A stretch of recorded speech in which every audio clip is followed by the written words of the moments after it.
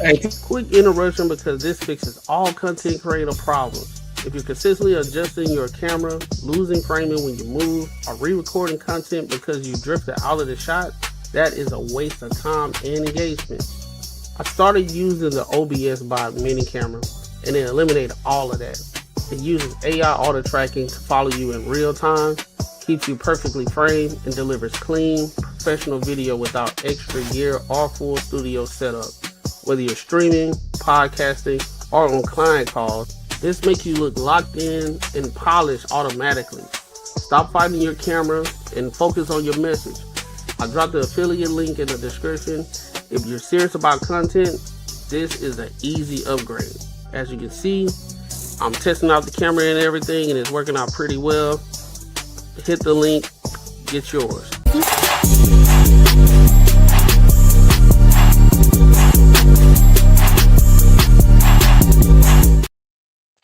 Yo, what's the word? Welcome to another show, one of these open shows on YouTube where we talk about everything under the sun as long as we get back to the money, real conversations, and real solutions.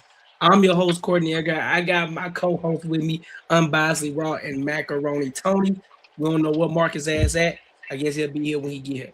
All right, but what's good with y'all? How y'all feeling, bro? Hey, Marcus getting his wings, bro. Yeah, he must be getting the wings right now, dog. hey, you know what? You know what when we talk, we gotta do the Marcus Wing fund, bro. Oh, you know what? Marcus Wing Fund. You know, that's a good one. Marcus Wing Fund, Chicken Wing Fund. Yeah, that's his wing, hot wing fund. No, let's just say Marcus Wings fund, bro. Yeah. The Marcus Wing basket. Yeah, Marcus Wing basket.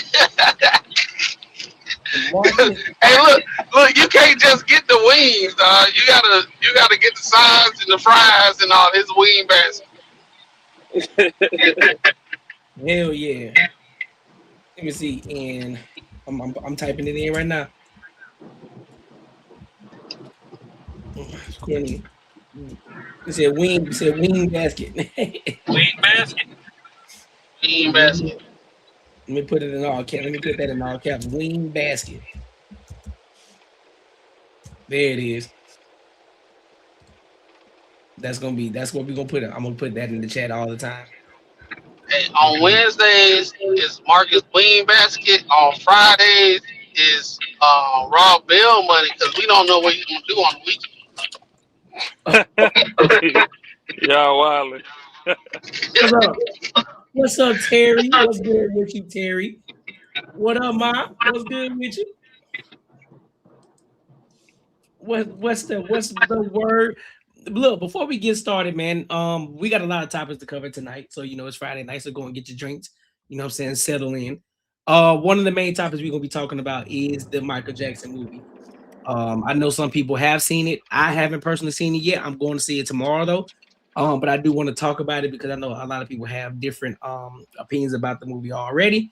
So we're only going to speak on it from the perspective of us not seeing it and our thoughts on it, what we expect to see, and just other things that we may already know about the Michael Jackson story, right? Also, we got some other topics that we're going to cover as well. You know, we got some degenerates out here, the young YNs doing egregious shit in the world, and so on and so forth. So, y'all just buckle in, bro. Y'all buckle in.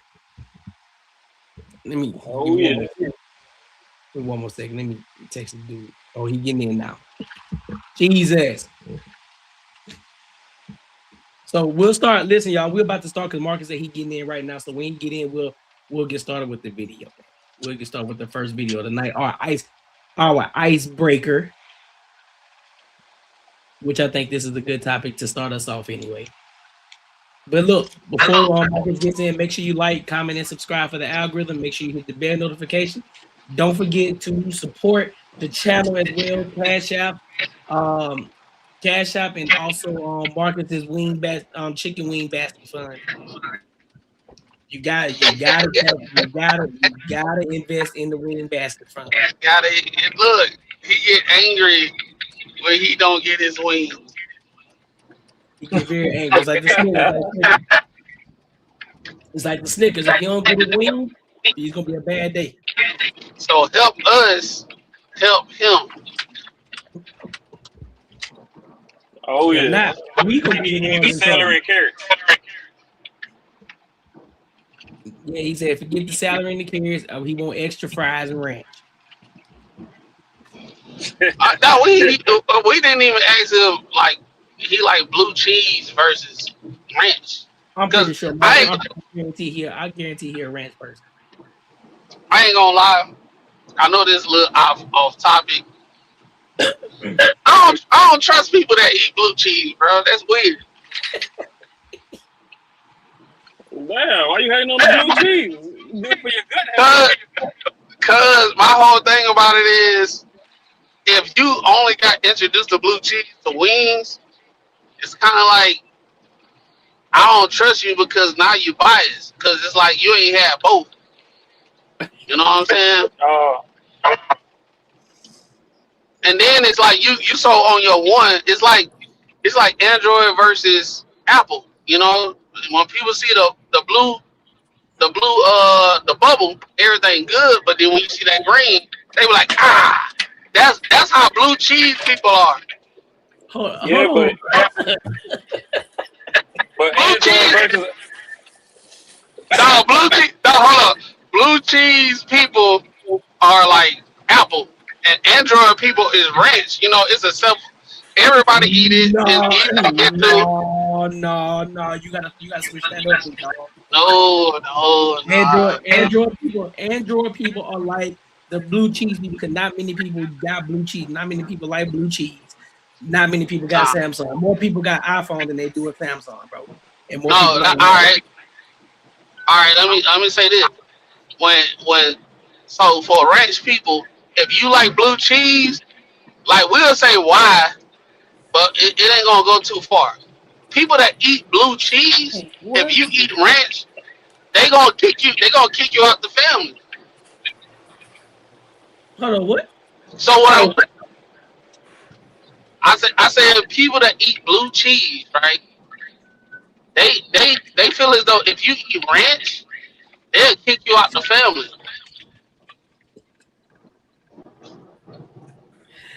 What the hell did I get caught into, man? What y'all talking about? It started off with us telling everybody to invest in your chicken wing basket, the chicken wing basket fund. Oh. And then it transpired to are you a blue cheese person or a ranch person? I said he's definitely a ranch person. Blue definitely cheese. ranch. Yeah, I don't fuck with blue cheese. Hey, y'all put in the chicken wing fun or what? Yeah. We putting like this one. Make sure here it is right here. Chat. Be sure to invest in Martin Courtney wing basket. Yeah, go ahead. Gotta do it, bro. You know what I mean? Yeah. They got investment to it. So now that Marcus is here, now we can get it. Now we can get into it. Get into these topics. We're gonna go ahead and get into this icebreaker. There's one creator. His name is Justin Owens, and he made some comments in regards to men only tell you about the women that curve them. And so we're gonna get the full context of that video, and then we'll give our thoughts and opinions on it. All right. So let's go ahead and rock out. You know, men only warn you about the women that curve them. Think about it for a second. When has one of your boys ever pulled you aside and said, bro, she's a great woman. She's got her life together. She's loyal. She's about something. But I wasn't ready for her, so I fumbled her. That conversation has probably never happened in the history of male friendships. What actually happens is this. She rejected him, or she moved on, or she chose somebody else, or maybe she just didn't like his personality. Now, all of a sudden, she's got every red flag in the book. She's crazy, a narcissist. She ain't loyal. She's toxic. She plays games. He became a relationship expert the moment she stopped being interested. That's not wisdom. That's a review from a customer who got bad service, except he forgot to mention he was a terrible customer. It's easier to assassinate a woman's character than it is to audit your own. Because what nobody says out loud is, a woman's behavior in a relationship is largely in response to the man that she's in it with. The same woman who is crazy with him is completely at peace with the next man. The same woman who played games is now loyal, consistent, and building something real. She didn't change. The leadership did. So before you take a man's warning about a woman seriously, ask him one question. How did you treat her? Because a man who poured into her, led her well, and still got burned has earned the right to give that. A man who dropped the ball and couldn't handle the consequences, just leaving a 1-star rating in a restaurant, he never actually cooked it. Please stop taking dating advice from men who never successfully kept anything working. So, what are y'all thoughts on this and what Justin Owens was just saying? Is this a real podcast? I'm guessing it is. Yeah. Yeah, I be careful when people post and it's just only them talking on a podcast and it's chopped up and they still like it's just them, because the other person don't have the time to give some pushback. You know what I'm saying? But what he's saying, it might be true, right? It might be true what he's saying, right? But at the same time, I think he a panderer and he a grifter, because he monetizes it. He understand women gonna rock with it, X, Y, and Z. Because if we look at the brass tacks of everything what he's saying, basically what he's grabbing what women like to say, what happened, and put it in the way of like the insecurity of men. But a man that just be like, yo, she acting fucking weird. Like, we at a point in time that men can't say a chick acting weird. She acting X, Y, Z, this, that, and the third. You would have a dude like him saying, "Oh, I heard my homegirl saying this dude said X, Y, and Z. She weird as shit," and they just start dogging the shit out of men, right? But at the same time, we get the benefit of the doubt of the chick. But yeah, bro, like, that's how I feel about it, bro. Hold up. Hey, hold up. What was the question? What was the question again? I went on a diatribe. Nah. No. So basically, the question, it was just, what are your thoughts on what he was saying? Do you believe that men in general are sitting there telling their friends only about the shorty that curved them? Oh, okay, I got it now. I think he is right, but how he directing it is wrong. Yes, we gonna talk about how somebody did us wrong. Most time, people that's happy, they just living their life, and it's everybody around them see it. So we don't have to say it, because if I start saying it, y'all would not start believing me, because I'm like, yeah, my wife, she good. Yeah, my wife, she do everything. Yeah, my wife, she this. Yeah, my wife is that. My wife is this. People be like, why he overcompensate? You know what I'm saying? Yeah. The people that's closest to you, your homeboys, they see it. They get a person say, hey, bro, not come out here. Ain't nothing out here. They'll do that. That's the conversation, right? But if I'm single and I have my past experience, what people gonna talk about? They're gonna talk about negative situations in relationships. So he's being like disingenuous at the end of the day. And he's trying to get some click farming shit, and he on some pandering shit, and he gotta put some bread in his pocket. So that's what it is. All thing he really said is that women still ain't at fault. So I mean, he just said, "Yo, like, what, like, pretty much, what did you do?" I've never had a friend ever. I've never seen another dude talk shit to be like, if a dude has a good girl, he's fucking up on her. And most times, this motherfucker gonna say something about it. He probably like, "Yo, why not?" And I'll kick it to you funky. When you young, he like, just say if you just doing some reckless shit. They'll probably tell you, hey, man, not telling you not to do what you're doing, but don't fuck it up. Like, it is what it is. And that's probably to, like, whatever it is. They're not like really like telling you, fuck the other chick, just get out there and do your thing. Like I said, they might even be like, yo, bro, whatever you're doing is whatever, but don't fuck up what you got over here. And that could be like, yo, man, hey, you still do what you gotta do, but don't fuck it up. You know what I mean? and that's when you're like really, really young. But like, yeah, man, the whole part. Usually, dudes don't go around and just talking shit about girls for no reason. Like most cats that I know, if they fucked up, they gonna say, yeah, man, I fucked up, and that's it. It's typically not like I'm gonna fuck up and do some shit, and then she got tired of it and left me, but I'm gonna sit there and talk shit about her and say that she fucked up. That's typically not the way shit goes. It's usually like, yo, if I fucked up, I probably won't even bring her up anymore. Like she won't ever up in a conversation unless you ask me. I'm not even gonna talk shit. But there are some girls who really fuck dudes over big time, and yeah, and dudes will let that shit out. But they really fucked them over, and it can't be their excuse of why they fucked you over. Some other dude fucked them over. They thought you were fucking them over, or they thought you weren't serious. I mean, that can't be the good excuse. So, yeah, I did a straight bullshit. That's bullshit. Yeah, so I got this damn motorcycle next to me. But I think it's kind of wrong because realistically, if you with the bros and everybody's cool, and for the most part, if it ain't really like your main thing, if it's like y'all ain't really taking each other serious, everybody get talked about. It's not just people that curb you or just got you in the gutter. And then it also depends on people's mind state at the time because there's positive people, there's negative people, so it just all depends. Now, the ones that's gonna get talked about the worst way are the ones that be all ratchet and yeah, they might curb you, whatever. But the good ones get talked about too. That's why sometimes you might see a girl, she start talking to a dude, and next thing you know, the whole friend circle trying to get at her.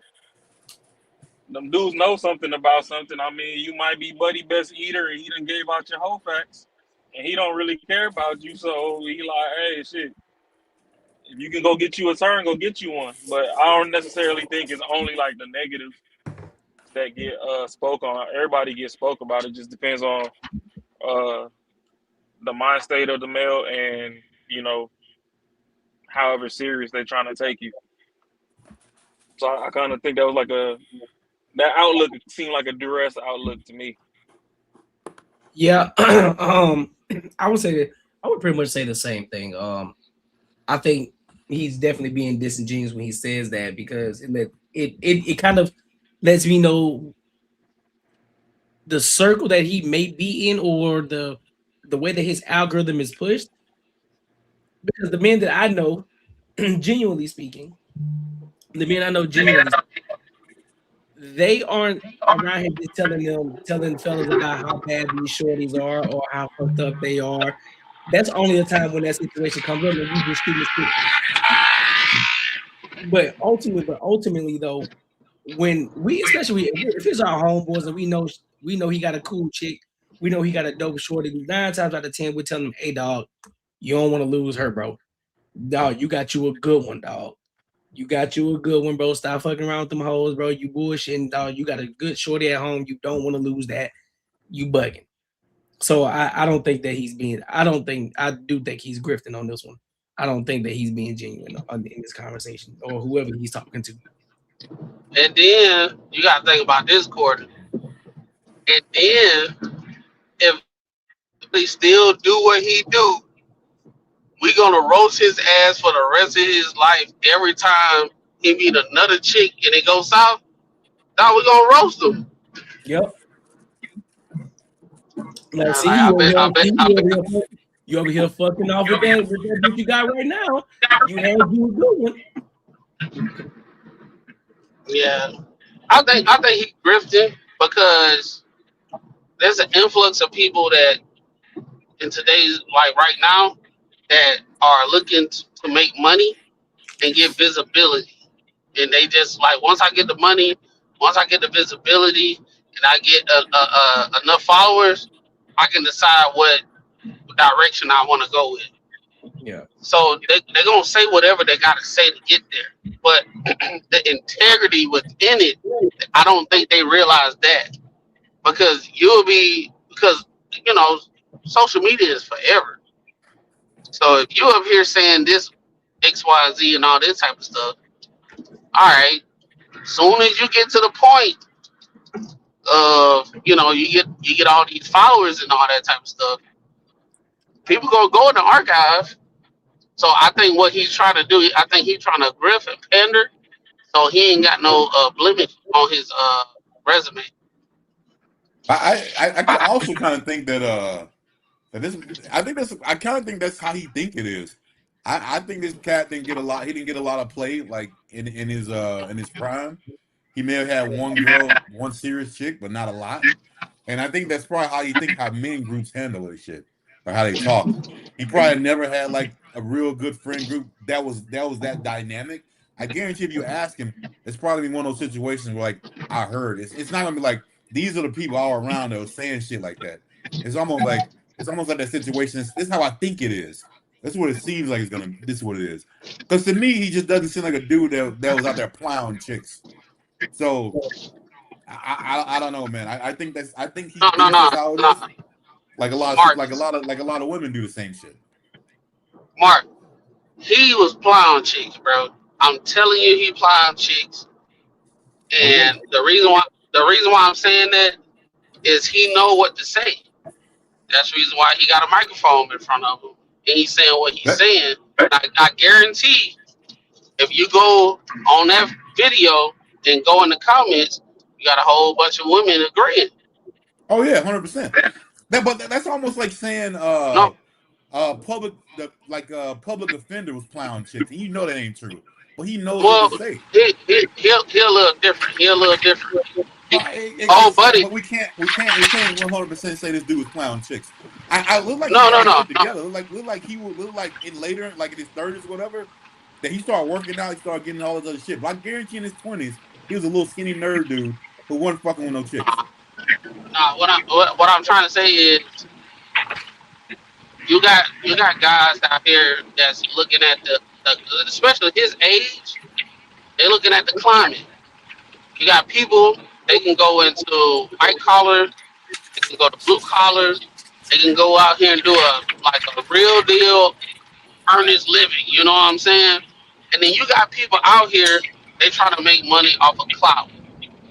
I think he going in a direction of making money in clout, and he'll be the same person that maybe like 10 months from now, people go in the archive and say, "Oh, he was shitting on women like a motherfucker before, but now his tune has changed, and he's saying this. He's just exercising what audience I can make the most money from, and that's how I'm gonna tune my message."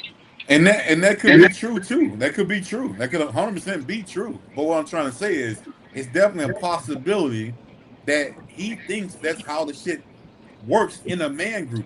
Like I'm just trying to say, like I said, he might not be a dude that hangs around a lot of dudes. But like the dudes he's talking about, he might not be that dude. He may be a solo dude. He may be a dude who does get a lot of chicks. But what I'm trying to say is, like, the way he's saying this shit, and it could be like again, he could be lying his ass off just to fucking get clout because he knows it's gonna work with chicks, or he could literally think that's how it works. Either way, he's gonna fucking be making money. I mean, that really doesn't take away from it. But I'm saying there are some people who really think that's how it is. Yeah, I can see what Marcus is saying. Because in my humble opinion, real professional snatch players, they not out here talking negative on women. Like all the women that like do bullshit or whatever, they just charge that shit to the game. Like ain't nobody breaking that down to game. Now, Yeah. if you like grew up listening to, the toxic music and you really want to talk about the hoes and all that, then like you gonna say, this one got the wet, this one's tight, this one got a damn boneless throat or whatever, and you gonna promote them so that, the homies can go get some blessings too. But ain't nobody sitting around talking negative on no chicks all day. Don't nobody got time like that.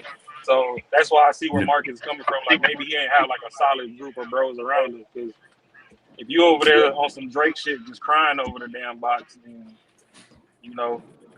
your professionalism is gone down. That's Yeah. rookie shit. I think he that type of guy. I'm looking at like everything, right? So the clip that came out, you can see it was chopped up. Why was it chopped up? Probably it was chopped up because people was asking him valid questions, right? But nobody know the questions that was asked. So it's just him just saying stuff. It wasn't even a diatribe. He was saying what he was saying, but it got chopped up in so many times that every time he did a response, he did some pandering shit. Now I ain't saying like on some. I'm not trying to be like on some women hating stuff or like woman versus man stuff, but I do question the intent. You know what I'm saying? I'm looking at the video and he's saying what he's saying and it's getting chopped up. Why are you chopping up? Why you just can't believe what you believe and just say what you say and then it's just recorded without any interruptions? Interruptions happen, but it got chopped up so many times. So now it's one of those things. I'm questioning the video. I need to go watch the whole podcast. That's the reason why in the beginning I said, "Is this a podcast?" Because there are some people that do like a little setup and they make it seem like they on a podcast, but they really not, and they just doing what they think. They just talking about what they think, but it's no podcast. Mm. That's why I asked Yeah. in the beginning.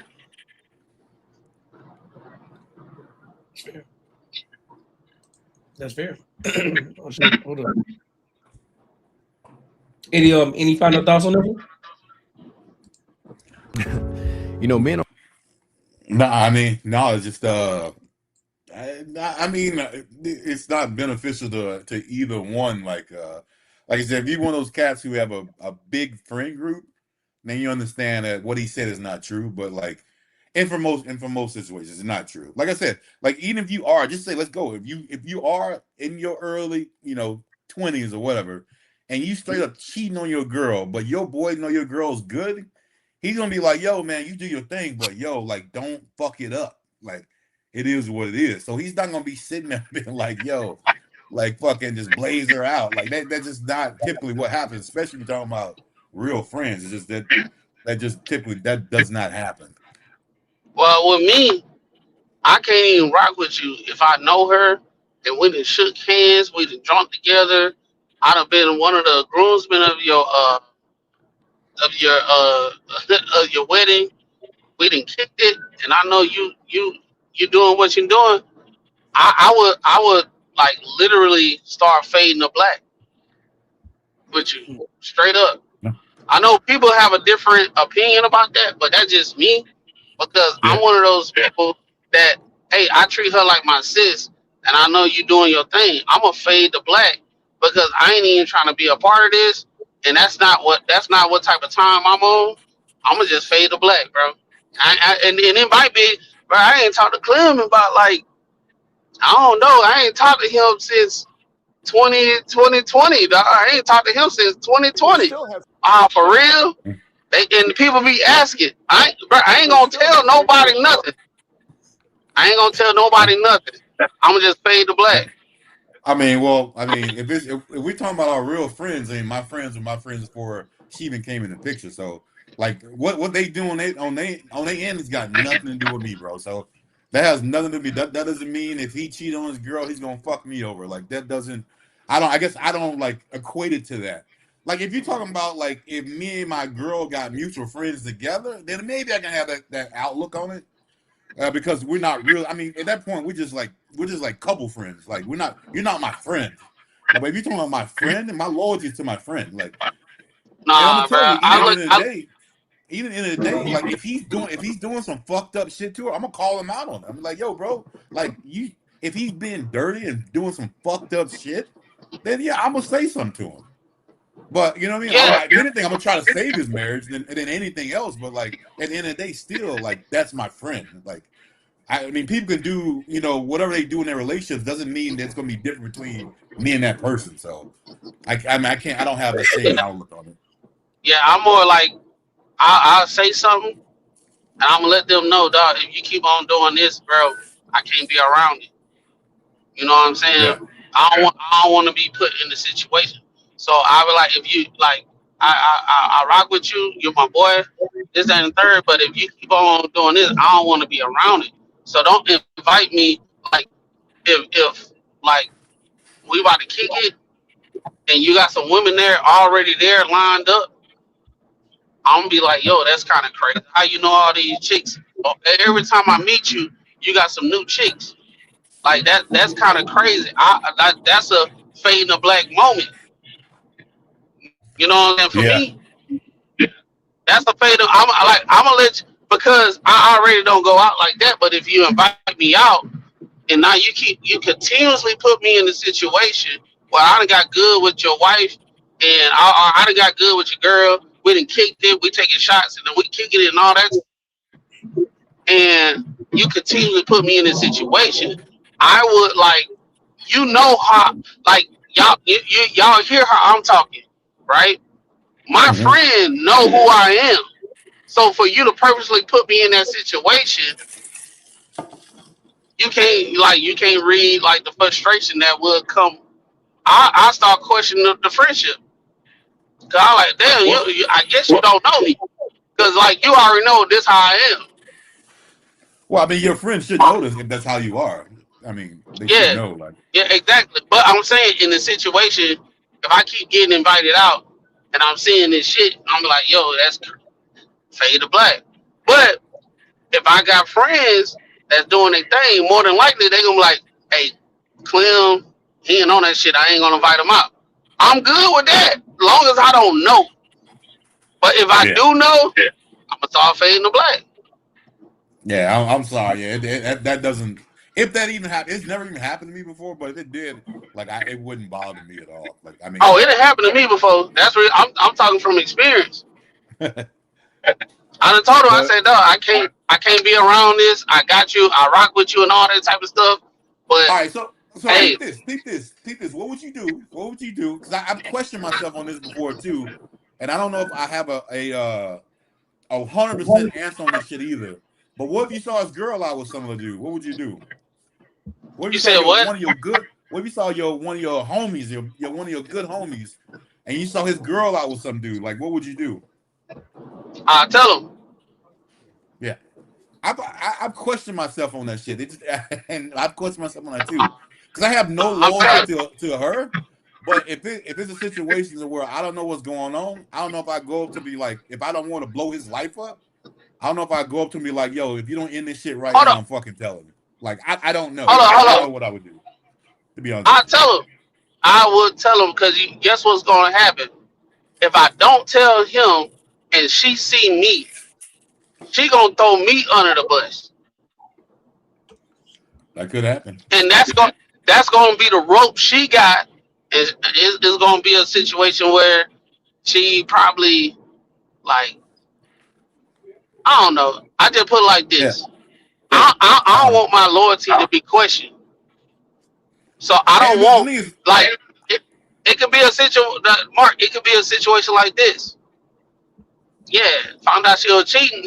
And you know how a lot of women are. They'll blow the whole everything up. Your friend saw me with him. Why don't you go ask him about what happened? Yo, man, did you see them on this day? Yeah, but I just didn't know how to speak to you about it. No, it's gonna be like a double whammy right then.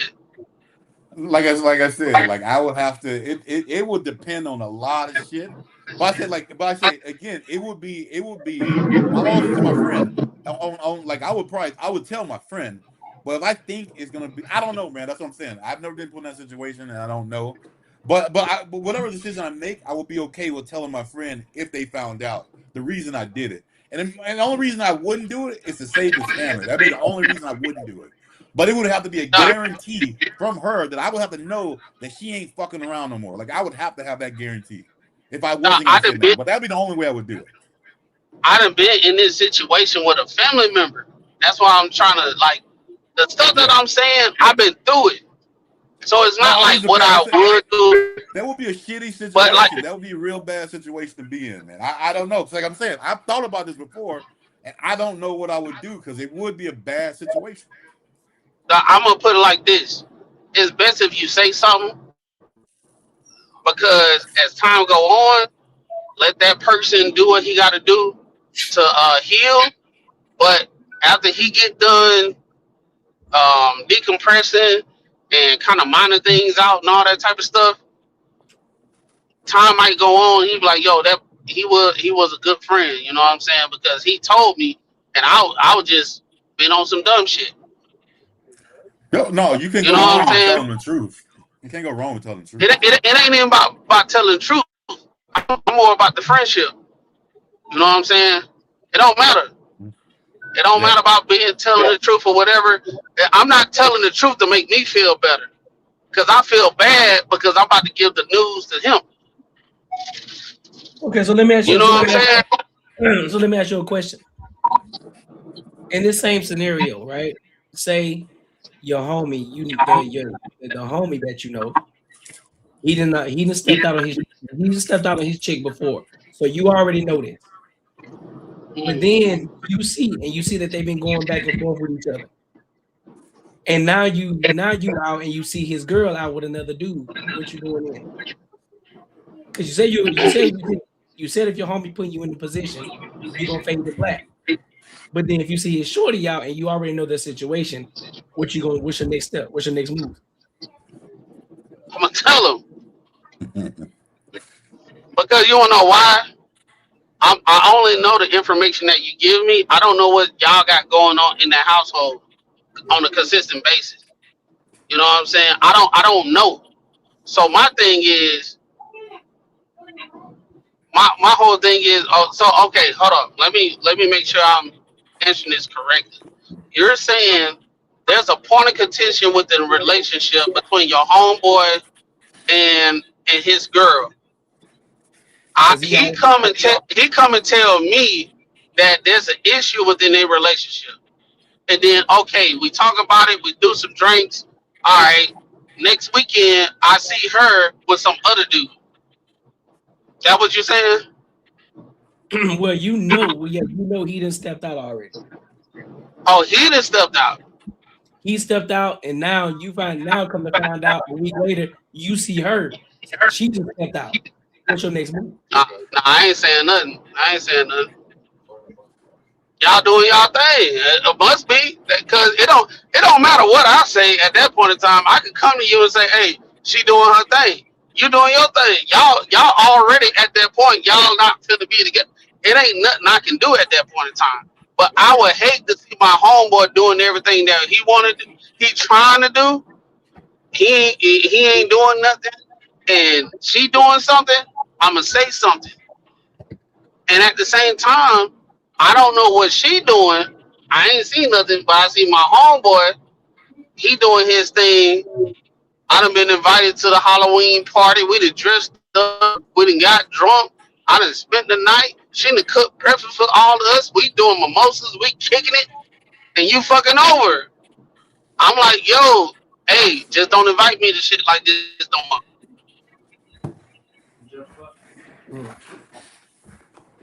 That just, hey, I ain't trying to. I just don't want to be a part of the stuff that you doing in the dark. I don't want to be a part of it. That's my whole thing. I don't want to be a part of the stuff that you're doing in the dark. Yeah. I don't. Courtney, how would you feel if the same situation? How would you feel? If hold on, which scenario? If your boy was doing some around off on his girl, and I know both of them personally. I mean, it's your friend, but you know his wife too. Yeah. How was the wife? Huh? How was the wife? Is she a good wife or she a shitty wife? What is it? She could be a good wife. What's a good wife? So in that case, and I know them both. I didn't kicked it with them before. What I would do, I would then tell him, I say, hey bro, this shit that you got going on, bro, you probably don't need to be doing it. You know what I'm saying? Like that's not a good move for you. You know what I'm saying? You got this shorty over here, she's doing everything for you, she's loyal to you. You know what I'm saying? You probably need to chill out on the shit that you got going on. Now, I ain't gonna fade to black. I won't fade to black. I won't do that. But I'm definitely gonna be in his ear like, hey, listen, homie. Cause I want to make sure, because the reason why I won't fade to black is because I want to make sure I'm the one that's there keeping him from doing the bullshit. It's like, hey, you around these hoes, bro. We ain't finna do that. We finna get the fuck on. We finna get gone, dog. We finna get the fuck from around here. If you invite me over and there's a bunch of hoes, like, hey, dog, you need to tell these hoes to get the fuck on. Yeah. Because you doing too much. Like, you doing too much. You bringing too much heat to yourself. Chill out. You know what I'm saying? So I'm going, you know what I'm saying? I'm my brother's keeper. So if you my guy, you my guy. I'm gonna rock with you. Regardless of the fact. Yeah. So I'm gonna let you know what it is. Like, hey man, like nigga, this ain't the way to move it, dog. Hey, let me add this. I would do the same thing that Courtney said. I would have a conversation. But if he keep on doing it, I'll fade the black.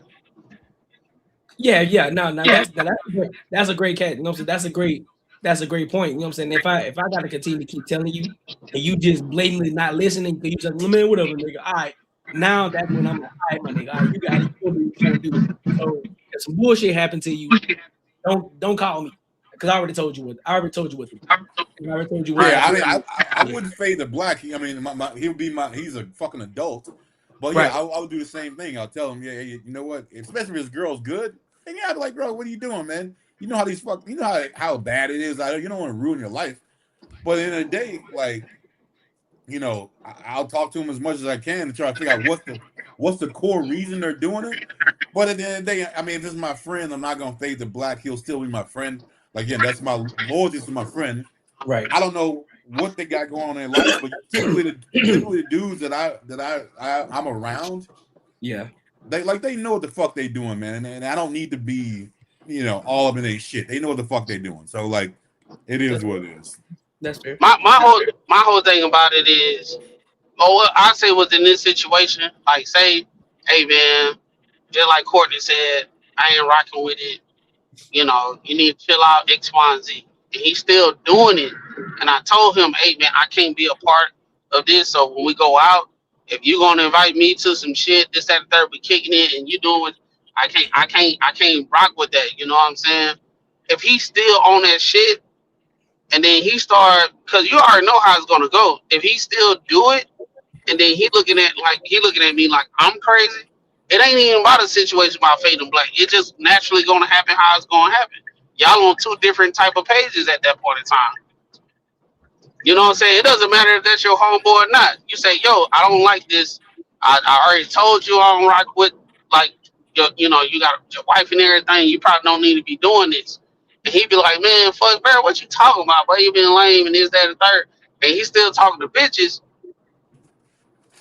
It's not even a situation. It's just about her. It's about y'all at that point, because I just told you as a grown man, I can't be a part of like this type of stuff. And I already came to you trying to help you out with the situation. And now you're disrespecting me by keep on doing it. By inviting me. And then at the same time, you already know how if a dude gonna do that and you say, hey man, I ain't rocking with it, you already know what the next step is. If he gonna keep on doing it, he gonna call your man card out. It's not gonna go like, oh, I see what you talk about, man, and then he just keep on doing it.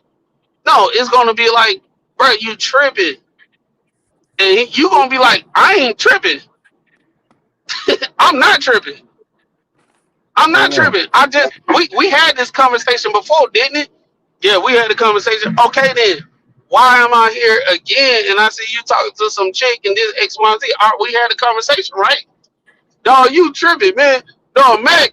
Dog, he trying to blow up the spot. He trying to be like this. Dog, and then everybody else be on that shit. You gonna be sitting there like, okay. You gonna be on some Denzel shit. You gonna be like, okay. Yeah. Oh, you motherfucker. Only way I get like that, if it would have to be something that would affect me. Only way I've ever been like that is when motherfuckers have drugs around. I don't do drugs and I really want to be around it.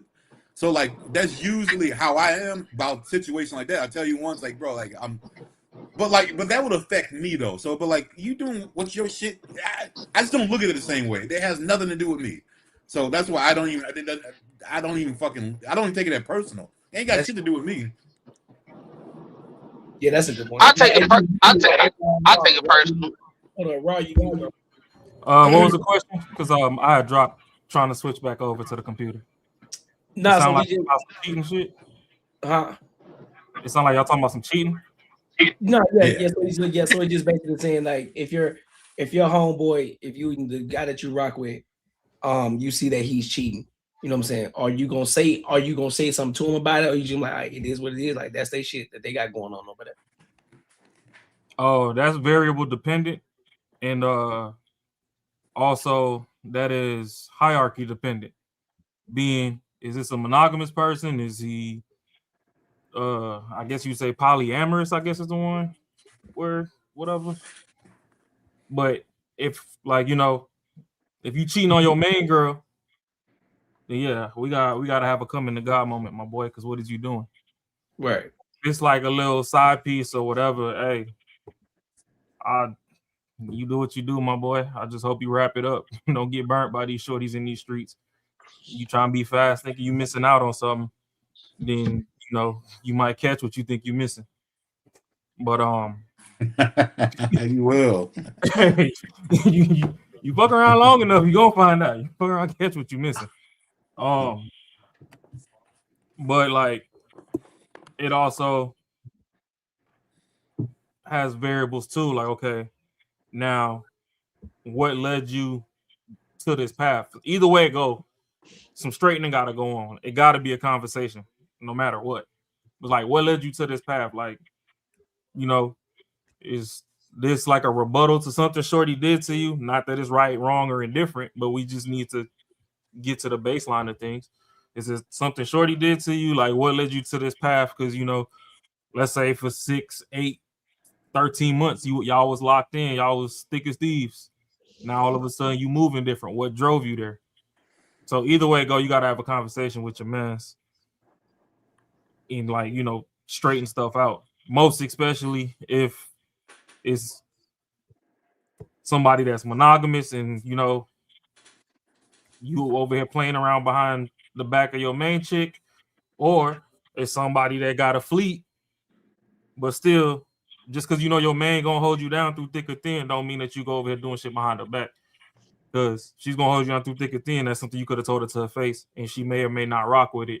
And depending on how much of the Chronicles of Himothy you got in you, she's gonna rock with it more than not. You know what I'm saying? She might not be happy with you, but she'll understand. So for me, yeah, either way it go, there got to be some talking to going on. And I mean, that go with a shorty too. Like, hey, if you out here and you done got a good dude and you see all these shorties online crying they men or dogs or whatever, watch how you moving. They don't make good dudes every day. Like, I mean, I ain't trying to go to the cleaners, but you know, this spot right here can set a woman straight. Ain't too much straightening for a man. You know, if you got the right program, you could tighten a woman up. If a man gone, he gone. So that's fair. Yeah, That's a fair point. Yeah, that's fair. I think, hey, I was on some top level stuff, but he broke it down in a way I totally agree. Yep. Damn, I was trying to disagree, but I couldn't. my fault. My fault. Shit. I was trying to find it, but I couldn't. Like shit. I was looking. I was listening. That's why I ain't say nothing. I ain't interrupt. I'm just sitting there like, all right. He gonna say some wild shit in a minute. Yeah. Yeah, he gonna say something crazy. I'm like, hold up. I'm going wild and come out in a minute. Yeah. Hey, but I'm just saying, like, you know, you're not supposed to be toxic all the time as far as destructively toxic. Yeah, true. Like me, I'm healthy toxic. Like, you know, I can still put your mind through there, but I'm not. It depends on I ain't got time to be you island. But I ain't got time for all the bullshit, you know what I'm saying? Yeah. Honestly, as you grow and you get more responsibilities, you got a lot to lose too. So true. Thing is, I don't see cats doing this shit. I mean, I don't see a lot of cats that at least I know if they do in their 30s and 40s, they ain't their boys are not involved in it. Like they probably are just doing like on their like their dudes don't know shit about it. You know what I mean? So I don't think it's not. I think that'd be something you probably go through in like your early 30s, definitely 20s. Yeah, I can see that. Well, make sure y'all like, comment, and subscribe for the algorithm, and make sure you hit the bell notification. Make sure you support the channel. Invest in Marcus Chicken Wing Basket Fund. Chicken Wing Basket. Hey, we gotta get 10 more recipes. 24 piece. You know Come on, man. Don't put that fat on me, dog. Come on, bro. he said, "Don't put that fat on me." Don't put that fat on me. Is wild. Come on, man. That is wild. That is wild. Boy, like 15, 16, man. Come on, man. Boy, This nigga said 15, 16. Don't put that Boy 24 said on my me, back already stretched. What? cut it down a little bit. No. Hey, some of them Serious pigeon today, wings, but that was crazy. I'm not That was feeding. crazy. I'm not feeding. I'm not Okay. feeding. But nah. Yeah. Look, man, let's go to this next topic here. So I'm just gonna drop a bomb on y'all. I'm not gonna give you any type of summary of the video. I'm just gonna drop a bomb on you, and we just gonna listen to it. We're gonna give our thoughts on it. All right, Funk Master Flex. And he said phone mess. The bomb. The bomb. 3.6 million births a year. But the problem is teens and young adults. From ages 15 to 19, the fertility rate is down 7%, and it's down 70% over the last 2 decades. Awkward. When every reasonable human is concerned about how many young kids' lives were destroyed on Epstein Island and still haven't seen justice, Fox News is busy hosting an older male guest worried that teens aren't having enough babies. Who exactly sat down to study teens' low fertility rate? And maybe the better question is, why are we pushing teens toward babies instead of degrees?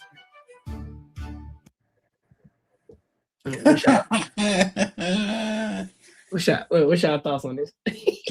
Shit, man. Well, hold on. They're talking about, yeah. I mean, I can see that the feminists would be the one talking about this. Is wow, more degrees, not pushing more kids out, and they're worried about the Epstein stuff.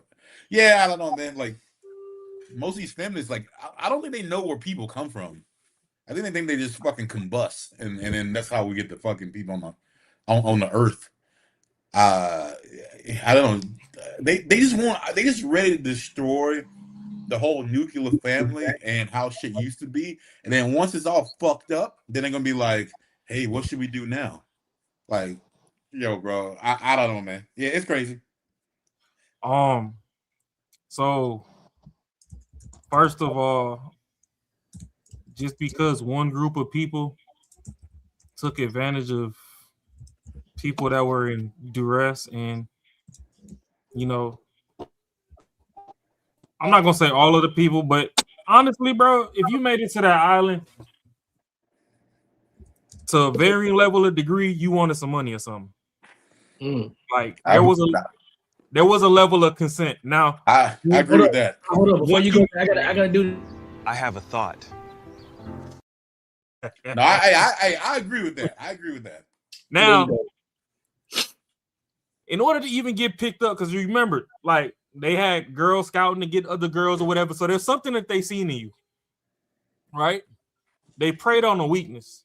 But for you to make it to that island, there was a level of consent to a varying degree that once you made it to the island, they then overrode that consent. Because, you might have thought you could just be like arm candy or something. Now you on the island. They like, hey, ain't no boat leaving till you do this. Now you stuck. You know what I'm saying? So I'm not, when I say consent, don't just think like I'm like, oh, all these girls just willy-nilly just ran over there and was like, oh yeah, spank me, daddy. Like, no, it's not like that. But, but once they get into those situations that, no pun intended, get sticky, sometimes, you too far gone, and the only way to survive once you get thrown in the water is swim. So Dude, sometimes Sometimes you got to stroke to make it back to shore. Hey, like what you saying right now? Wouldn't it be almost like some chicks be like, "Yo, come home with me tonight," and you be like, and dudes be like, "Fuck, man, this shit never happens. Let's go. I'm gonna get and do it." And then you go, you do your thing, you get back, and you got fucking AIDS. You know what I mean? Like, I don't know if you know the comparison. Like, you got something to do with it, but you got fucked. You're going to do some fucked up shit, but you got fucked worse. Yeah, you know what I mean? Like, I kind of get what you're saying. Like these chicks were they were some sort of incentive to go, and it's almost like an incentive to be like, I'm gonna take advantage. Like I'm gonna be the one winning here on some old men and fucking whatever. But what they did was way. I mean, yeah. But you still gotta understand. Hey, what I'm doing, I shouldn't be doing this. But that's one side of the story, right? Because now we're talking about the degree side, and when it comes to the degrees, you can easily argue that AI is taking a lot of the jobs away. Like robots and all that is taking a lot of the jobs away.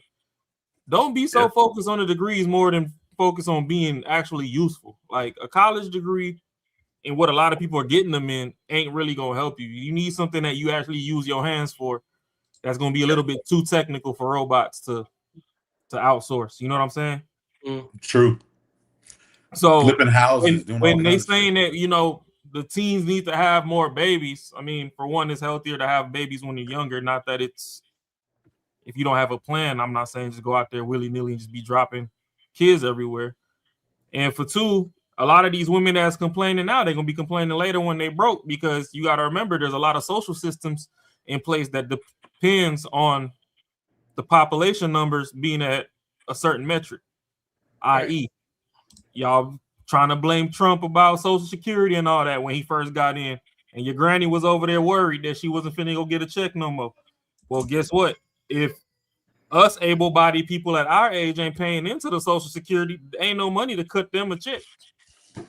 So if you're not replacing, the cogs in the wheel to keep the gears turning, then eventually you're gonna be ass out. So you complaining on one thing on one end, and on the other end, you equally fucking yourself, but you're not gonna see it till it's too late.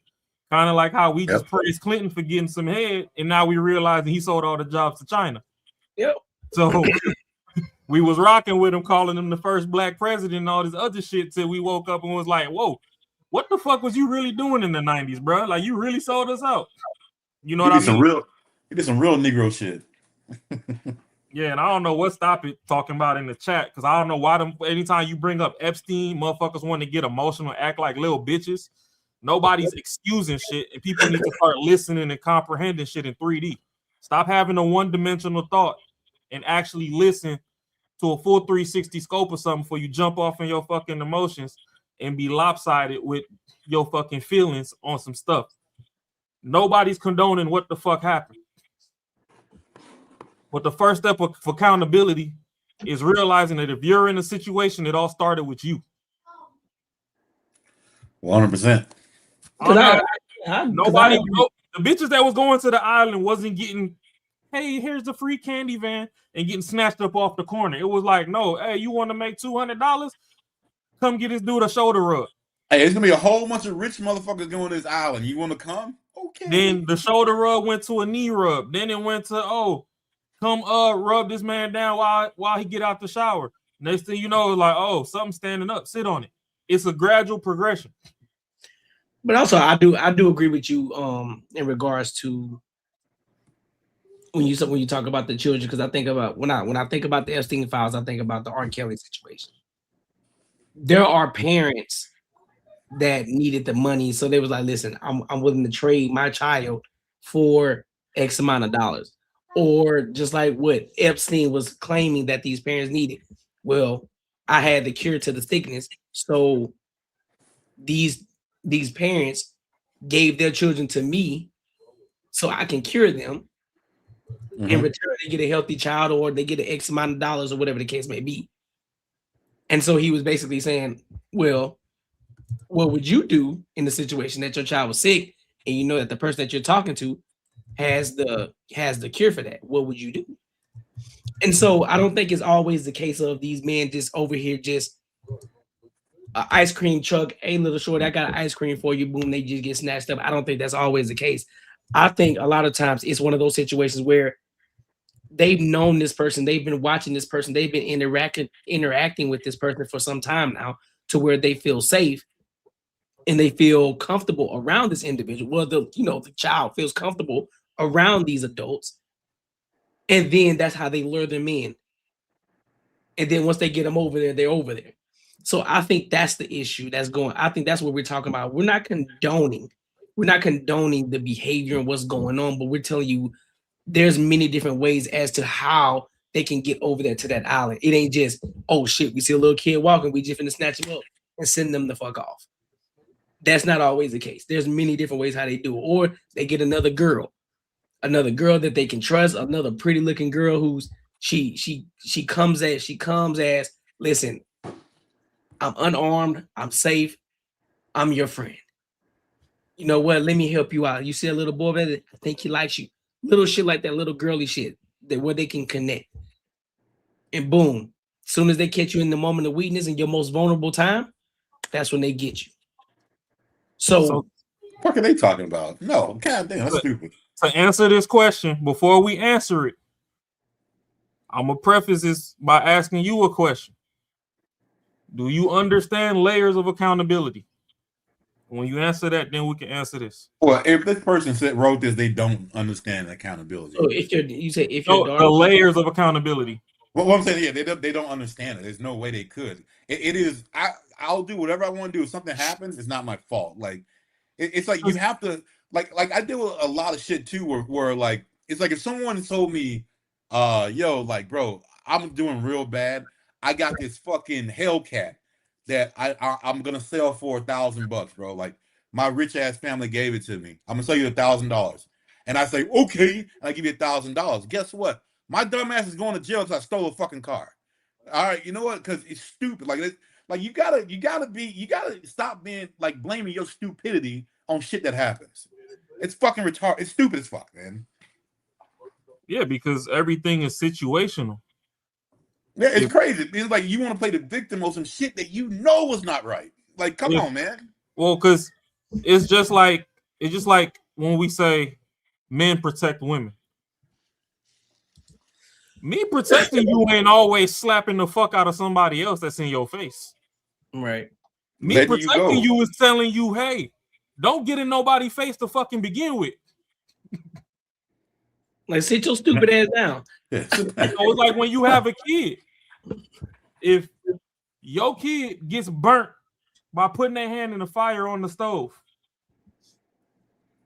is it not their fault? Especially if you told them, hey, fire is hot, fire burns, don't go over there. Right? So they know what to look out for. If you've never told them and they got burnt, some of the accountability is on you because you didn't let them know the possibility of the outcomes. But when you put all these structures in place, hey, when we grew up, we ain't had no fucking internet like that. Don't talk to strangers, this, that, and the third, whatever. Situational awareness was on 10.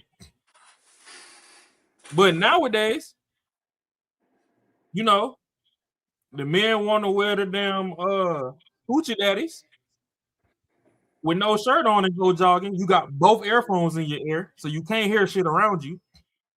And the women outside in the sports bra and damn near micro shorts at this point, the way some of them is dressed. Headphones on both ears. You can't hear nothing that's going on. So if you run across a Dahmer or somebody recruiting for Epstein and something happened to you, after somebody told you, hey, if you wear them headphones or whatever, just keep one in, keep one out so you can hear something, somebody yelling at you, whatever. Or if you go hiking or something, keep one out. You don't know there's bears, there's mountain lions and all this other stuff. You need to be able to hear what's going on.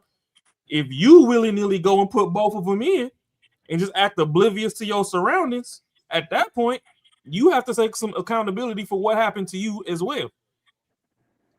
So at certain points, don't put yourself in situations that you have absolutely zero control over, and it's going to be harder for you to get out of. If something happened to you in a corner store and people are sitting around watching, everybody there failed you. because somebody there should have stepped up and helped. Yep. You want to go off to somebody's private residence, private quarters, and all this other stuff because $200, whatever, and you know that everybody told you, hey, we're not hurting for money, we don't need nothing, whatever. We just need you to focus on your education and all this other stuff. Granted, those metrics are in place, and then you rebel and go against that. At some point, you got to wake up in the morning and be like, hey, if I would have listened, I wouldn't have been up Schitt's Creek. That's what people are saying. Nobody's saying shit is right, wrong, or indifferent. Yeah, it's definitely not right. But I mean, you gotta take accountability. Be like, yo, if it's too good to be true, don't do it. The thing with these conversations too, man, you got to be able to when we're having these conversations on these panels or solo shows or whatever the case may be, y'all got to be able to step outside of what you actually believe and understand that we're looking at everything from an entirety perspective. We're looking at it from different angles. It's not just, oh well, this is what it is, you're wrong, keep it moving, because everybody doesn't think the same. Right? I don't always think the same as Raw. I don't always think the same as Marcus. I don't always think the same as Macaroni Tony. There are times where we're going back and forth with each other. But yeah, we all may have a foundational idea of way of thinking, but there are still ways where we're going back and forth with each other because we have a different perspective on how we see things. So this is the problem when we talk about the Epstein files. It's, oh well, you up there, you're supporting the pedophile. No, nobody on this panel say, hey man, we rock with them niggas that's on the Epstein files, bro. Nigga, do what y'all keep doing, nigga, keep doing what y'all doing, bro. Nobody said that. No. But we're just giving you the different ideas because guess what? They get little girls, they get teenagers, and some they get adults too, young adults too. So when you think about that, all those situations are different. When you think about a little girl, so now you got to bring it to perspective. Okay, so what the fuck were the parents? You talking about a 10-year-old girl. Okay, so how in the hell did you come across a little 10-year-old girl? So now you got to look at situations from, okay, well, how the fuck did they get so close to a 10-year-old? Where the fuck were the parents at? What the fuck was the dad doing? How come he wasn't aware? Why wasn't he vigilant enough? Why wasn't he vetting this person that was around his kid? Then you talk about a teenager who could possibly be in a one-parent household or could have been in a situation where she was a runaway child, kind of like a Celeste. May she rest in peace, by the way. You know what I'm saying? It could have been a situation like that. Or it could have been she wasn't taught, or she was taught the necessary foundations, but she chose to rebel. And so those predators, they found a weakness in that, and that's what they fed into. They fed into her vulnerabilities. They fed into that. And she felt safe and comfortable with them. Boom. Next thing you know, she wake up, she in Epstein Island. Or you talk about a young adult. Oh, I'm empowered. I'm free. I'm happy. Oh, let me slip some in her drain real quick. Bill Cosby. You wake up. Epstein. Nasty. You know, you in the next thing you know, you're on the Epstein Island. Like, what the fuck am I at? So there are many different situations that's going on. So we're just telling y'all the different angles that it could potentially be. Because it's not always just, I see you, I'm gonna snatch you, you in the van and we gone. No. Sometimes it's a long game. They probably been watching this little girl for 5 years, 10 years, and they just playing the waiting game. That's just crazy, bro. So man, I seen a story like that on YouTube, bro. What happened? I seen a story that was like that on YouTube. Shit's wild, bro. I'm watching this joint, and it was I watch a lot of crime TV. I done seen enough of it growing up that the shit low key be intriguing. I mean, shit, I told you about the other one the other day. You know, it got pulled up. It got pulled up to get watched over there. So you know what I'm saying? I love them Lifetime movies, bro. I swear I do. But this joint, it was on YouTube, and they was talking about remembering this girl that passed away and how, you know, originally they ruled it as self-inflicted. Yeah. Because she passed away with the aid of prescription medication. But she was married to like a doctor, dentist, somebody medical. He put that white coat on and he gets you right. I guess the mom never really cared for Buddy, but he took care of the daughter enough that she didn't necessarily have any gripe against it. Yeah. But he had slipped up one time and they was talking and she was like, oh, that rubbed me all the way the wrong way. He's like, oh yeah, I remember when she was like, you know, single digit numbers, like let's just say 8 years old, playing at the park or whatever. And because you know, age gaps do exist after 21, and nobody really cares about the buffer as long as everybody got a fucking ID and it's horizontal. Yep. But that just shows you there was a substantial age gap, at least probably 15, 20 years. It's like, okay, the mom started feeling weirded out because, like, okay, well, now is this true love or have you been preying up on my daughter? Because where the fuck did this come from? But she never really said anything because, like I said, to her knowledge, her daughter was getting taken care of. But I guess the daughter was suffering from anxiety and depression, whatever. So Buddy was bringing back stuff from work, like all the medicine that's supposed to be accounted for at work was coming home. And he was giving her micro doses and all that, and she eventually passed away from an overdose. And they just ruled it out that she did it. But then the family was like, nah, ain't no way. The way we seen that house when we was over there, ain't no way we ain't going. And made him rerun the case, and he eventually got charged for the stuff. So it was like, you know, everything ain't just an immediate snatch and grab like we said. Sometimes it's a slow burn. Some of these people are mentally deranged enough to where they will wait it out. So ain't no absolutes. And then when people be all emotional talking about, oh, well, if this happened to your people, you ain't got to throw my people in there because I'm not finna get emotional with you because guess what? If I done told my people what to do and they go against the grain, hey, we gonna sit fucking in Mr. Rogers' front room and look at the neighborhood and be like, hey, where did we go wrong? What did we learn? At least you live to tell about it. Not everybody hear from these situations. Now you know why I told you, like there's still correction on the back end. So all this stuff that people be going through, this shit fucked up. And yes, we do need more kids. So I don't care if the teens have them or the grannies have them. Somebody drop these motherfucking kids off so that when we older, we can get our social security check because we paying into it. Because at this point, we getting fucked just like we paying taxes. Motherfuckers getting taxed 30-40% of their income every year. They give you fucking peanuts at the end of the shit. You get 2 Biscoff cookies and a drink like you on the plane. And that's your tax return.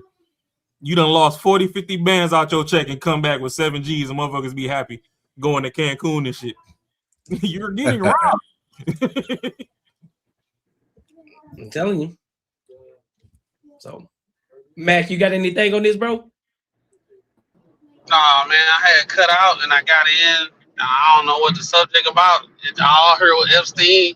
I said, I'm gonna let y'all rock out. That's what I kind of figured it was. I was like, I don't know where I'm at, so I'm gonna just let y'all rock out. Hell nah, boy, this is He said, I'm gonna let you hang yourself, dog. he said, yeah, I heard Epstein. Like, yeah, I'm gonna go and just sit back on this one, big dog. No, so I had cut out because you know I'm driving, and then like I cut out, and then when I came back, by the time I was able to get back, it was just like, you know, I couldn't read the prompt because it's so small on my phone. Yeah, and I'm driving, and all I heard was Epstein. I said, I'm gonna just let it rock out then. Nah, that's what's up. But hey, make sure y'all like, comment, and subscribe for the algorithm. Make sure y'all hit the bell notification. Hey, listen, I gotta talk to the chat real quick. I gotta talk to the people. Y'all been slacking on these super chats, bro. Y'all been slacking on the super chats. We supposed to be, first of all, y'all ain't helping JB on his bail bond fund. Secondly, y'all ain't helping Marcus with his chicken wing fund. Hey, dude, hey, your boy need them wings, dog. He need the wings. Listen, he gotta have enough so he can have them on Tuesday nights and Friday nights. And so I gotta bail out some baddies. Yeah, you do. Because I ain't going to jail. I need something to soak up his alcohol. You know what I'm saying? So I need y'all to start, you know what I'm saying, showing love. Because I know a lot of y'all been kicking it with us, you know what I'm saying? Look, and in all honesty, we just talking shit, but we appreciate y'all for kicking it with us. We appreciate y'all for coming through, liking and commenting and engaging. We definitely rock with it. All right.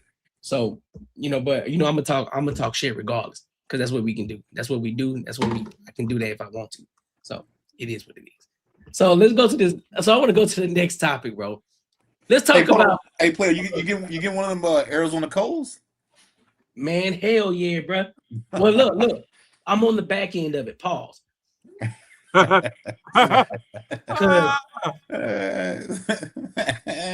Shit. Cause dog, yesterday. Yo, that's crazy, Shay. That's crazy. Shit, back in, Shay. Hey, word to mother. I would never ever say that in my life, Shay. Word to mother. What the mother?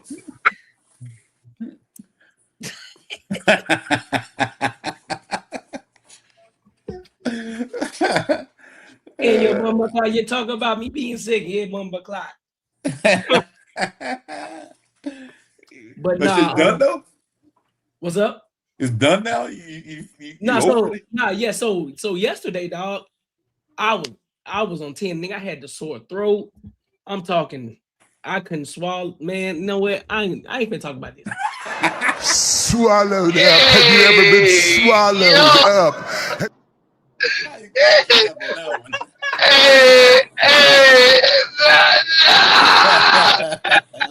Hey, yo. What? Bro, what are you talking about, man? You gotta pay that ATM. Hey, word to mother cut. Hey, look. Hey, Cordy, long as you promise you're not gonna do no wild shit like that no more, just say word is ball. What do you mean? You can't swallow. Yo, word is, hey, never say swallow, word is spawn, son. Yeah, I set myself up for that one. I set myself up for that one. That boy said I couldn't swallow. And he didn't say the whole thing. He said I couldn't swallow. Hey, you know what?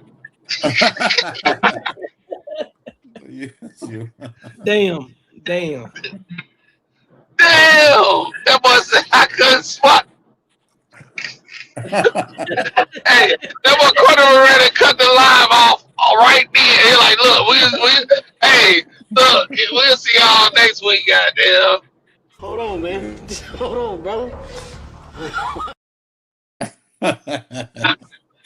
Nah, but nah, bro. So I had a sore throat, bro.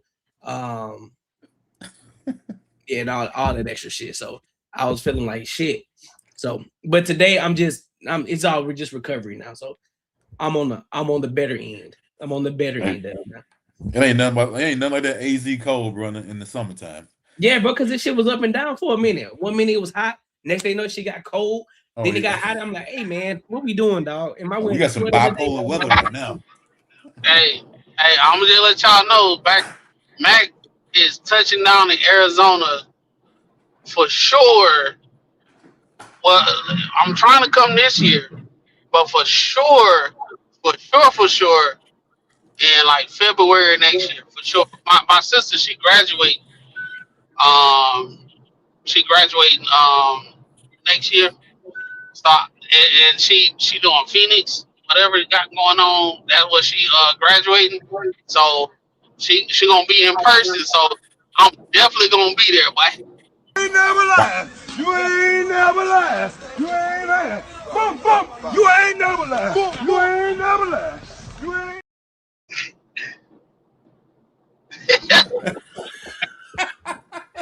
Oh shit. That'll be it right there. Shit. Hey. Hey, by then I had that offset done, player. We can throw some fucking dino ribs on that bitch. Oh, this nigga said dino ribs. I sure thought he was about to say something else. Hey, put some sausages there too, player.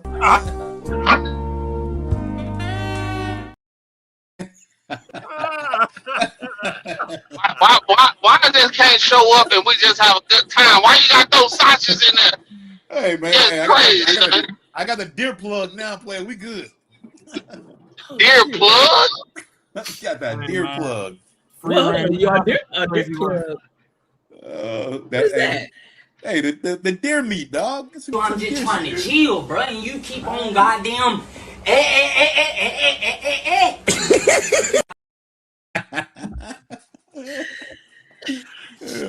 Bro, y'all had stupid as fuck, boy. That's it. No, listen, Out man. here with meat Twinkies.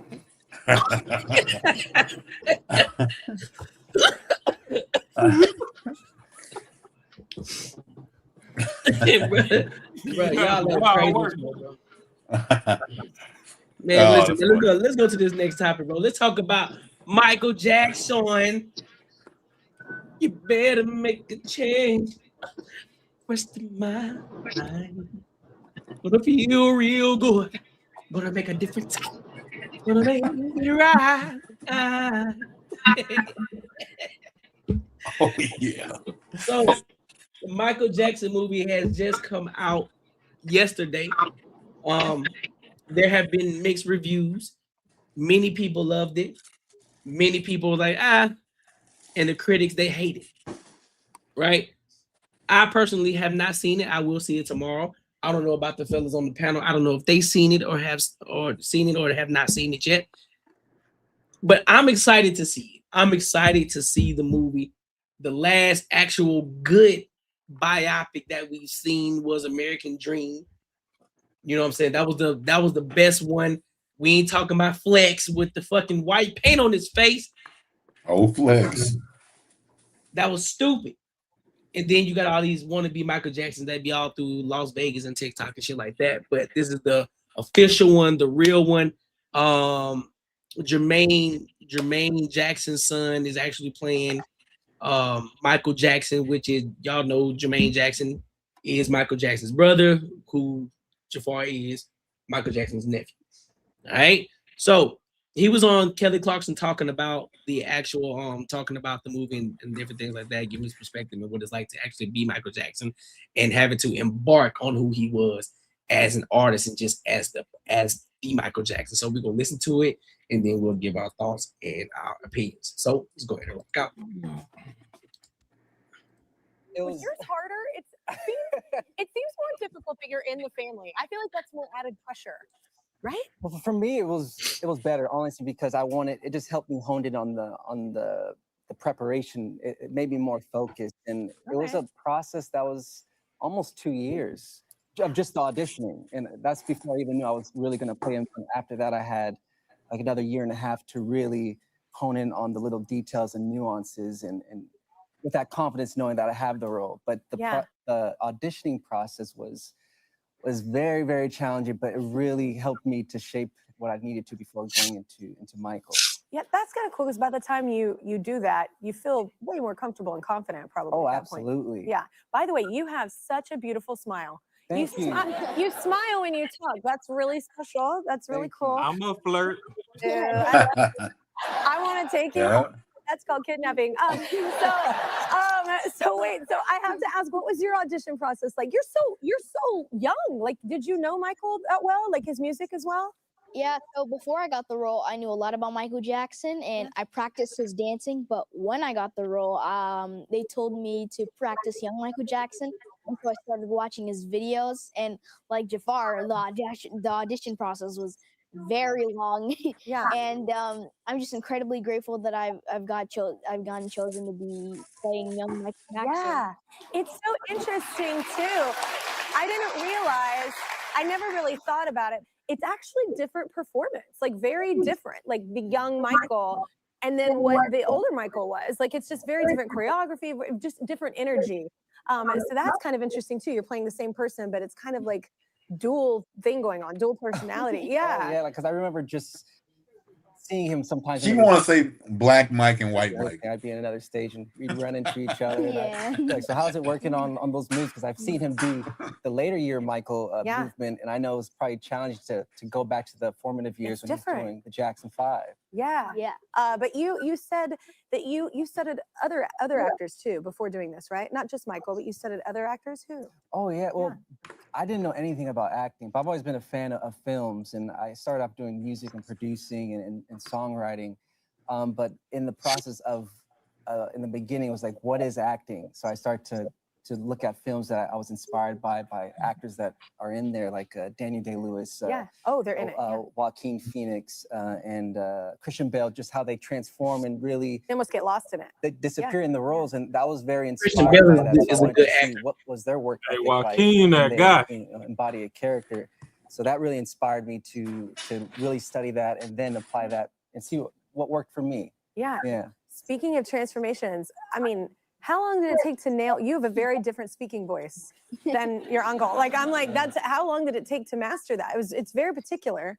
It was interesting because at first it was very silly to my own ears, when I was trying to do that. So I really read a lot of books in his voice, and each book I got better, basically. And, you get more used to it. And sometimes I'd be out like in a grocery store and I'd be talking to someone, but I'd naturally respond, and I'm like, that sounded kind of like Michael. Like, I wasn't trying to do it intentionally, so I wanted to get to that place where I wasn't thinking about it, like putting it on. It would just come out naturally. Yeah, and it took a lot of time.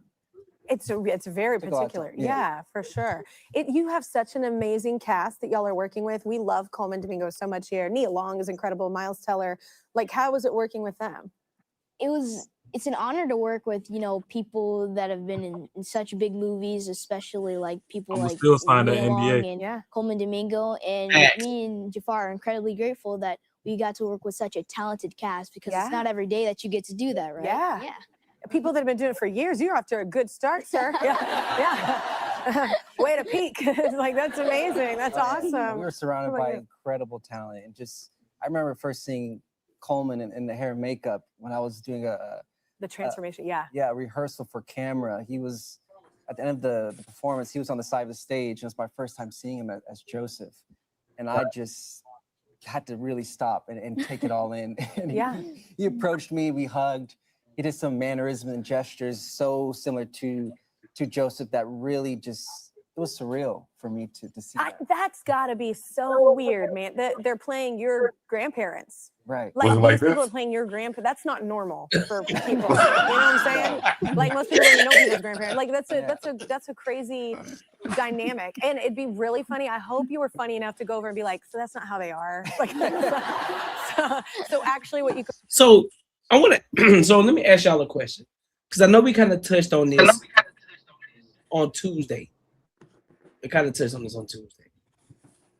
Considering the fact of the trailer, considering the fact that he is Michael Jackson's nephew, considering the fact that his dad is Michael Jackson's brother and he was part of the Jackson 5, do y'all think that it was a lot of pressure on him to be the best Michael Jackson that could ever do it? Oh, hell yeah. Outside of Michael himself? I wouldn't say to be. Go ahead, Rob. Yeah. Oh, no, I wouldn't say to be the best, but there's definitely pressure to be the most accurate, because they know that there's people that have been in theater and all this 10, 20, 30 odd years or whatever, that can really just walk down any road that they commit to. So, we at the age now where we actually blessed because we get to see all the legacies fill their daddy's shoes. We don't watch, Ice Cube's son, NWA. And all that. Phenomenal. Not facts. And then, I still haven't seen the movie yet either, but I'm gonna go give it a peep and see what's popping. And I'm sure he filled it well. We done watched BMF. Shout out to 50 Cent and stuff. And, we done seen Lil Meech. We done seen Lil Meech go crazy. Dope. And the thing is, too, with a lot of these people growing up around and hearing family stories, there's things that they're privy to that other people wouldn't be, that they incorporate, and you probably would never even know until maybe it come out on DVD and you get the bonus scenes and all this extra stuff, and they're actually explaining, like, oh, I just thought he was twitching because, let's say like an Ali movie came out and dude that's playing Ali at age of 30 start twitching and shit. come to find out, that was probably like the earliest signs of the degenerative disease that he had. But we just ain't know till he was damn in his 50s type shit. You know, just little things like that they can add to it. So I wouldn't say pressure to be the best, but the most accurate, definitely, because like you more than anybody else know better. Yeah, I think he had to have pressure, but I don't think if he had to play his dad, I think it'd have been way more pressure on him personally. If he had to try to like play his father, but since it's his uncle, I don't think it's probably as much pressure on him personally. And then, but then also, yeah, like obviously, like he's a family member, so he has an insight on how actually shit did go down. But as far as like a performance to be to put on a great performance, I think personally, it is a little bit of pressure, but definitely not as much if he had to play his dad. I think at that point, then it's real pressure. I'm gonna be honest. I think it's hella pressure on him, and the reason why is because even though it's not necessarily equivalent, but it's very close to being equivalent because it's almost like LeBron and Bronny James. People were expecting Bronny James to be a LeBron James, whether they want to say it or not. Oh, of course they did. They was expecting him to be as great as his dad, and they was expecting him to do it the exact same way. There are listen when you look at the critiques of when he first got in, oh, he should have stayed hooping. It's like, bro, you are like y'all are like they were automatically putting him in a box already. But to bring it back to this, I do believe that there's a lot of pressure on him because when you talk about Michael Jackson, there's many imitators, there's many people. And there's even a guy who's been imitating Michael Jackson for a long time. His name's like Rubio or some shit like that. Been imitating Michael Jackson for a long time. And he was pissed that he didn't get that role. Pissed. So I think the fact that he is a part of the family is gonna hold more weight if he don't kill it versus somebody who just comes in and is like, oh, this movie was trash. This nigga was a whack actor. So I think it's more pressure on him. Oh, it's definitely pressure. That's definitely some pressure. I think he may not, and I think he may not feel it or he may not express it, but I think more so than even more than the audience and the fans and everybody else who's been watching Michael Jackson since the Jackson 5. I honestly think deep down inside he has a heavy weight on him in his head, on himself. Like he his biggest critic. Like, man, listen, I gotta knock this shit out the park. This is my uncle. This is my family member. So I gotta knock this shit out the park. Well, I mean, does he sing? Yeah, I don't know. I mean, I think he does, but if it was like a comparison, just like Denzel and Denzel's kids, that the one I think it's Jeffrey David, the one that's the actor too. Yeah. Like there was some shit. Like he went through some shit. Like when he was becoming an actor, that like he had to stand up to that he fucking hated. You know, obviously because they compare him to Denzel, and he is nothing like Denzel. That's what a lot of these kids go through. So I don't know. Like I said, like I think I can see it. Like if Michael was his dad, or he had to play his dad, but it's still pressure though because he's still a part of the family, and he looks. They have features. They look alike. I mean, so. He definitely it's definitely some pressure though, for sure. So to me, I could half-ass agree with what Courtney was saying, but I don't fully agree because this is where sometimes I say the general public can be taught it. Yeah. Not just just the first time. Because when you made the comparison with Bronny and LeBron, we ain't see Bronny go as savage as his daddy was going in high school and all that. So for you to expect him to come into the league and just be that dog, if the nigga ain't had that dog in him in elementary school and high school, where the fuck you think it was finna come out in the actual league? Like, you know what I mean? So that's where people everybody wants to aspire to be greater than what came before them. but you still got to see that. So with Bronny, yeah, they were like, oh, well, he came too soon to the league or whatever. And hey, however people feel is how they feel. I mean, that's between him and his daddy. As far as, because, his dad still had pulled to get him to where he's at and all that. And I mean, that's a beautiful blessing in itself. But at the same time, a lot of these people that made it for themselves, they're not instilling that dog in the next generation. Yeah. Because Karate Kid with Jaden Smith was whack. You think it was whack? It was a good movie, but in comparison to the original, this shit was whack. Hold on. Now I gotta ask questions. So what parts of it, like, what parts of it? I'm just saying the movie as a whole, in comparison, was whack. Like, is it like the storyline, or you mean like the graphics? No, the storyline was fire and stuff. It's more so the acting. Like, like if you pay attention, if you go back and watch the movie, and just pay attention to Jaden's mannerisms, you can see that he wasn't a fully developed actor. I'm just put it that way. Okay. Like there's parts of it where it's just like, you not selling it. Like it's not believable. You know what I'm saying? So when you come to the overall experience, comparing it to the fact that it's a remake of something that we've already been introduced to, like if he was the first person to do a Karate Kid from scratch, then boom, all right, you did your thing. But we have a metric to compare it to, and let's face it, a lot of remakes never really live up and surpass the original. But I think Jaden was better, bro. Nah, I think Jaden's was better, dog. Nope. Because I love Karate Kid, the original and the remake. I love both of them. I could watch both of them all day. The only part that I didn't like, the only part that I can literally say that I didn't like in the one that Jaden did was that stupid ass one leg kick when he did a backflip. I said, bro, what the fuck is this shit? I said, what the fuck is this bullshit? Ain't nobody in the world doing this. Why? Like, who the fuck? Your leg is already fucked up. So how the fuck you turning around and you doing a backflip kick? All right. So you can't compare it to the original though.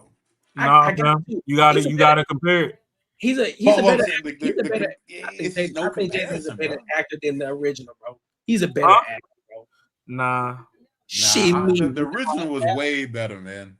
That's why I disagree with you.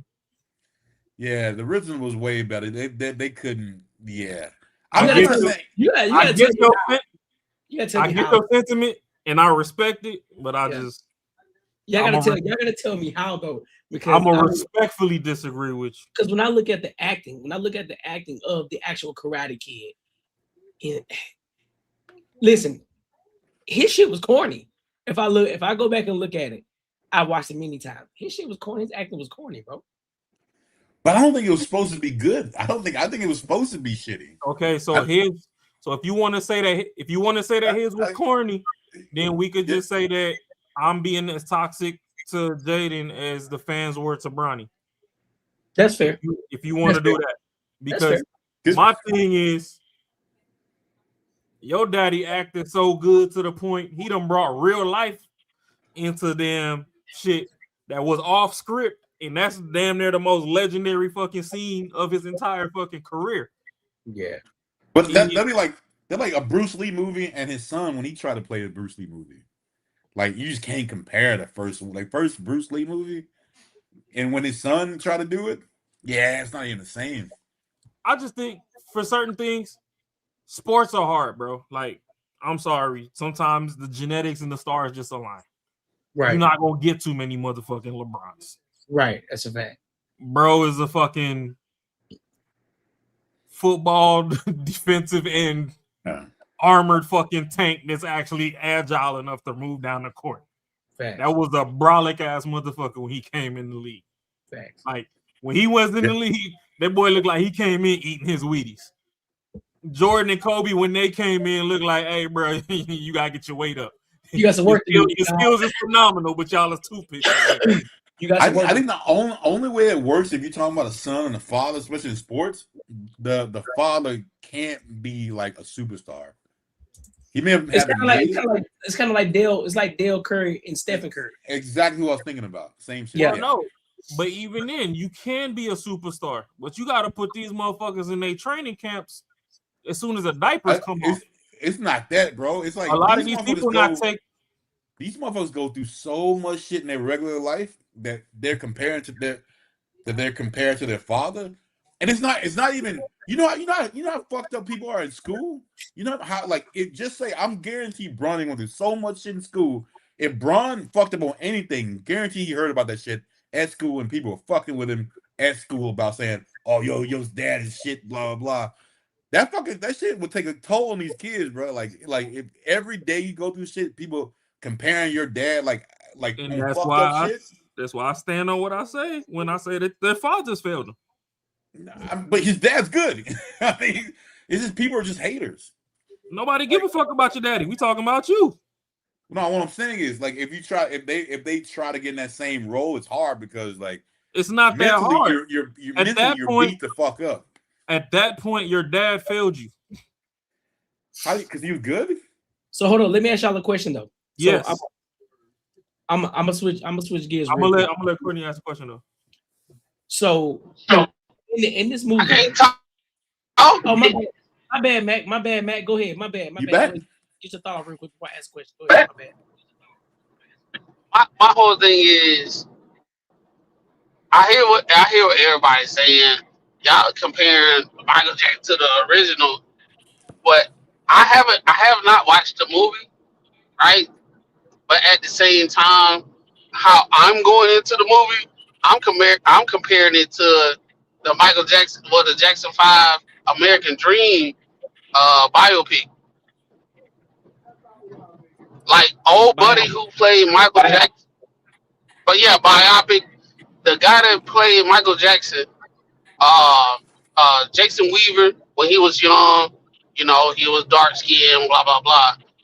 Then the dude, when he was like 20 something, 19, transitioning to his 20s and all that type of stuff. Dog, pimples and shit. They was not playing no games with that biopic. They was not playing no games. That was a good one. Huh? No, that one was a good one. It's gonna be. I got a lag. Yeah, you got a lag. It's gonna be tough to. I think I got a lag. Cause you had Terrence Howard in that motherfucker. You know what I'm saying? Yeah. What I'm saying is, just give me 10 seconds. 10 seconds, and y'all say, because I know I got a lag. Dog, that's my intention going into it. If it's not better than that, I'm gonna commend the what everybody did, whatever. But what Raw is talking about he's not an actor. Old Buddy was an actor, and he embodied Michael Jackson to the point that people was watching that movie, and that was fucking Michael Jackson when he was young. But people, so what's going on right now is you got two different generations that's going on. You got the young people generation that didn't watch American Dream, and then you got the generation that did watch American Dream. So yes, there is pressure on the guy that played Michael Jackson for the movie that came out recently, but it's two different types of pressure. The people for American Dream, the people that was born before that, this is their American Dream. Our American Dream, we are way more we way more like looking at the situation. Is it gonna be better than American Dream? And so here's my thing. Here's my thing with that. I agree. However, going into this, I do not want to go into this like Jordan fans go into this. When they thought about the LeBron, because they were so amped and so hell-bent on what Michael Jordan did in their time. Get some help.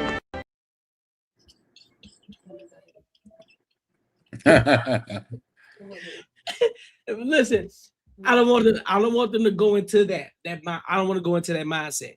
Oh man, nigga, you can't top American Dream because you had the Jason Weavers, you had the who else was in there that we know of? I forgot what buddy name. The buddy who was in he was an Undercover Brother, but he was supposed to be the president. He was the colonel. He did the fried chicken. He played Barry Gordy.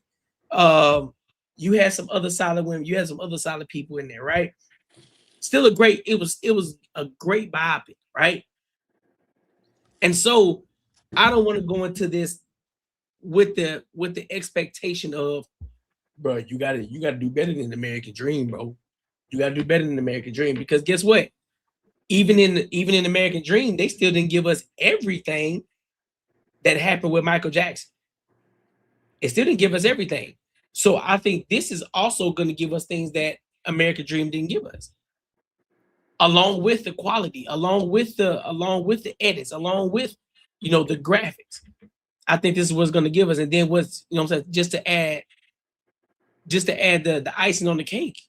He's a family member. He's the nephew of Michael Jackson. So that just also just gives a little to it. So I'm going in it with the mindset of, listen, I want to enjoy this. And I think looking at the trailer in itself, I think it's gonna be dope. I think it's gonna be dope, bro. Now, I can come back tomorrow and be like, man, that shit was trash. I can come back like, This nigga is trash. I can come back like that. But I'm hoping that when I go into it, it's like, yo, you know what? I'm gonna give you a great example. When the NWA, when Ice Cube's son played Ice Cube, played him, and I already said he did a phenomenal job. When that movie came out, everybody and their mama was playing all NWA albums when that movie came out. Everybody was going back to listen to Ice Cube. Everybody was going back to listen to Eazy-E. Everybody was going back to listen to Dr. Dre music. Everybody was listening to all the NWA albums because that was hot. It made that much of an impact when that movie came out. This is what I'm expecting to happen with this movie. It's like, nigga, I gotta get back into my Michael Jackson, man. The album, I'm playing the album for the next month. Yeah, but see, this is why I said, because Macaroni made a good point. We have another movie to weigh it against, but that's why I said the pressure's not on him to be the best, because we done seen somebody damn near become a reincarnate on screen. Based on who though? No, we're just saying, like, we all agreed that the last Michael movie was embodied so well, like you said, that till today, there's probably a group of people that still watch that motherfucker every other month or something. You know what I mean? Mm-hmm. So I'm not saying there's pressure on him to be the best, because if you do that, the movie's already a failure. Mm-hmm. You are in the family. You got inside information.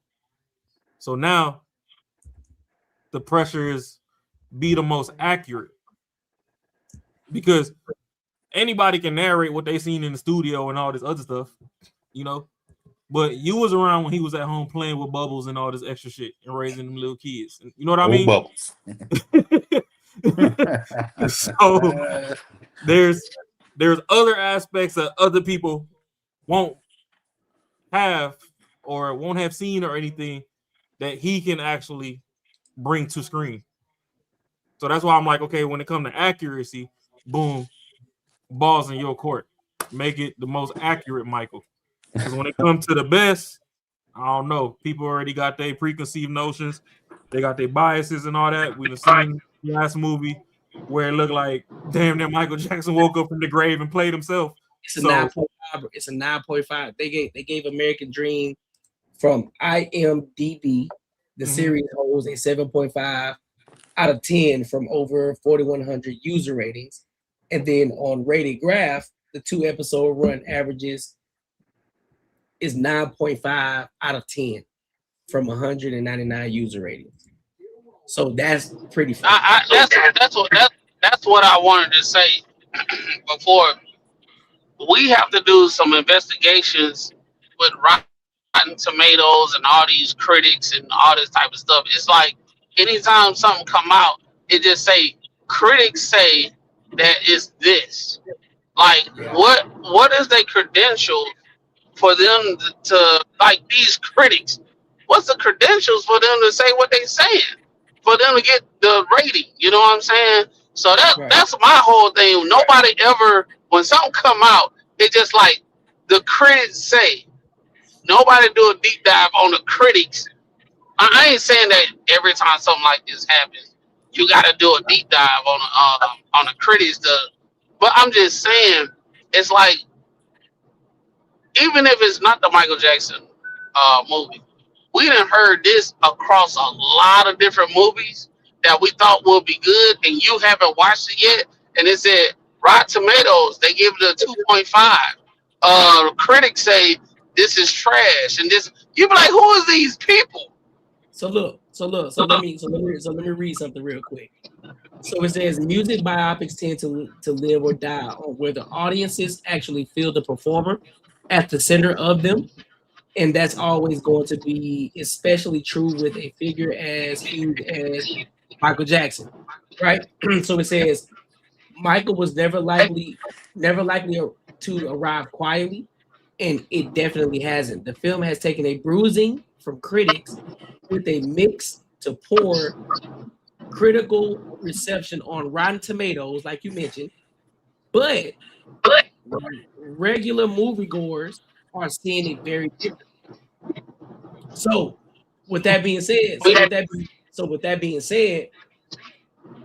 are you listening to Rotten Tomatoes or are you listening to the people who actually go and see the movies? Because again, even though it's Rotten Tomatoes, and some people actually take what Rotten Tomatoes as law, what they say as law, but you got a lot of people that go to say, nah, I disagree with Rotten Tomatoes. This shit was actually good. But what I'm saying is, where are they collecting this data? Usually, all these people that's going to watch the movie, they after the movie over with, they going home. There's no survey that happens. They're not pressing buttons within the app saying, what would you give this movie a 1 out of 5 rating? Right. So that's why I'm asking, where are they getting these data points from? You know, Courtney, you know I do this on a day-to-day basis. I'm like, where are they getting these data points from? Because I know when I go to a movie, I go watch it. It doesn't matter if I like it or not. I go home and say that shit was live, and my brother can say that shit was trash. Both of us didn't even fill out anything to say what we were talking about. I'm saying, like, where are they getting this from? It's off. And my strong opinion with this Hollywood stuff, I put my 10. If I was on my computer, I'd press the button with the 10 hat. Hold up. I got you. Don't worry. I got you. That's LeBron. That ain't me. I ain't pressed that. I have a thought. Yeah, I think people just. I think what Hollywood is so controlled that they put stuff out and they start imprinting the minds of people that's outside of it, right? Because there's no way everybody go to the movie and nobody feel anything out, and they say moviegoers say X, Y, and Z. Right. You know what I'm saying? Nope. And Cordy, in your entire life, have you ever filled anything out with whatever hundreds of movies that you ever watched in your life? No. Okay, then it's like one of those things. Now? I get it. They might have. Okay, go ahead. Oh no, I was gonna say, but most of the time when we watch movies, we never go to the premieres. They might have surveys at the premiere. That's my only push. That's true. But at the same time, that's still not a good data set, because if it's at the premiere, people are very, very like connected. You know what I'm saying? It's not like a world, like not I ain't gonna say worldwide, but within the United States. Let's just do the subset with the United States. There's no thing with the United States that like people filled out something, and then at the same time nobody understands who the fuck is Rotten Tomatoes. So, and then the thing about it is, Rotten Tomatoes, they'll come out with their rating, and then Hollywood will come out with their rating, and it's on two totally different kind of rating scale. Like, what's the average? Like, what is you see what I'm saying? So it's one of those things where I be looking at. I don't worry about Rotten Tomatoes. I don't worry about what Hollywood be saying. I'm gonna go watch it. And then, I'm gonna see what it's talking about. I ain't gonna discredit it right now, but I ain't gonna lie. Me personally, American Dream is in my mind, and I'm gonna compare it. Now I understand once I start watching the movie. Real quick before you keep going. So just to give clarification. So Rotten Tomatoes was started in August of 1998 by 3 undergraduate students at the University of California in Berkeley, named Sing Duong and Patrick Y. Lee and Stephen Wayne.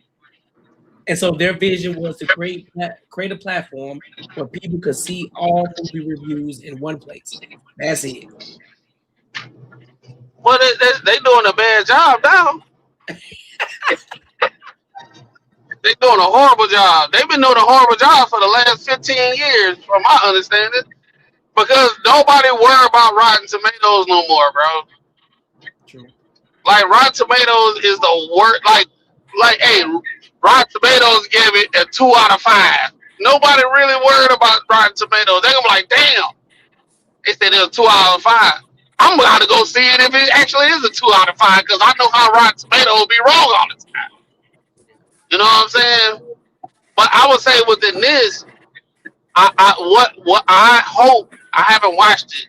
What I'm hoping is, just like what you said, Courtney, I'm hoping they're giving light on a different, like, they giving more than, like, we don't have to see the same thing American Dream did, but they giving more, like, I would say more of the business acumen side of things, like the hardship Michael Jackson had to deal with all the bullshit.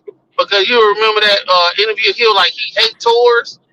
I would love to see why he hate tours, and they showing it in real time. Because every time he come off home in Atlanta, they rude. Yeah. He got to get in his Cardi B. Yeah. But what I'm saying is, I haven't watched it yet, so I'm not going to shit on it yet. But I'm gonna just say this: I'm watching it Thursday. I'm gonna let y'all. Hey, look, I'm gonna text. I'm gonna text y'all in the group chat. Let y'all know how I feel, because hey, American Dream. I just feel like can't nothing do better than that.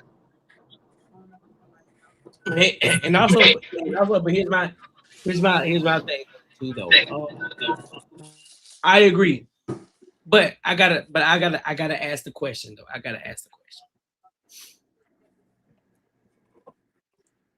Michael Jackson was alleged sexually assaulted this guy named Jason Chandler. And apparently Jason Chandler wasn't in the movie, right? Or that whole entire situation. So with that being said, with this movie and Michael Jackson's legacy, do you think it was important for them to leave it out? Or do you think they should have put that within the movie? Because what I'm hearing is that it's not even in the movie. So do you think that's something that they should put into the movie, or do you think it's dope that they keep it out? I think it's dope that they leave it out, because that shit was a whole bunch of bullshit. And they've been harping on that shit for a long time. And every time he run out of money, he keep going to the court. They bring up new allegations to get more money, and all that shit was a bunch of bullshit. Just like with Chris Carter, not Chris Carter. Who was it? Was it Chris Carter or I forgot who it was? One of the white boys that be singing that sing real good. And he came out before he died, and he was like, his mom was like, tell him everything. The cops was there. He was like, what you talking about? He was like, what happened to you? He was like, what you talking about? Oh, you're talking about Aaron Carter. Aaron Carter, yeah. He was like, what you talking about? His mom was saying, tell him. Basically, they were trying to get on a train, trying to get Michael Jackson with X, Y, and Z, this, that, and the third. Then, you know what I'm saying? So it's just one of those things. I'm glad they left it out because for decades, it's already been going on and nothing happened from it because the shit wasn't true. So if they was to put it in this movie, it would have been just kind of like a stretch. And you might as well not even do the movie if you're gonna put that in there, because that's what the tabloids gonna talk about. It's gonna overshadow the movie. Well, Macaulay Culkin should have did his thing because he already said it was not true, and for a big time, it was like he was the one there that was the focal one. That and Webster, like, come on, man. But he already said that shit was fucking not true at all. Here's my thing, Marcus. Here's my thing, Marcus. I'm one of the main people who always say, listen, bro, you innocent until proven guilty. That's my biggest thing. And I'm never the one to try to put anything past a celebrity because we don't know what goes on in Hollywood, right? We don't know the back end shit behind the curtain. But I can genuinely say, like, real talk, if I'm wrong, listen, I'll be held accountable. But I can genuinely say, I have never in my entire life, regardless of what the tabloids said, regardless of what anybody said, I would have never put Michael Jackson in that spot of him being a predator, ever. No. Because he was a kid, because he was a fucking kid at heart, bro. He didn't have a childhood. It was, goddamn, the father was on their ass from the jump. And so from that time on, when he got older, as he got older, he got more visibility, he got more money, and he just became even more famous. You stupid, bro. He became even more famous. I just seen it as, listen, bro, I just want to catch up to the time that I didn't have as a kid. And so all the other kids, you know, like the Macaulay Culkins and whomever else. Man, that dude is an idiot. Yeah, like who, Macaulay Culkin? Yeah. Yeah, like the Macaulay Culkins, all of them. It's like, listen, bro, I'm bringing y'all over here to have fun. Well, did you see what he just did? No, what he do? Not to put a pin in your thought right now. No, you good. Nah, he's petitioning to try and get Trump removed from Home Alone too, because he don't like fucking. Man, he also on that woke shit. Like, it's his wife. It's his wife, bro. It's his wife. Leave shit. Okay, so then that's one of the people who have they in your friend circle and go get some bitches. Yeah. Like, what you mean get Trump? What you mean to get Trump? Hey, Cordy, we might have to revisit that topic and put that variable in there. I got a different tune on that one, boy. Hold on, which one? Your girl like if like, you know, your dude, you know, your girl on his girl, you know, but if she on that bullshit, she on some extra woke shit, feminist, all that shit, I ain't gonna lie, I ain't gonna say nothing. I ain't gonna lie. Hey, look, I might be a hypocrite, but I ain't gonna say nothing. I'm not gonna say nothing. I see why you doing it. Hey, look, I'm a hypocrite. I ain't gonna say shit. We're gonna add the context to it. Like, hey, listen, like, hold on. Like, what's her like? What's her viewpoints? You know what I'm saying? What is she a liberal? Oh yeah. Hold on, Courtney. Like when I say the stuff that I say, I lived it. You remember the dude I told you about? Yep. You remember? I remember. I ain't saying shit. I ain't saying shit. I remember. Like I done been, huh? No, go ahead. No, I'm saying everything that I talked about, I lived it. So now when Ross said what he said, I was like, oh, I already been through that shit before. If he actually did something, I wouldn't say shit. Like no, Ross. I had a friend. We not friends no more. I had a friend. His wife was actually what you talking about. She was a feminist, extreme feminist, all this type of stuff. Everything, like all the way. Me and my brother, we was living together at that point in time. She came to the house and we did like a tour, and we were like, yeah, the man room over there. She was like, man room? What does that mean? Did that mean no women allowed? We were like, no, it's just named the man room. That's all it is. She's like, oh, well, I don't want to go in there because it's called the man room and everything. And he was right behind her. He's okay, baby. It's okay, baby. He was just sitting there, just like all that shit. Oh, damn. You know what I'm saying? So if he stepped out, I wouldn't say nothing. We still kicking and all that stuff. I like, dog, you need a break. Come on to the crib, bro. You need a break. You need a break. Come on to the crib, dog. I ain't gonna lie. I ain't see nothing. I ain't see nothing. But I ain't see nothing. But that's what I'm saying though. So just to kind of go back to what I was saying, bro. I never believed it in the. And listen, like I said, I'm always the person. I'm gonna step back. I don't know I don't know everything. I don't know, so I can't judge it.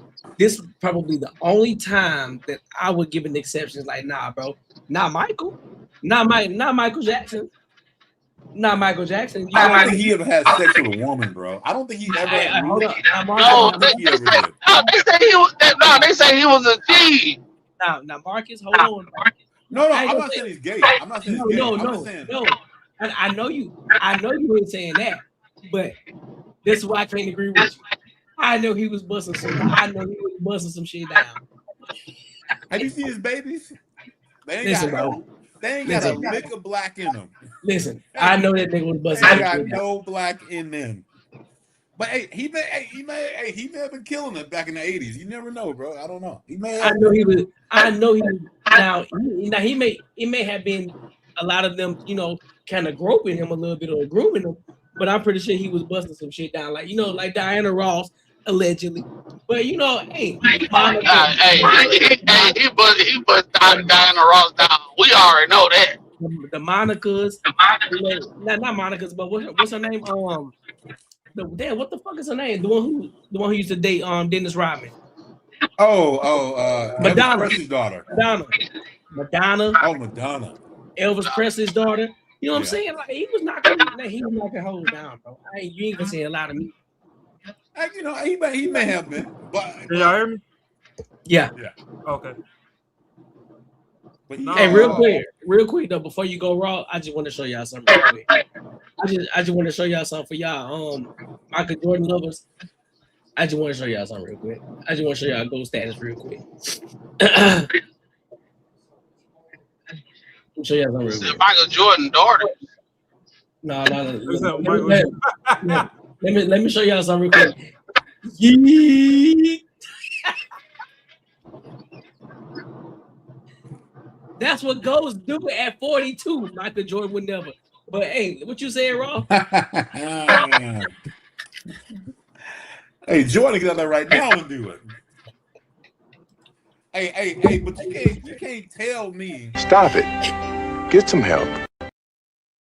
Hey, I think what's his name that being up in smoke all the time now? Who?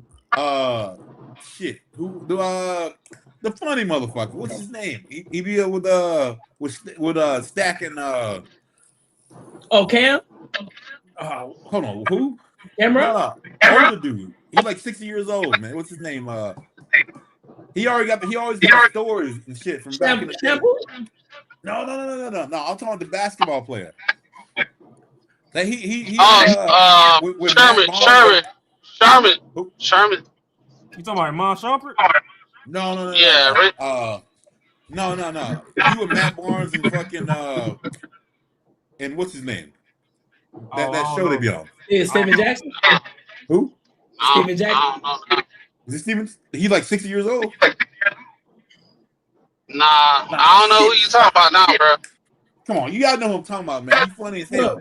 Oh, he was on. You said he was on Matt Barnes and Steven Jackson's on. Yeah, he's like a regular on there now. Like he's on the show. Let me see. Fuck. Shit.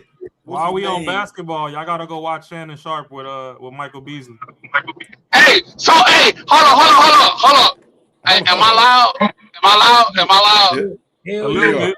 All right. Let me calm down. Thanos mic right now. No. I got too excited. So, dog, I watched the whole interview. It's funny, Raw, that you said we need to go watch it. When I heard him say the things that he said, I said this shit sound like some shit Raw would say, bro.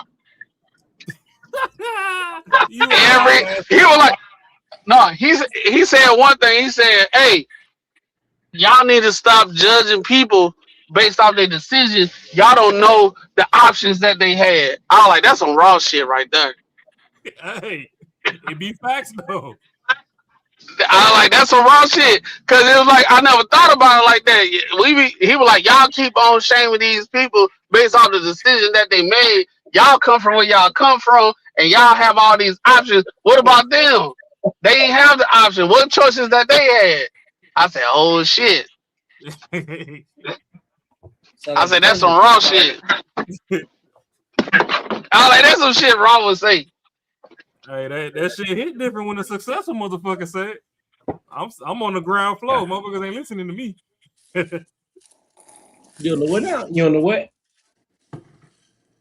Who? You don't know what?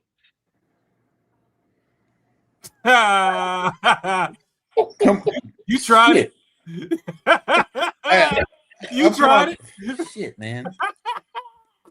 Hey, is he Marcus? Is he bald headed? No, Mad Max. It was like Vernon Maxwell. Oh yeah, Vernon Maxwell, the one who said he got slapped by the chemolized one. He got slapped by a chemo. Yeah, that motherfucker. Hey, bro, that cat like 60-something years. I think he'll get out there. He'll show LeBron. Hey, he'll give him something. I can't. Hey, he's good for. He looks good. Wait, where you gonna give him? Where you gonna give him, bro? He'll do something. Where you gonna give him? Hey, I'm just fucking around, but he's still that cat looks in shape though. Boy, it's out the mud. We got Rashad McCown.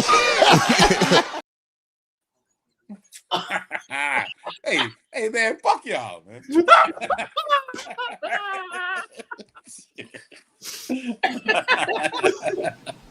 Fuck you, and fuck you. Who's next? That's it right there. He said, you know what? Fuck y'all, bro. You know what I'm talking about. Ryan Anthony, what you talking about, Luca? Like, what? Nobody mentioned Luca. What are you talking about, bro? But back to the Michael Jackson shit. Real talk. I honestly believe it's gonna be a great movie. I can't wait to see it tomorrow. I'm actually excited to see this shit tomorrow, because I'm gonna be in this bitch doing the moonwalk all up and down the movie theater. I think I'm gonna peep it tomorrow too. Cause my dog Macaroni Tony, he know me and him, you know what I'm saying? We used to be on some shit. Hey, listen. If we used to have it, y'all remember the jerking days, right? Y'all remember when jerking shit came out? So me and Matt, bro, we start. But this is how long. And for those of y'all who don't know YouTube, hey, you know what? That is kind of crazy. But the jerking dance, You're a jerk. That song. That song. Oh, that one. Okay. Fam, we created a YouTube video of that shit, us doing that shit in Winn-Dixie. So Winn-Dixie is like your local grocery store down south. You know, it's kind of like a Publix or some shit like that. And bro, we was creating videos and shit, dancing, doing all kind of shit. So yeah, your boy used to dance, and Clem used to do the same. Matt used to do the same shit. He used to be dancing too. Nah, that's what's up. But the shit funny, but I can never find it. I can never find it though. Never. Y'all done lost off in the Winn-Dixie. all down the aisle when this is goddamn that you're a jerk type shit, doing all kind of bullshit up and down the aisle. Trying that to, part funny. So this is kind of the crazy thing. It's funny that it's reverting back to YouTube now, right? Because when it first started, it was all about.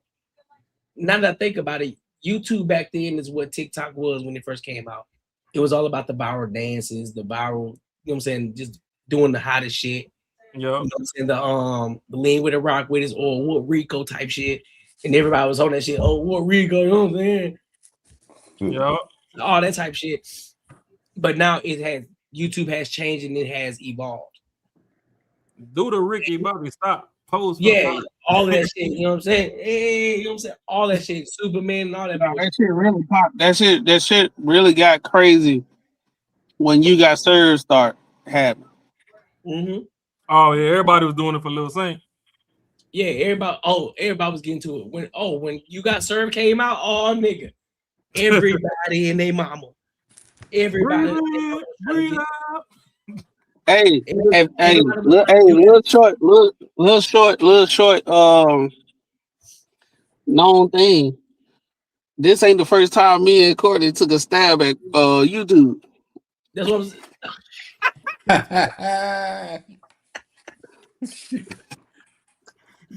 Hey, we were doing videos, dancing and shit, and we were posting on YouTube. That shit ain't going nowhere. Nowhere. Shit. Wait, was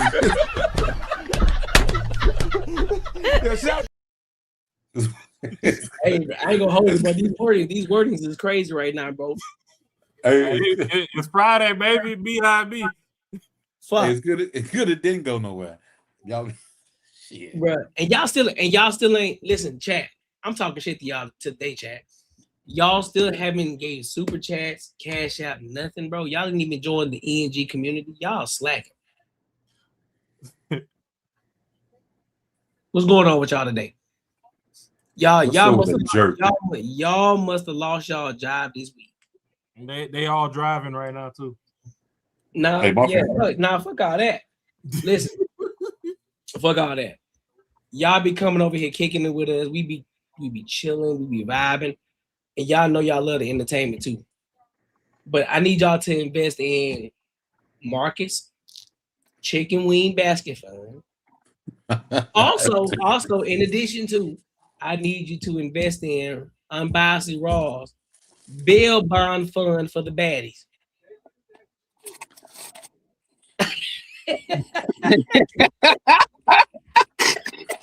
Setting it up. The baddies. Hey, you know what Courtney just did, bro? You know how your parents, everybody having a good time, people laughing and shit. Hey, what about that D you made in chemistry?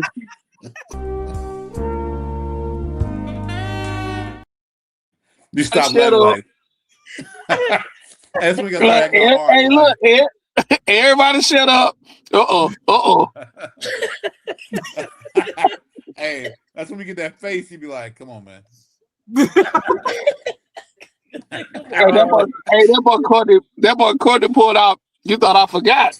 You thought I was slipping, pimping, huh? I bet. I thought I forgot. God. You there? I see you there laughing. Y'all crazy, but y'all crazy as hell. Y'all.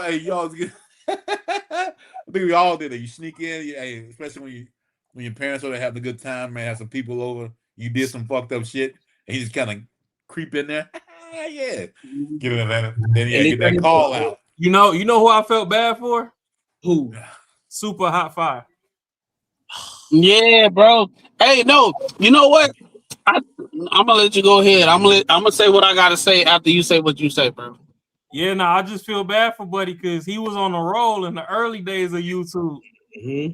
And then, I mean, I'm gonna just go ahead and call it black ignorance because sometimes when we don't know what we don't know, we make That's exactly what it was, bro. That's exactly what it was. Yeah, he tried to go corporate, deleted everything. Now motherfuckers getting paid, and more people getting paid off using the clips from his shit than him. Like No, that's not it. It's more to it. It's more to it. Long story short, he was in the mix, but he just didn't know how to go in the mix. And you know, you gotta go with the Hollywood shit sometimes, right? And he wasn't rocking with the Hollywood shit. So he was in a mindset, he know of people that didn't go with the Hollywood shit, so he was trying to do the same thing. Right? He had a show with what's his name?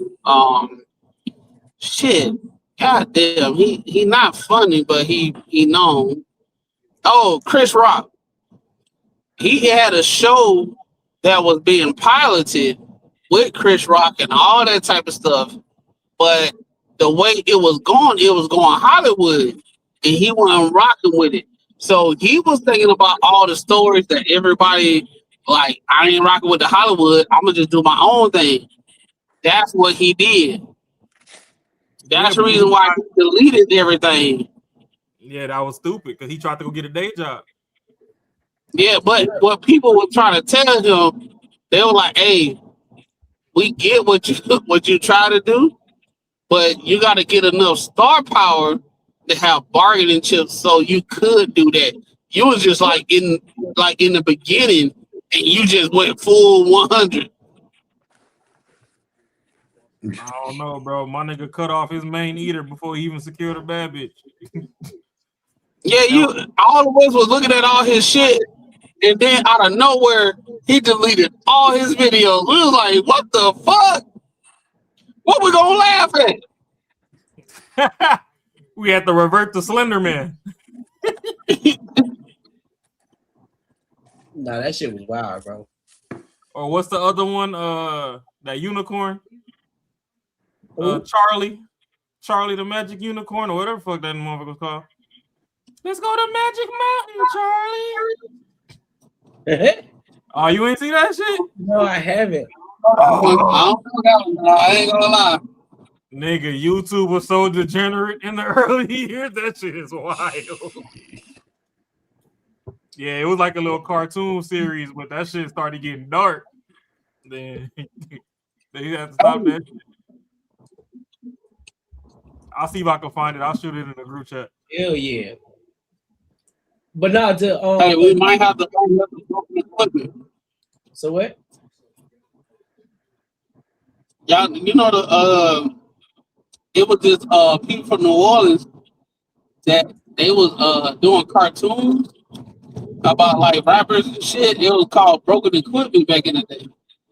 We might have to do that in the segments when we have our own thing. Okay. You know what I'm saying? Like intermissions on Fridays, just to laugh and shit. If it get too hot. Yeah, we can throw that in there. Type shit.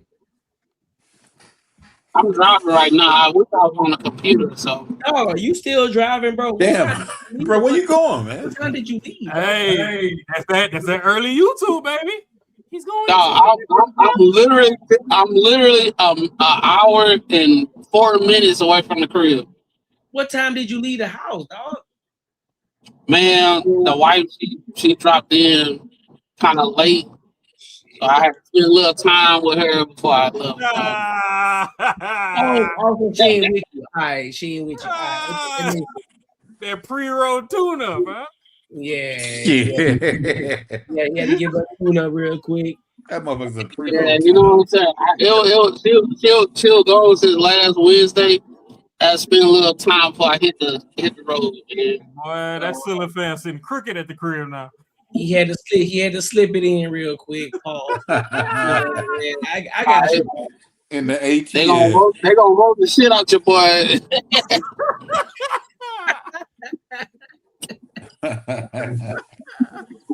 That's funny. But any final thoughts on this Michael Jackson situation, bro? Before we move on. Nah, I just say all of us gotta I ain't watch got none because I gotta watch it first. it. Yeah, we But can you heard revisit my it after we watch it. I don't care what nobody say. I'm gonna go ahead and give my pre. I'm giving my pre disposition on it. I'm gonna go ahead and give my pre decision. I think it's gonna be a dope movie. I'm calling it. It's gonna be dope. I think it's gonna be good. Just off that Kelly Clarkson interview segment that we watched, I already know it's dope. I'm just saying, just off this picture, I know it's gonna be dope. I ain't gonna hold you. Just off of this picture alone, I think it's gonna be dope as fuck. all these pictures, why they look like current thugs versus back then thugs? Yeah. It definitely ain't old school thugs. They don't look like back then thugs. Back then thugs, they had the pool sticks and all that type of shit. These thugs look like, hey, we finna get up now, boy. Hey, back in the day, thugs were overweight, ready to go. Overweight. They ain't it. The only one who dressed the part is the one that's far left, dude with the Jerry curl. And That's they got a half cut off. That's the only one. Well, you gotta remember too, though, these niggas be fucking buying Temu skincare products and shit nowadays. Bro, you stupid. Back then, niggas was off the E&J. They ain't even drink water, nigga. Hey, you could see the muscle striations in their cheeks back then. They was down bad. These niggas living a soft life, got face masks and shit. And that's why they can't portray the shit. Hey, the YNs today, bro, they little, bro. They ain't big at all. Hey, I'm glad you mentioned YNs. Yeah. Segue. Hey, I'm glad you mentioned YNs because that's gonna bring us to our next topic. Say less. Oh shit. Make sure you like, comment, and subscribe for the algorithm. Make sure you hit the bell notification. Make sure you invest in the platform too. Listen, y'all slacking on these super chats. I'm gonna be on y'all ass today. Pause. Y'all slacking on these super chats. Real talk, y'all slacking. Hey, get on that bumper, man.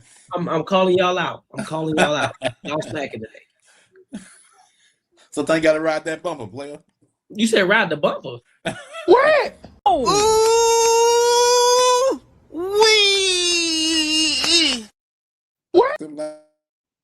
What? Yeah. Man, look at hell no. Hey man, hey, we got it. This ain't Glorilla. You over here twerking at the red light, riding bumpers and shit. You lying to me? You like? If anybody use that Ninja Turtle one, we know that they got it from us because I was watching Ninja Turtle and I saw that shit and I screenshotted it. And I sent it to you. I sent it to you and I was like, yo, this should be funny when somebody be like on some dumb shit. Listen, bro. I'm finna go down. Listen, for everybody right now, I'm finna go down a list I know for sure that I have not seen. And if y'all see anybody else using it, you know they got it from here. I'm finna go down the list real quick before we go into this next topic. I'm going down the list. Straight drop commercial. So when y'all see it, y'all know it came from Banter and Barter show. Watch this. First one. Don't do a bloodbath. Don't do it, blood. Don't do a bloodbath. That's another one I gotta give up. Oh shit. So, ain't nobody did this one. You hear what you're saying out loud, bro? Nobody done that one. Wait, who is this nigga? That's how I feel listening to this, man. Nobody has done that one. Fuck you, and fuck you. Who's next? Who's next? I came down. When I came. Nobody has done that one. You the mama. So, at least I'm a girl. At least I'm a girl. And I'm a daddy. I'm grown. I'm a daddy. I'm grown. Stop beating your chest. You're making a radio. I'll whoop his ass. I'm grown. The gorilla one, I think I seen somebody do the gorilla one. Yeah, I seen a gorilla. Yeah. I haven't seen nobody do that. What the fuck is you talking about? What the fuck was that? I'm sorry, man. No, I wasn't thinking. I ain't seen nobody do that one. And I'm talking about live streams. Live streams. We ain't talking about clips and TikToks and shit. We talking about straight live stream YouTube videos. I ain't seen nobody do I'm this. just trying to chill, bro, and you keep on goddamn. I ain't seen that one.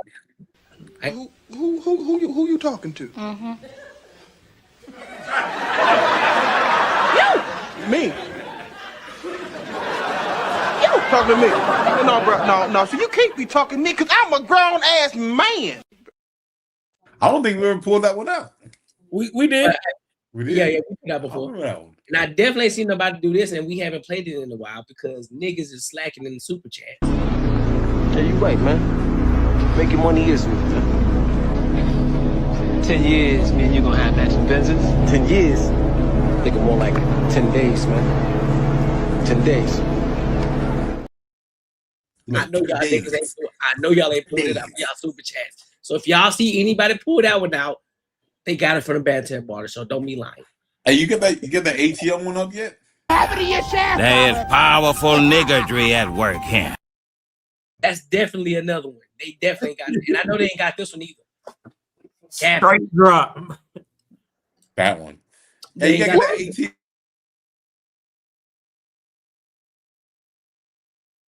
Hear you now.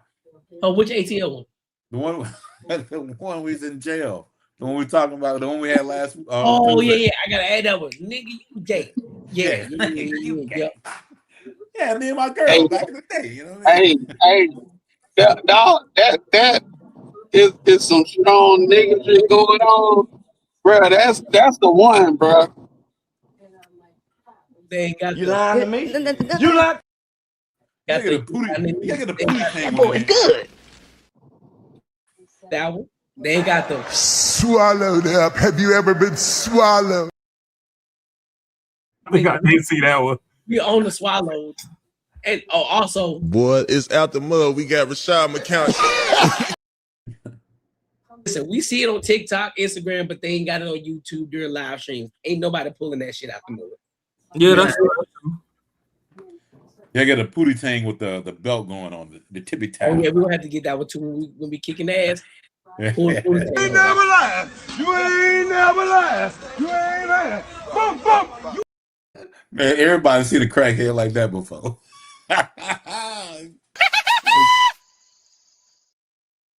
They definitely got that one. Hyenas. Courtney. When we be having topics where like women be trying to get with younger guys, you need to do the Pootie Tang scene where that older lady throwing all the shit out of her window. And Pootie Tang as a little kid, he just looking at her like, you throwing all the shit out. What about a dirty ass pimp? All right, so let's go. I'm dirty deep, damn it. Let's go to this next topic. Why? So now we switching gears from, you know what I'm saying, making money, legacies, uncles, big names. Now we going to some degenerate behavior. And this is the one that Max sent actually. And so he mentioned the fact of women putting men in positions that get them fucked up. So we're gonna watch this video and then we're gonna give our thoughts and opinions on it. All right. So let's go ahead and rock out.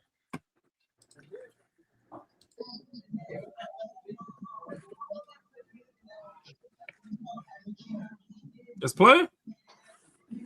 Yeah, it's playing. Oh, okay, I see it. Virginia. They definitely California. Bring your niggas down. Bring your niggas down. What nigga? Who tripping? Who tripping? Who tripping? Who tripping? Who tripping though? Who tripping though? Nigga, we got kids here, nigga. We got kids here, nigga. Hey, who fell? Oh. Go, bounce out, bounce out.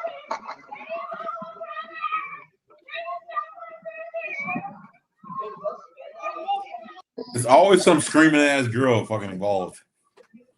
Let me see this again. What to do that? That's what I'm trying to see. Come on, Jenny. Virginia. Where your nigga? Where your nigga? Where your nigga? Bring your nigga. Oh, he brought him over there. Who tripping? Who tripping? Who tripping? Who tripping? Who tripping though? Who tripping though? Nigga, we got kids here, nigga. We got kids here, nigga.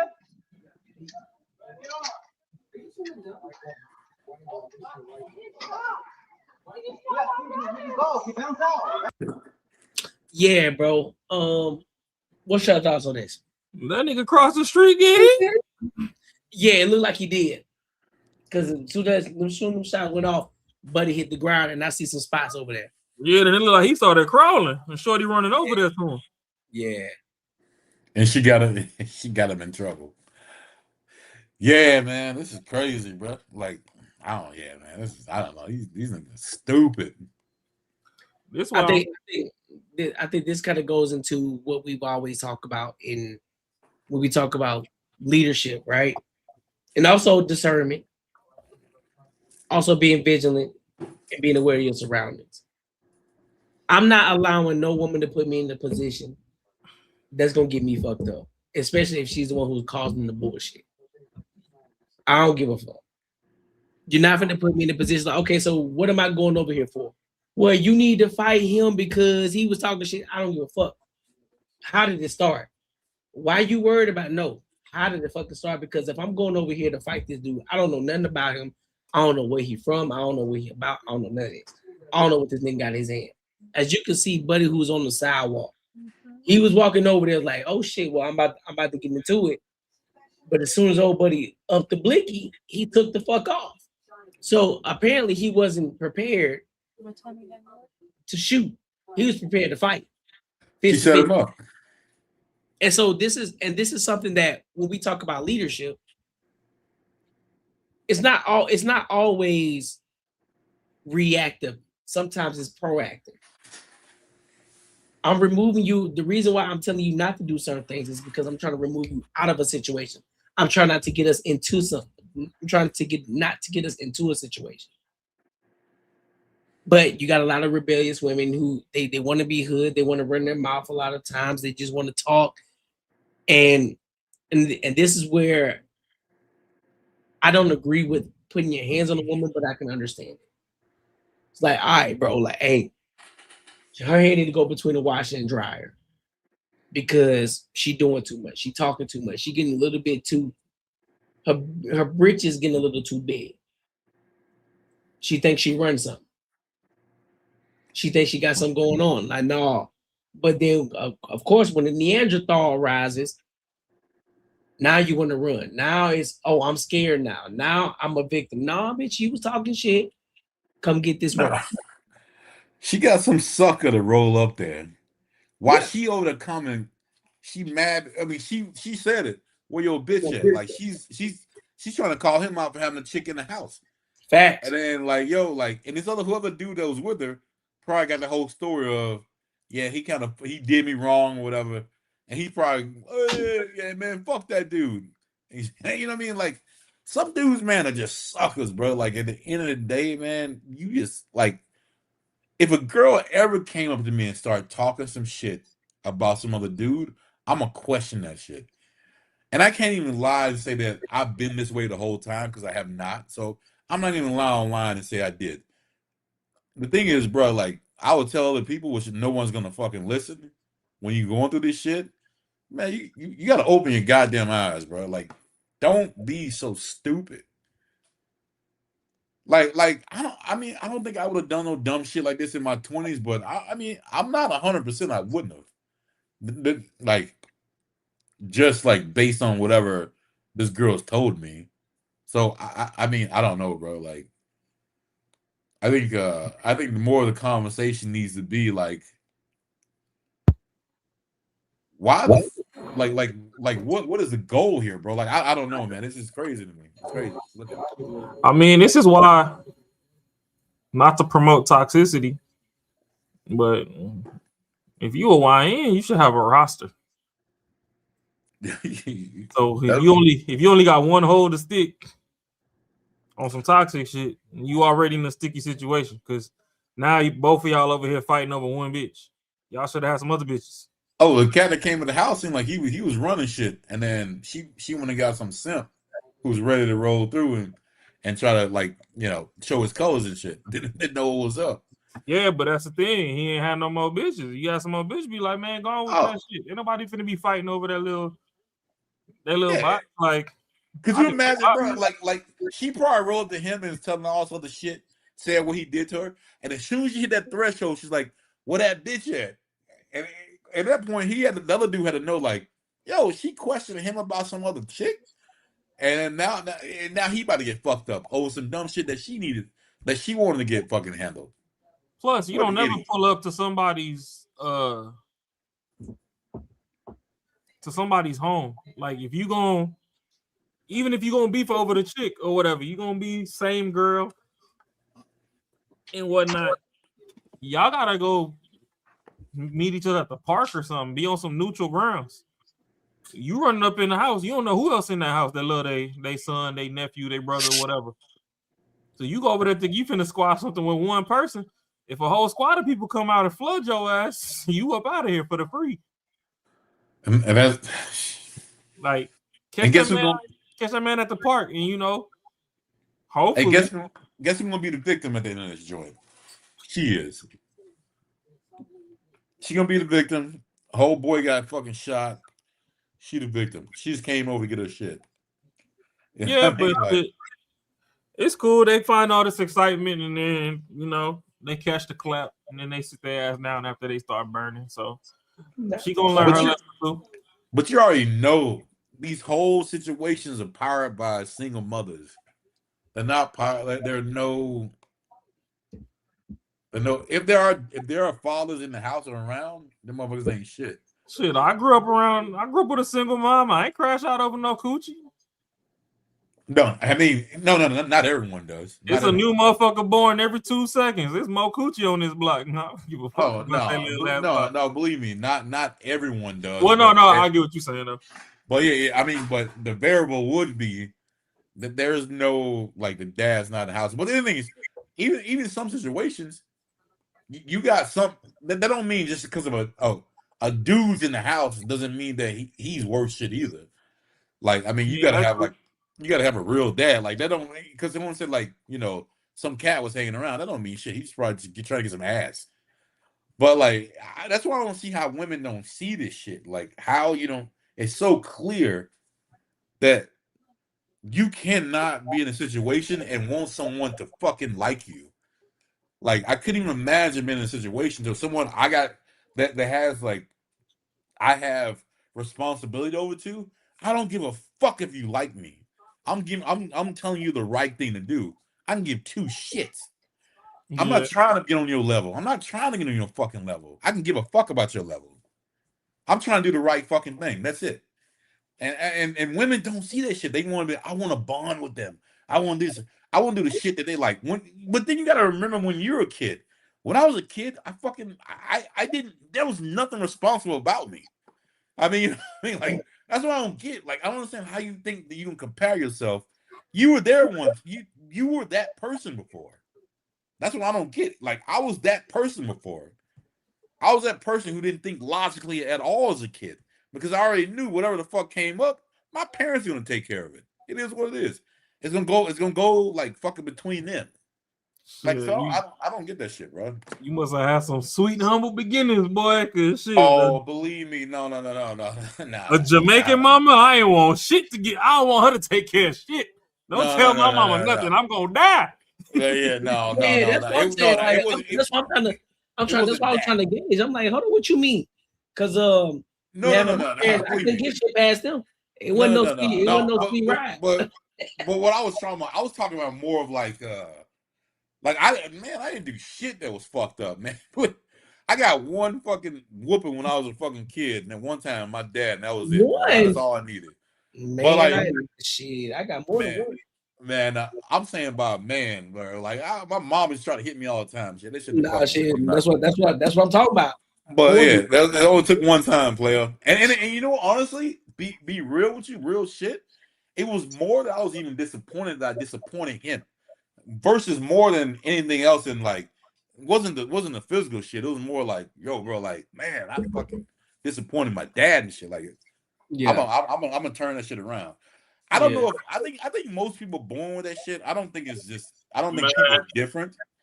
I just think like most people are born with that. But that person cannot be your best friend. I'm gonna tell you that shit. It can't be like, yo, I'm gonna give you what the fuck. Like, it just doesn't like. When someone knows they the man, they like you can see that shit. They ain't trying to act like like who like gives a fuck about you and shit like that. You get it, right? You know what I'm saying? It's none of the other bullshit. Shit, shout out to y'all for growing up not wanting to disappoint nobody, nigga. I wasn't trying to die. I had a lot of that shit going too. That's why I did not hang around. Boy, my mama Jamaican as hell. I brought you here. I could take you out this motherfucker. Please don't tell that lady shit. Oh, we heard that shit too. Please don't tell that lady Nathan. Man, my mother from the South, bro. Like, come on, man. We heard that same shit. You know what I'm saying? I brought you into this world. I'll take you out. Yeah, we heard that shit too. Yeah, and they mean that shit too. The difference is like when you hear your mom say like, yeah, you know what, I ain't trying to get whooped by the mom, but then she's like, all right, don't worry about it. I'm gonna tell your daddy. Like, that's it. That's it. At the same time too, I grew up a latchkey kid, so I did half-ass have responsibilities early. Yeah. So that's where sometimes watching stuff like this get annoying too. It's like, y'all niggas got people at home and like people cook meals for y'all. Y'all get fucking Little Caesars every day and shit. Like we was really like finesse 2 times, nigga. Had the noodles, no packet. Yeah, shit. Cereal with the can murk. The murk. Nigga, I had cereal with tap water. Yeah. Boy, you put the cornflakes in there, you stir that motherfucker to that starch, make it milky. Then use your imagination, it should start looking like it's skim milk in there. And, hey, enjoy your life. Dude. We all go through some different shit in life.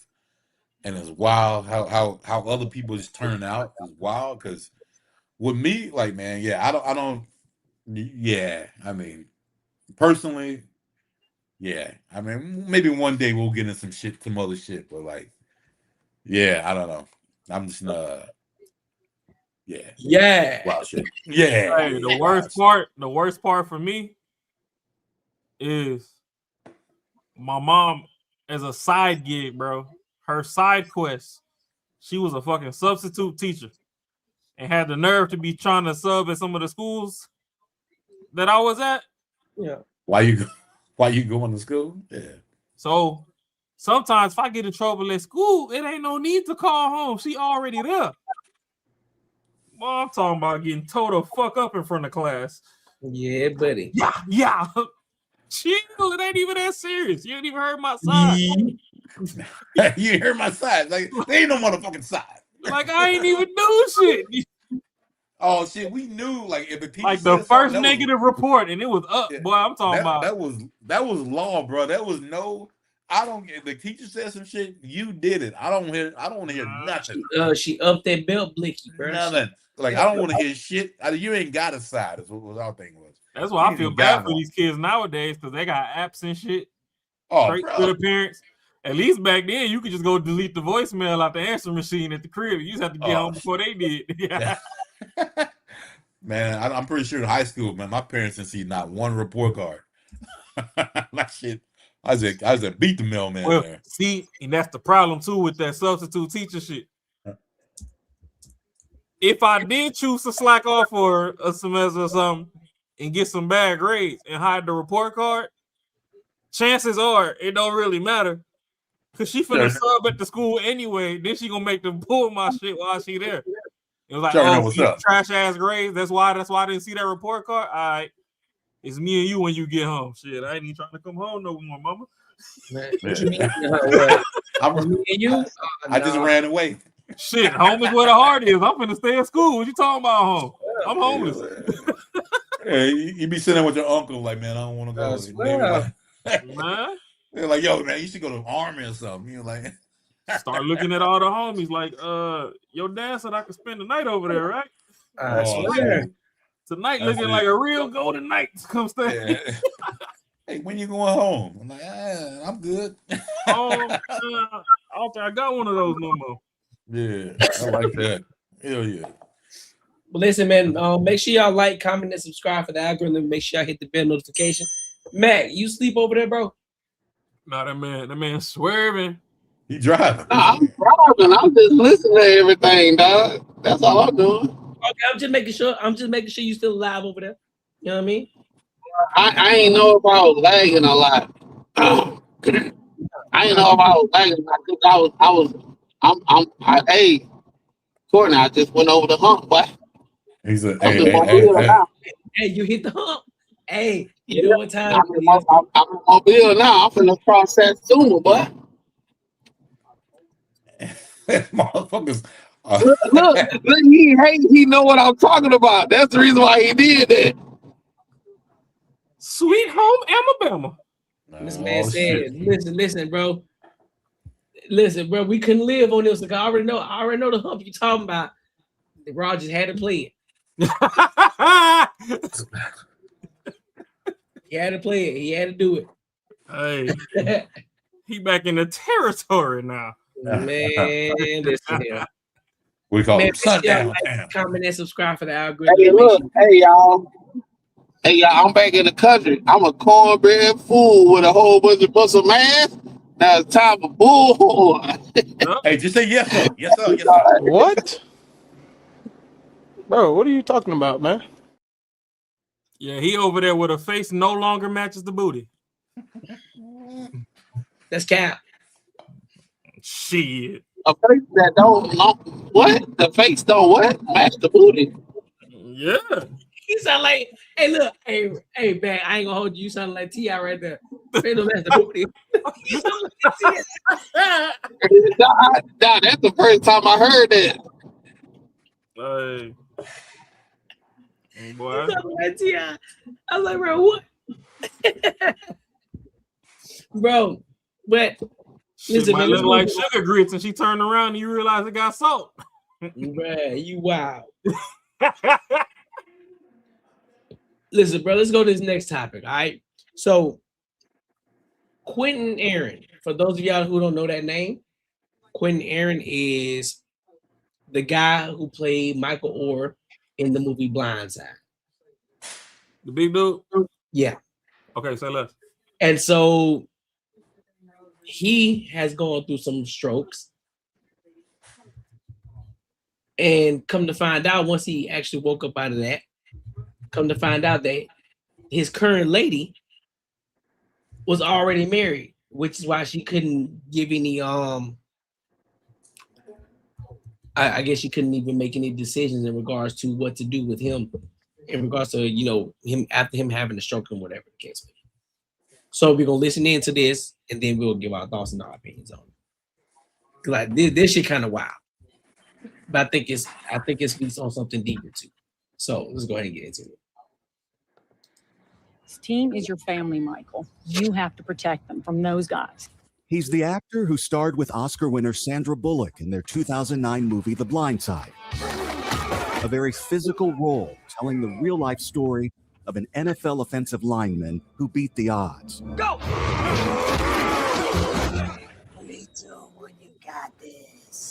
This morning, 41-year-old actor Quinton Aaron is in physical therapy at an Atlanta hospital trying to learn how to walk on his own after nearly dying in January from a stroke to his spine. Big question.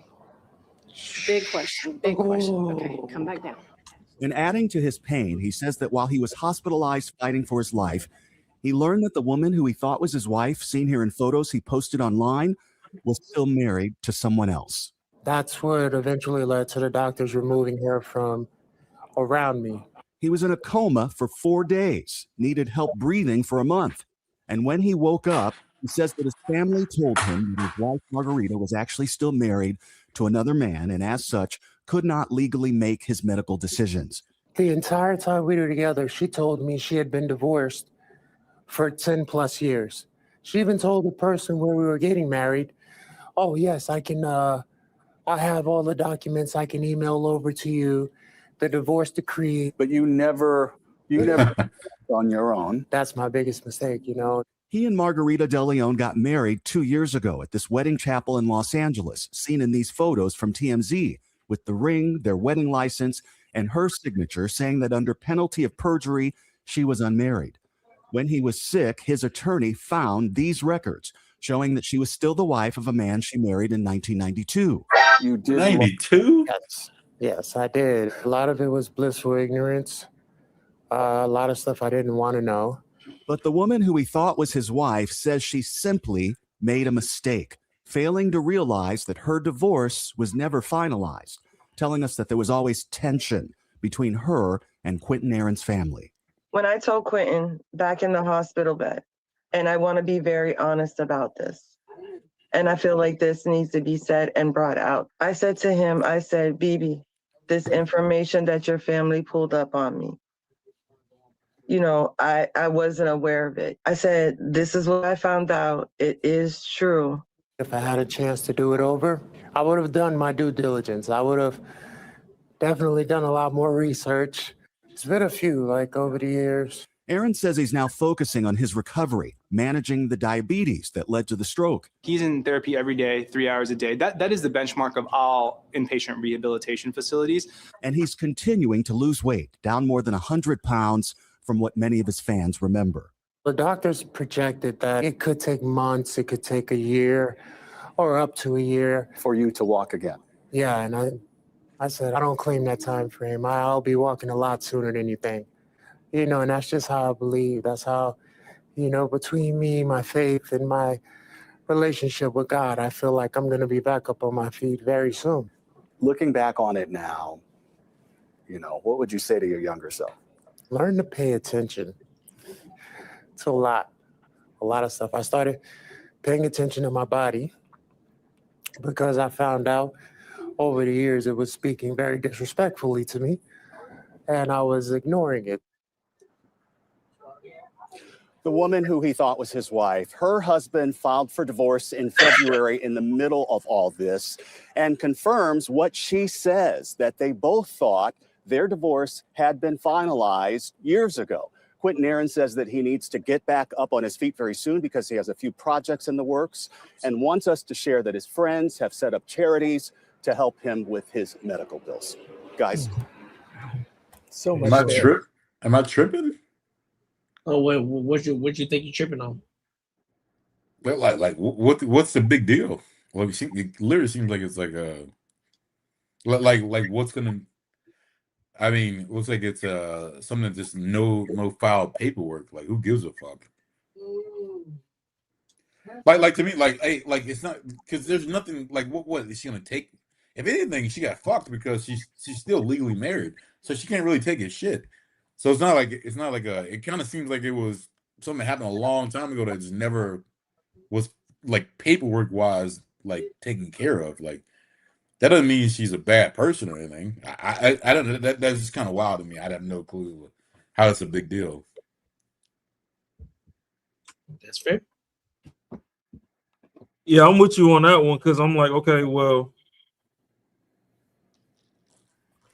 she said it was a mishap. The other dude refiled his paperwork. What? Let me see. Said 92, so shit, 20-something odd years later. Yeah. Them papers old enough to buy their own cigarettes now. But you know, I don't know, bro. Like sometimes I think family stuff just get way too messy. Because now my question to my immediate blood would be, well, y'all niggas counting me out? Yeah. Because now it sounds like y'all was trying to divvy up whatever shit I got left. And y'all trying to say shorty in the way. Yeah. So y'all done dug up some shit to get up out the way so y'all could divvy up some stuff. Mm-hmm. Quick question: are the vows legal if she lied otherwise and he chose incorrectly? Who gives a fuck? Well, no. Well, the thing is, she didn't know. Here go the thing though.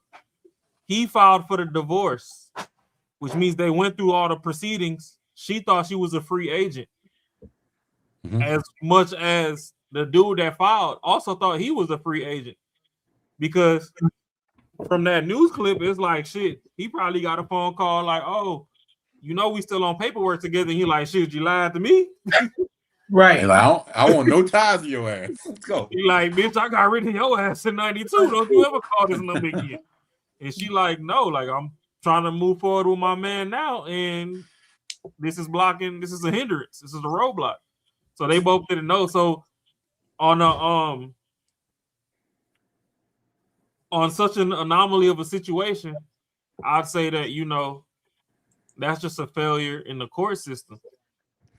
So that's the problem with listening to people. Like some people, I guarantee, can make this a big old deal, which it really ain't. Like if you really break down like what it is, because if you think it's a big deal, like the way I process shit is, what's gonna be your advantage? Like what is your motive? Like what are you gonna gain from this? So if it was like, yo, like I'm still married, there's some way you can take all my shit and whatever, but that's not even something that could happen. So for me, like, I wouldn't even process the situation as being anything different than it is what it is. Because again, like, you gotta have some sort of gain to make me think that it's fucked up. That's gonna be a gain over me. And she doesn't have any sort of gain that versus that, like, it's just a fucking mistake. But other people can make it like something that's way bigger than it really is. And that's one thing. That's one reason I don't just listen to people, bro. Like, I have to process shit myself. Because you can make all kinds of situations big. Like you'll hear women talk about all the time. Like, you lie to, like, just say, like, if something you didn't tell them, they consider it as a lie. Well, no, I don't think I need to tell you. That's not a lie. So do you think this is something more so of just an honest mistake?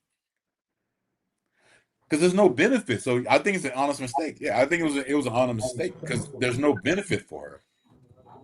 I think it's a very honest mistake, and I'm really disappointed in his family because now they've created a rift.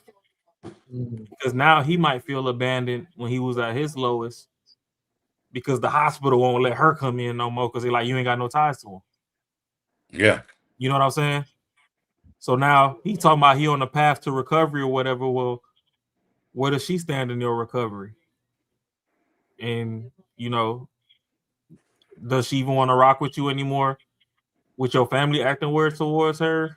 Yeah. Do you still want, like, now they just created so many other variables that couldn't have been there when she was probably down the ride. She's probably finna just sit bedside till he took his last breath, whether she was gonna get something or not.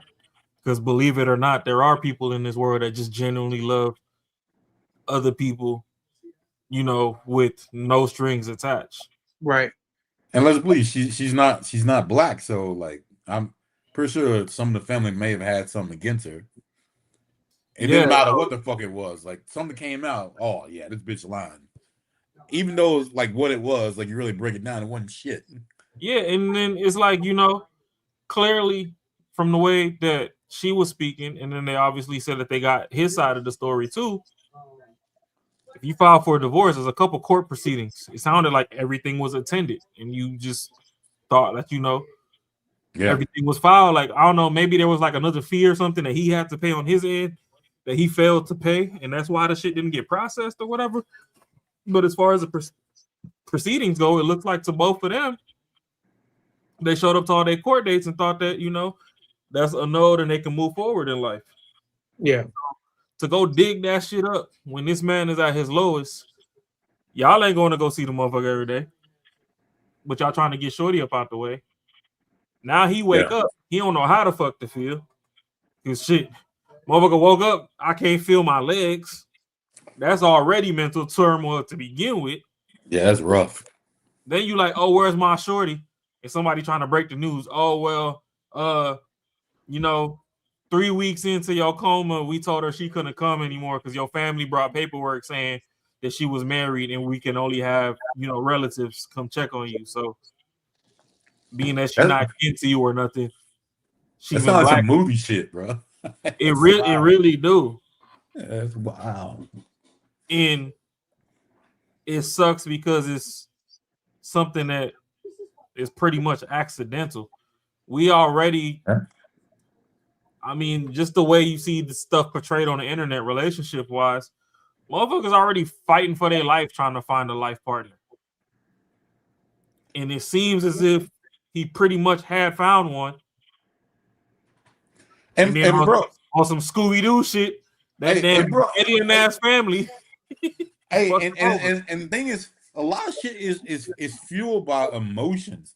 Like if you weren't logically thinking about the situation, you were just emotionally thinking about this, you would think this is fucked the fuck up. You would think this is the most fucked up thing that could ever happen. If you weren't logically thinking like, yo, like again, like what's her like she ain't trying to come off of my money because if anything, she can't really get it because we're not technically married. Right. So cool, bro. So, but if you emotionally thinking about it, you think it's the most fucked up thing in the world that could ever happen. Oh, this bitch had a husband and she came out to me like some movie shit. You be like, nah, man, fuck, I'm done with her. Like, you gotta start thinking. Hey, man. bro, if anything ever happened to me and my best eater is by my side, don't you chase away my best eater. Shit. I mean, it's some legit shit came to. No, I'm just saying. Legit shit came up. I mean, you gotta. No, I'm just saying. On some toxic shit. If and when I wake up and you not finna eat this dick up, don't chase away the person it is. Yeah, I mean, some legit shit came up. Like, yo, your girl actually got 5 kids. She said she ain't have none. I'm like, what? Like, I know, okay. I know the chat be hating when I take it to the crazy side, but hey, because it's the same. So it's something that I used to always say too. Like, I even might have told a couple of my exes that shit. Stop talking to your homegirls about me. Oh yeah. You tell. Oh yeah. Me and you is between me and you. They gonna get intrigued. They gonna want like, oh yeah, but my homegirls is like sisters. Like, no, if my dick can't go on my day mouth, my name don't stop putting my name in people's mouth. My dick can't go in. I mean, I don't take that approach, but I mean, I got you. No, but don't be sharing no intimate moments or no fights or nothing with these bitches, because if they get intrigued and I don't choose to say no, her ass might be fatter than yours, or hey, the shit might just jiggle more than yours. It might be the same size. I might just want to see if it wiggle how it jiggle. Bro, I think it's more.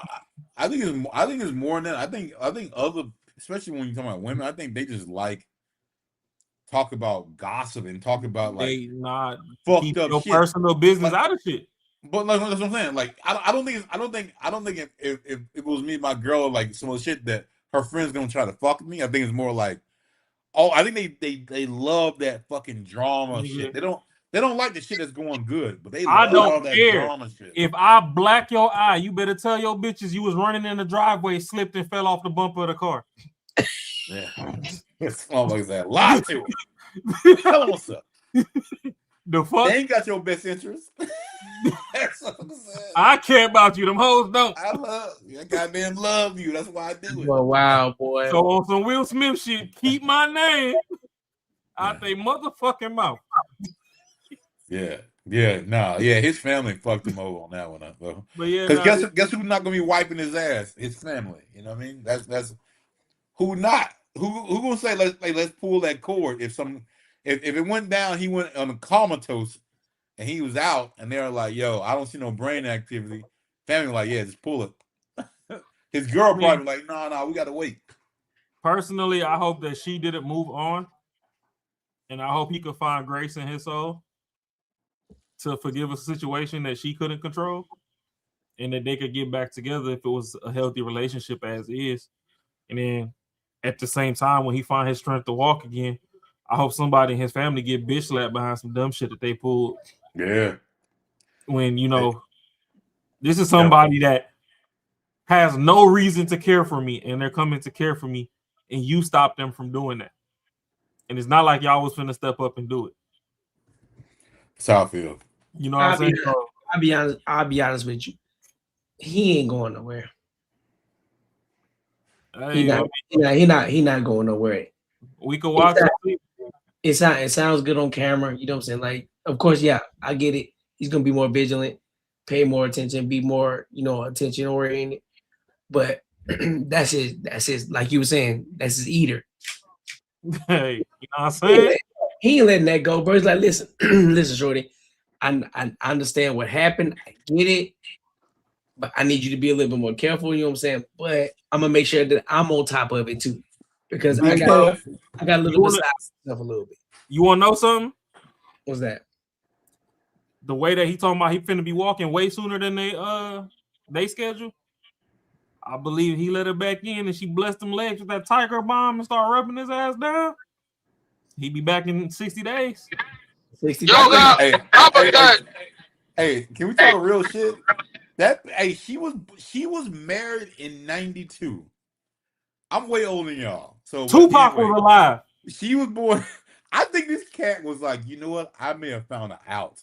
I think he was like, yo, you know what? I've been looking for this out. I got one. Here you go. Hey, I'm so distraught. He's like, no, get his old bitch out of here.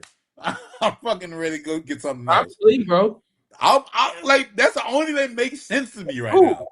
Who was trying to get out? Him? I think he was like, yo, I found the out to get her out. Bro, like, he was married in 92. Yeah, but that was the first divorce was filed in 92. Bro, that means I'm telling her age. Oh. Like, I'm thinking this dude was like, I fucking hit the jackpot. I got a reason to get the fuck away that ain't gonna fuck me up. Nah, like, bro. I don't know, man. That's only logic that makes sense. You talking about him? Huh? You talking about him? Him, yeah. He wasn't trying to get away though. Nah, that's his lady, bro. He ain't trying to get away. The family put that roadblock up. I think they did, but hey, bro, I'm sorry. Nah, he ain't trying to get away, bro. Okay. He ain't trying to get away. She closer to that age where them teeth come out. He ain't trying to lose that. I don't know, man. I don't know. Boy, yeah, shit. I don't know. Hey, Courtney, is that sound from like GTA, bro? That wow wow, that shit. Nah, it's close, but it ain't that for now. It's close, but it ain't it. Nah. It comes with some yellow, but it's in a rectangle.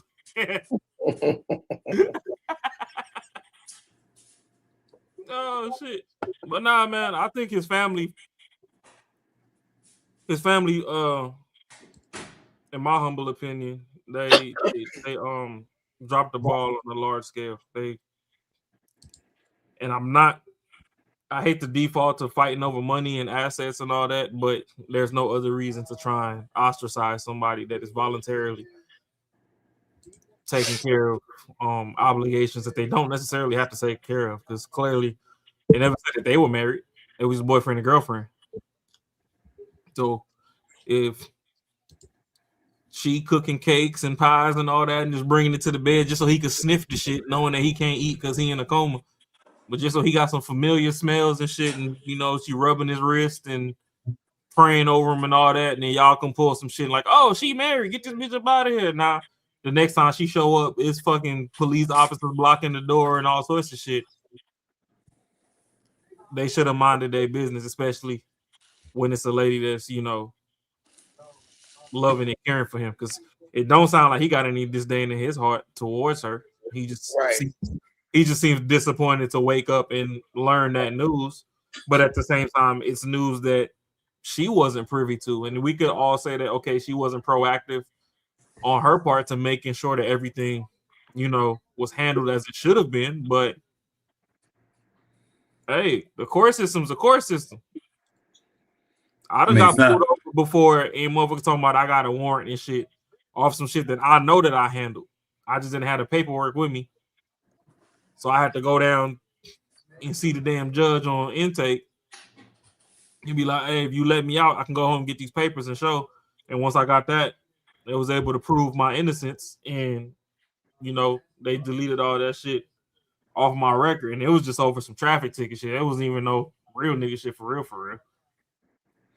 So, yeah, to me, this don't seem like a big deal at all. I mean, to me, it don't. Hey, man, all I'm saying is anything happen to me, don't tamper with my best eater. Leave her around. Whether you understand it or not, I understand it. And if she's still with me, she understand that we understand. Leave the bitch alone. Yeah, especially if someone ain't gonna be there for you. Yeah. Yeah, I mean, she could be anywhere in the world. Oh, my fault. No, I'm saying like if your family want to jump in, unless they ready to do whatever she would have been doing, don't say shit. Yeah, like shit. Because when I wake up, I'm gonna still have them needs. I mean, not that, but you can say, hey, I don't care if it comes to what Courtney was saying with needing my ass wiped, or hey, if I wake up at 5 a.m. and that motherfucker touching me feeling, you might have to calm him down. I might need a snake charmer. You to chase my snake charmer away. I was say, yo.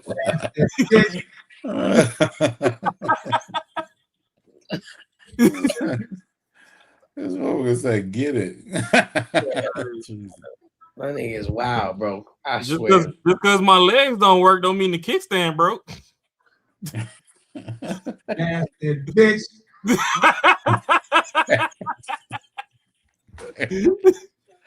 Yeah, hey, man. Bitch. Well, y'all ass is crazy as hell, boy. I I wish I would wake up and then the family talking about you chase someone. I'm gonna be looking around the room like this and shit. Where she at? Where she at? Listen, do we got one more in us, or should we cut it right here? Which I think. Hey, yo. Nah. If we want to go for another topic, I'm game. Yeah, I could do one more. You can do one more? All right. Yeah, because at least some room for the wing basket fun.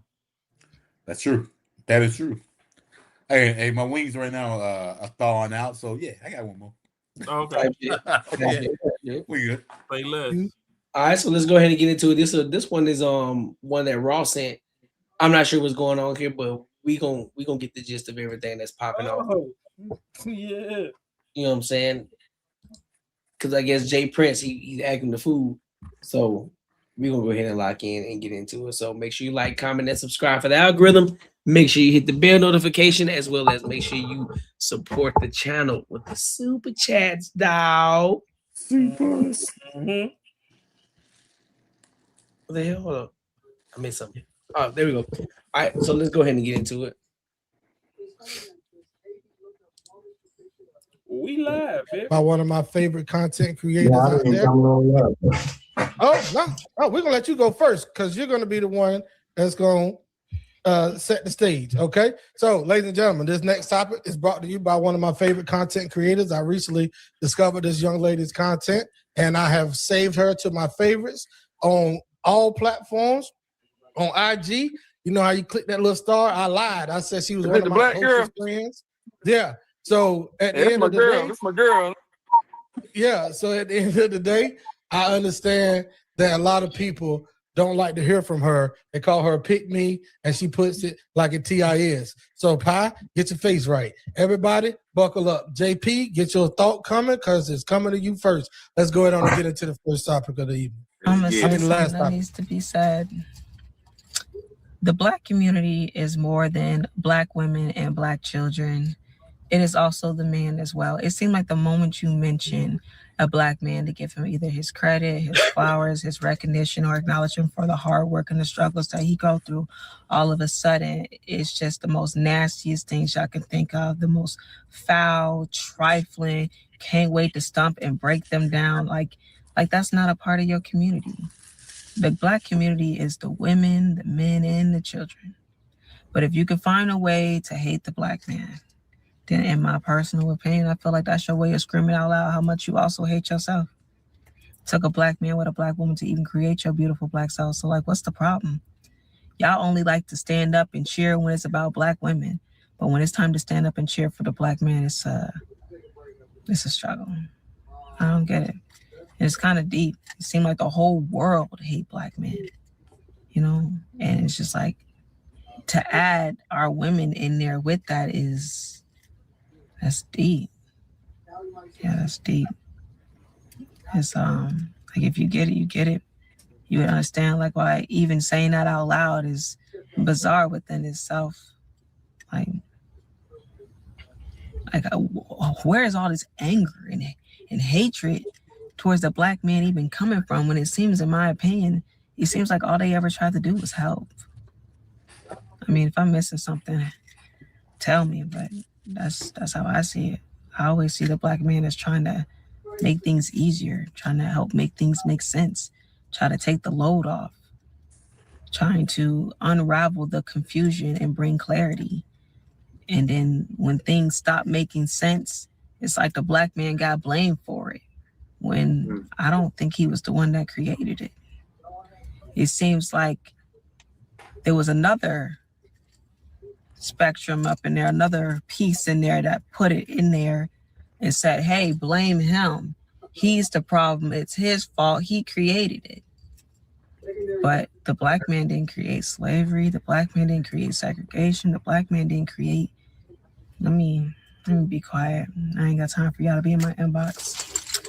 All I want to say, and keep it brief and simple, the Black community, Black men, women, children, not just the women and the children. Stop trying to kick our men out. We still need them.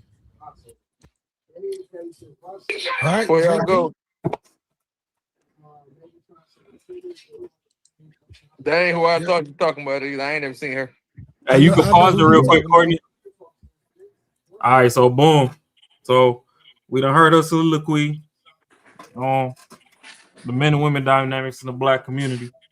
Just for people that don't know, Jay Prince is a Fight Club alumni from back when a content creator by the name of Anton Daniels had a show called Fight Club during the pandemic. And he was, I'm not even gonna really say that he was nicknamed. His actions really earned him the name of being a professional pookie. So if y'all think I'm wild when I talk about some hood and street shit, like the shit that I just narrate on, Jay Prince lives that shit. So I speak on some hood shit most times, you know, from third person. I might have some stuff that I did in there, but that's for y'all to know or figure out what I done did and what I didn't. But like Jay Prince done actively damn near got arrested on camera before in Fight Club after they done told his ass to stay home, and the nigga done started walking down the block and had altercations with, you know what I'm saying? So she said what she said, and now Jay Prince is gonna give a narration. And just remember, it's coming from a quote unquote Pookie perspective, but just listen to some of the keynotes that he's dropping. We played her last week. I'll text you what I think you talking about. Who I think you talking about. JP, on you first, on. So I would think it's always the light-skinned ones who understand that. The dark-skinned ones think they're doing something good. I think the dark-skinned women in these relationships with dark-skinned women, I think dark-skinned women made Black men hate them. It started off, it's not just about relationships, it's just the Black women in totality. When we start off with our mama, when you sided with the government, you betrayed us, you betrayed our father, so you move. And they don't do this with the white man when they have kids by the white man. A lot of people ask me, when you think of a Black woman, what do you think of? I said immediately I think of an enemy. Everything your enemy could possibly do to his ops is what the black woman have done to black men. It's sad that you get rewarded with pussy when you done killed another black man, when you done went to prison, when you have to be signed up to be a step dummy or a stepdaddy that they call it, something that they wouldn't do. Black women done got us robbed. Black women done it's a lot of black men is in a cemetery because the black woman set them up. Black men, and then they would come on this line talking about they the least protected, least respected. But so, out of all them black men that's in the graveyard, most of them die behind of a black bitch. He don't get no type of, ain't no black woman protecting him in them child support courts. Ain't no black women protecting him in them divorce courts. Ain't no, what the fuck did a black woman do for the black man besides run her mouth like she do all the time on police brutality, just talking shit. So at the end of the day, I think that the black man, it was poisonous putting black men with the black woman and the white man. Them his two biggest ops. When you think about when you think about the black man's downfall, two things gonna pop up, two faces gonna pop up. The system and black woman. In fact, I don't call black women no more. I call them governments. I call them welfare. I call them Section 8. I call them Me Too movements. I call them everything that the white woman allegedly did to the black man back in these days. Emmett Till. Black woman became that Emmett Till type of shit. Black woman done put black men under false pretense and under false grape and all this other shit. Black men experiencing horrible shit with the black woman. Everybody want to sit up here a lot because we got to sit up there. Oh, that's mama. Every time we think of a black woman, we got to picture our mama. So we automatically exclude all the bullshit that this bitch done. Man, hell no. All right. We're gonna have to address this shit, or we ain't gonna move on, period. It made me want to stop creating black women. Gotcha. We're gonna come back to you, JP. I'm sure somebody gonna have something to say to what you said. So I'll allow you to respond when they address you correctly. We gotta go to Mommy Three Love next because she was over here verbally cussing you out on mute. So let's see what she got to say. Mommy Three is on you. Yeah, in my Memphis boy on mute. Yeah, I was on mute talking about your motherfucking ass. Here you go. They always you done made an excuse for this man doing that to them goddamn kids. Black men, we can't even be emotional. We gotta be for the white man, all that bullshit. And then you talking about what you call black women?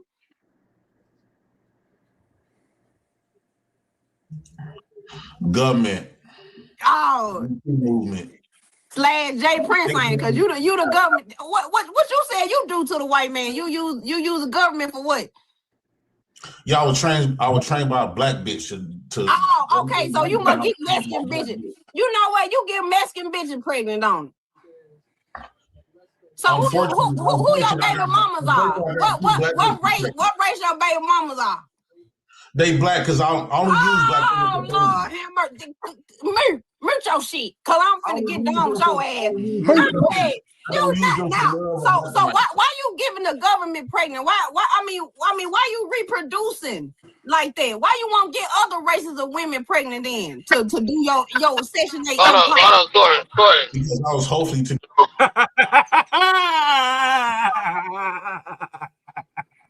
All right, we gotta pause it. I try not to say a lot of things. Hey, I'll try to let it play. Hey, Matt, before you go,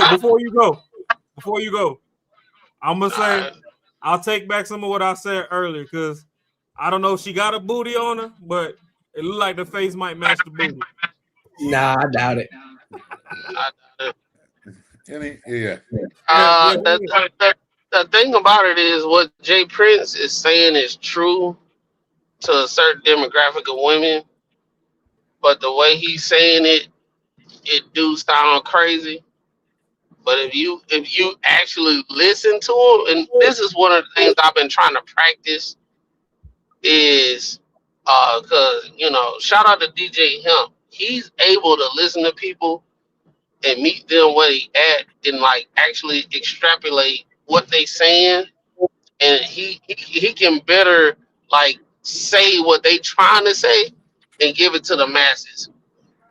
You have people from a different, they come from where they come from, and they say what they say, and like shout out DJ Hemp again. He's able to like listen to. He like the whisperer of stuff. Both Jay Prince and her cut from the same exact cloth. That's the crazy thing, right? Both him and her are cut from the same cloth. But Jay Prince was saying some real stuff, but I think he's so far on the spectrum of what he talking about. He blanket statement and he making it all. You know what I'm saying? There is a certain demographic of women that move the way he's saying.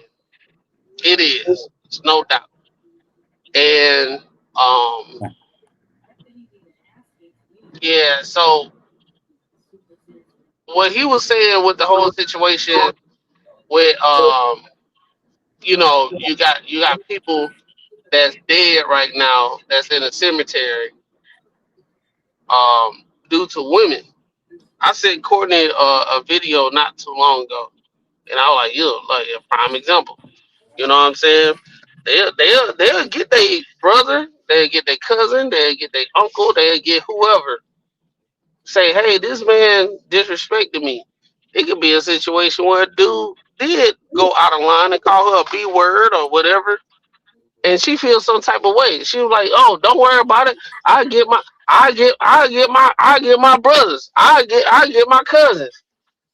And then boom, guess what happens? Somebody go to jail. Somebody dead, or it might be a multitude of all of that shit.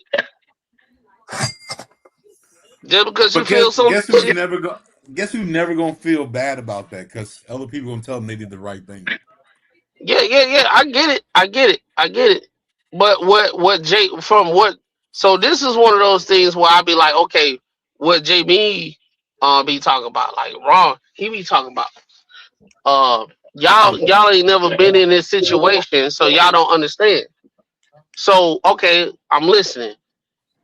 Jay Prince is cut from a similar cloth of what he talking about, and all right, I'm listening.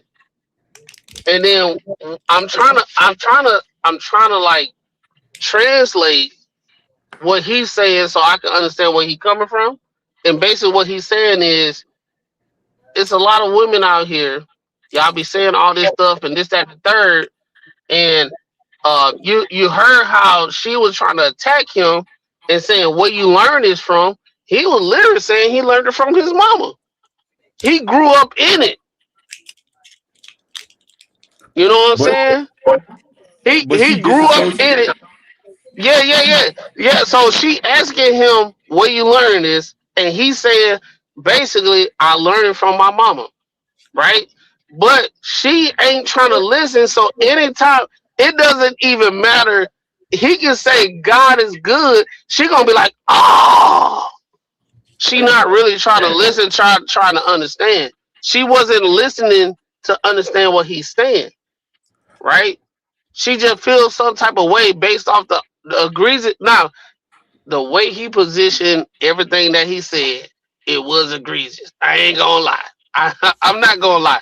Nobody gonna be receptive on that. But from a person that's lived the life that he had, that's how he's able to articulate what he feels. All right. You, as a person, as a grown up, as an adult, as a person that's supposed to be able to, you all the way up here with it. You supposed to be able to be like decipher what he's saying and be like, okay, I see what you're saying. I get what you're saying. It might be misguided. The words that you say might not be the best, but I can do that. I can train you on that. I can teach you how to better say what you're saying. She cut from the same cloth, and she come from the same background, but she being disingenuous. That's the shit that's bothering me, because the way she talking and the way she saying this shit, both of them are saying the same shit. They cut from the same cloth, and she trying to act like what he's saying ain't true. But that's how she. I don't think she's looking at it like straight on like I know what he's talking about. I think she's looking at it like there's one thing off, and that is wrong. Like you understand? Like some people like when they talk about wrong shit, like it's gotta be very motherfucking specific, and that's the only way they're gonna get it. It could be like we can talk about like everything generalities, and we'll get an example. Some people, it literally has to be fucking right the fuck on for them to fucking get it. And they will say it could be like right, just like a little smidge to the left, and they'll be like, I don't know what the fuck you talking about. You know what I mean? And I feel that's exactly what the fuck she's saying. He's saying my mom taught me. He's not getting that. She's not getting that situations where that like mothers are leading some kids in the wrong direction. What she's getting is my mom didn't teach me that shit. You lying. You're lying. That's where she's coming from. It's not like for her thing is totally different. And like I said, it could be just a smidget off. And some people like when someone wants to learn, they can think in generalities. When someone doesn't and want to be right, it literally has to be fucking spot on for them to even get it. Well, the thing about it is, even though she cut from the same cloth, she's still a woman. So when he was saying what he was saying, I think most men can kind of like, okay, yeah, you were saying some wild stuff, but I'm focused on what you're trying to say. Yeah. And I get what he's saying, and it's like, okay, yeah. What you I got said, exactly how what he you said. positioned it was crazy, but I understand where you come from. What women do is they more offended how you said the message. So now we gotta go. Now we gotta have a conversation about how they feel about what you said, and now it derails the entire conversation versus of what he's actually saying. Now, yeah, what I say this, what I say it the way he said it, nah, I probably wouldn't. But he come from a place where he's saying what he's saying. A person that is educated, all these women. I'm educated. I could do the. If you're educated, you should be able to put yourself in a conversation and understand that some people may not be articulate the way you are. So you try to meet them where they at and actually try to extrapolate what they saying and understand where they coming from and take your personal feelings out of it. That's not the case. She cut from the same cloth, so they'll be battling all freaking day, bro. I know that literally. I know I have seen this within my own family on the countryside. I done seen this. Nobody gonna. They come from the same cloth. They come from the same background. All this stuff. But guess what? They'll go all day arguing. It is not gonna go nowhere. It's not gonna go nowhere. No. 100% not going nowhere. It's not gonna go nowhere. They not listening to each other. They don't understand each other. How the world treats them. They can't even have a conversation about, hey, I'm gonna sit down.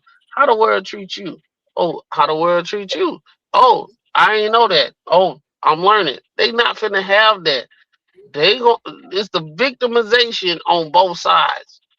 Now, but I say with Jay Prince, the shit that he's saying might sound crazy, but he's saying some real shit. Let me get into it. Let's dive a little deeper.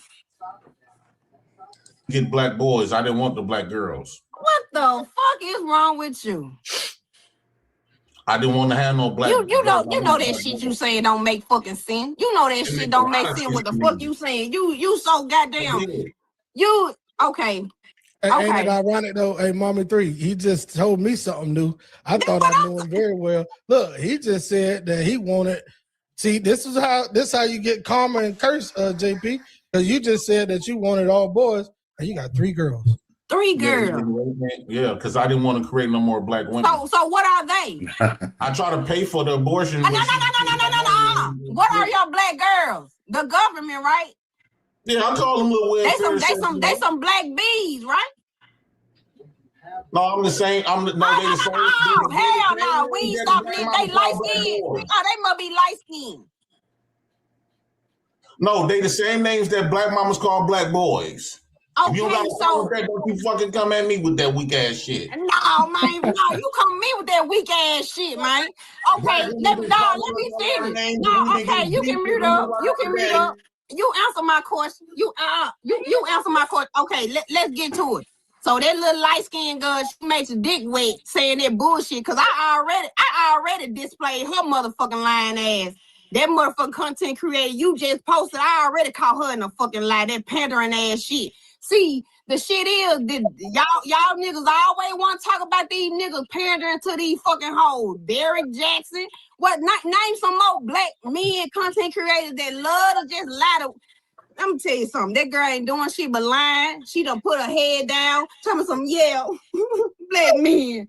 What did she lie about? No, and you know what? I guarantee you she give a black man the same fucking problem that you said another black woman give you. What did she lie about though? Everything she said, majority of black men agreed with her. Why they agree with her? I think that black women. No. Listen, okay. Why they agree with her? Why they agree with her?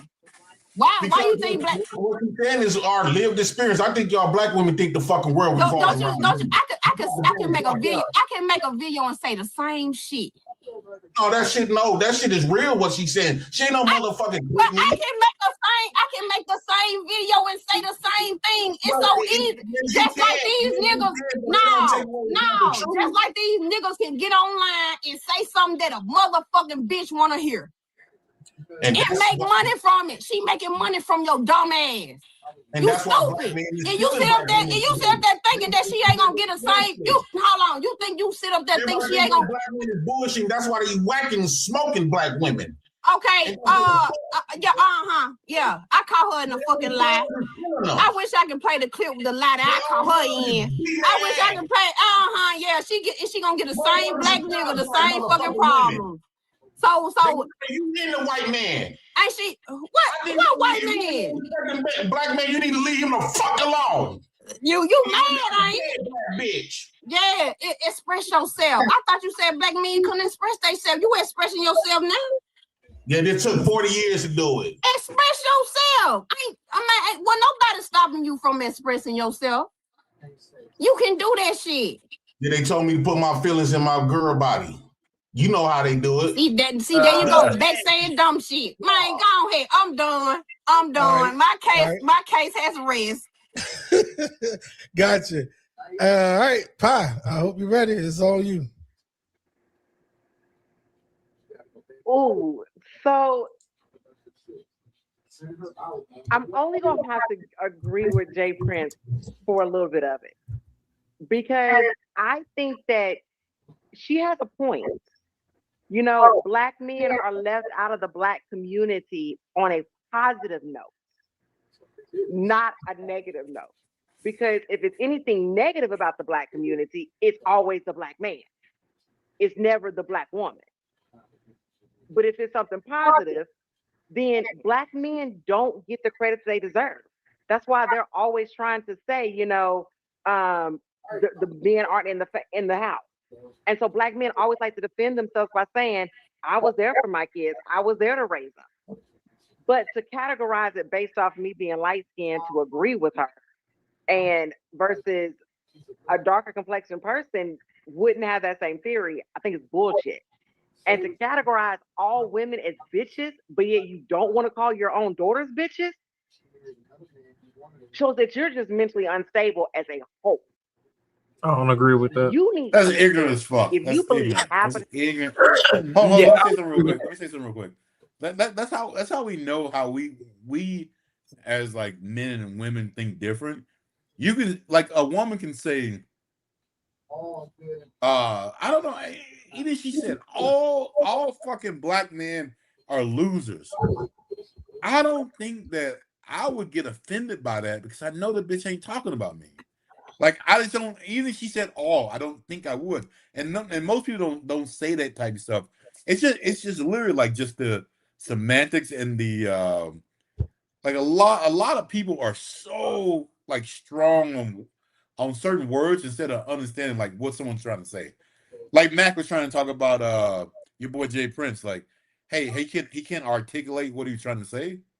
You know what the fuck he's trying to say. You can maneuver what he's trying to say. So I wouldn't be so hell bent on his words if he used something wrong.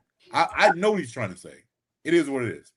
But a lot of people are so strong about just certain words to try to derail a conversation. Yeah. Hold on, let me respond to this chat real quick.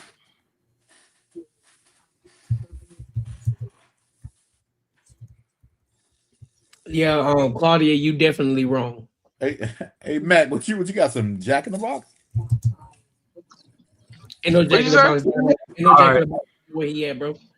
I was Nah, but I got Whataburger, boy. What you talking about? I was typing it, but that what was it? This one right here. All right, so boom. Claudia says black men are a lost cause, and she's honestly over it because black men don't even protect their own race. Now, boom. Here go the thing, right? It comes to black men from the suburbs, like some of the humble people on this panel, the black men from two-parent households, like some of the people on this panel, and it comes from the real ass niggas from the street like me. It's not that we don't want to protect y'all bitches, and bitches is a general word, and don't try to fucking hang me for saying the word bitches because y'all call each other bitches. So it ain't that we don't want to protect y'all bitches, but we sick and tired of y'all niggas not listening to shit, and then we got to put ourselves in compromising positions to fucking protect your dumb ass just for you to go back and do the same old dumb shit. That's where the fuck the tiredness come from. So it's not that we don't protect our own race. We just gave up on protecting the ones not worth protecting. And sadly, the ones that's not worth protecting is be the loudest motherfuckers on social media. So yes, a lot of y'all is ass out till you pass out. That's 100% what it is. Like, but there are women that get protected that niggas will die for that they ain't even fucking seen a titty picture or sniffed a cooter. And they're real feminine ass black women, and they listen when you tell them something. Hey, harm's way is over there. Please go the other way. Okay, thank you for looking out. Boom. So if you see her in a compromising position, you finna lay your life on the line for her. Oh, hey, there's danger over there. Don't go, nigga, don't tell me what the fuck. All right, bitch, go die then. Let me follow her. Yeah, go die then. The fuck I'm telling you something. I'm trying to look out for you, and you got an attitude with me, then go die, bitch. That's where it comes from. Ladies, I need y'all. Listen, I need y'all to stop doing this. This isn't somebody hurting you. This isn't who hurt you. This is not that situation. This is not that at all. I need y'all to stop. I need y'all to stop doing that.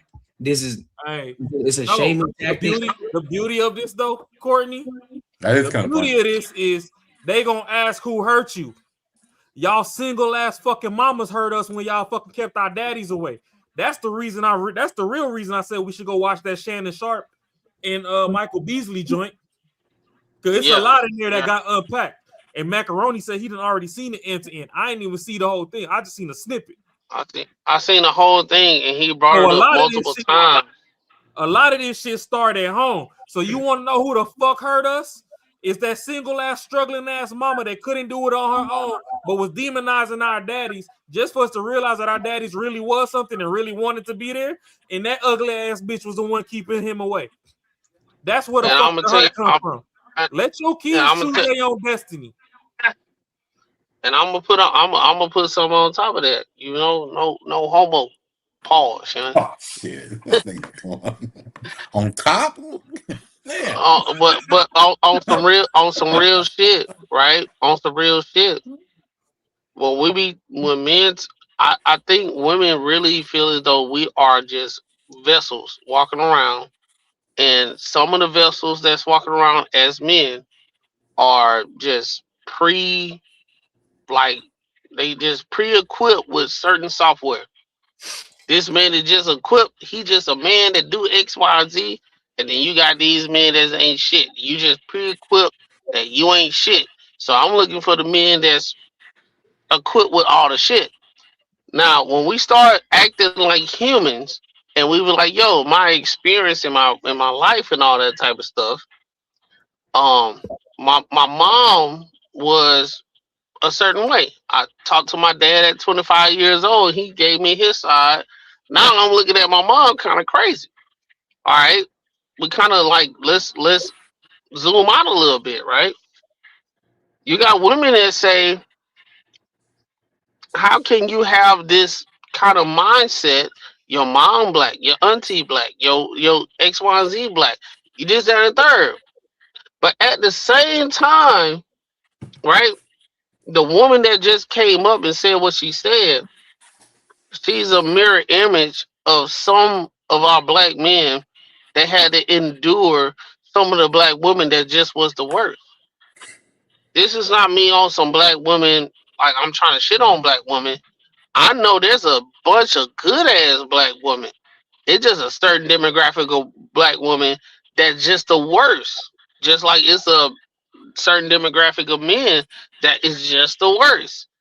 The black women that come to us, the black woman that is just the worst, and say, "Why you don't like me? Your mom a black woman, your auntie a black woman, but at the same time, my mama didn't act like you. My grandma didn't act like you. My aunties didn't act like you. This is new to me. The shit that you doing, I don't know what the fuck you got going on." So when you say, um, your mom is a black woman and everything, what you are doing is conceding that black women are a monolith. Hey, but Hey, macaroni. And but all one thing y'all you're not act, getting, hold on, one hold thing on, y'all hold on. not getting And is hold on. And all y'all what and all the Gotta say it. I gotta say it. The same aspect than what you talking about, Matt. Those type of women are the same women that our mothers will warn us about and tell us don't fuck with her. Hey, but I got or one to add on top of that, Courtney, because y'all had the 2-parent households. That's when y'all had the good women at home. All these bitches outside looking for a Tupac, not realizing Tupac came from Afeni Shakur. hey, but He again, told her that she was always the black queen and stuff, and we realized later on that yes, she did operate in a certain light. But when bitches be coming around throwing around this hurt, and Claudia, I'm not calling you a bitch, but I'm just gonna use you for example in the comments. So when you put a comment like this right here, where you saying, "God bless you, hurt brothers," y'all keep thinking that this hurt word's supposed to do something to us. Right. Realistically, that hurt is you guys translating your fucking dusty ass, low fucking vibrational energy over to the males. And that's where a lot of these men are acting out. So when you get somebody like a Jay Prince, I'm not trying to say that I'm the hood whisperer, but when you get somebody like a Jay Prince, it comes from somebody that grew up with a single mom. They tried everything to protect their mom. Mom bringing niggas in and out the crib. I'm telling y'all, if it's one thing y'all could do for us is go watch the Shannon Sharp, Michael Beasley joint and digest the way that was a full therapy session for Michael Beasley. He finally got to get some weight off his shoulders. And when y'all go, matter of fact, we might get a clip of it and we might cover some of it on Tuesday. oh, just hey, but again, like what I'm about to say is, but no, shit. like I'm just saying though, hold on, with the hurt, y'all do all this bullshit and these kids grow up fucking confused. And y'all leave these kids with a short end of the stick.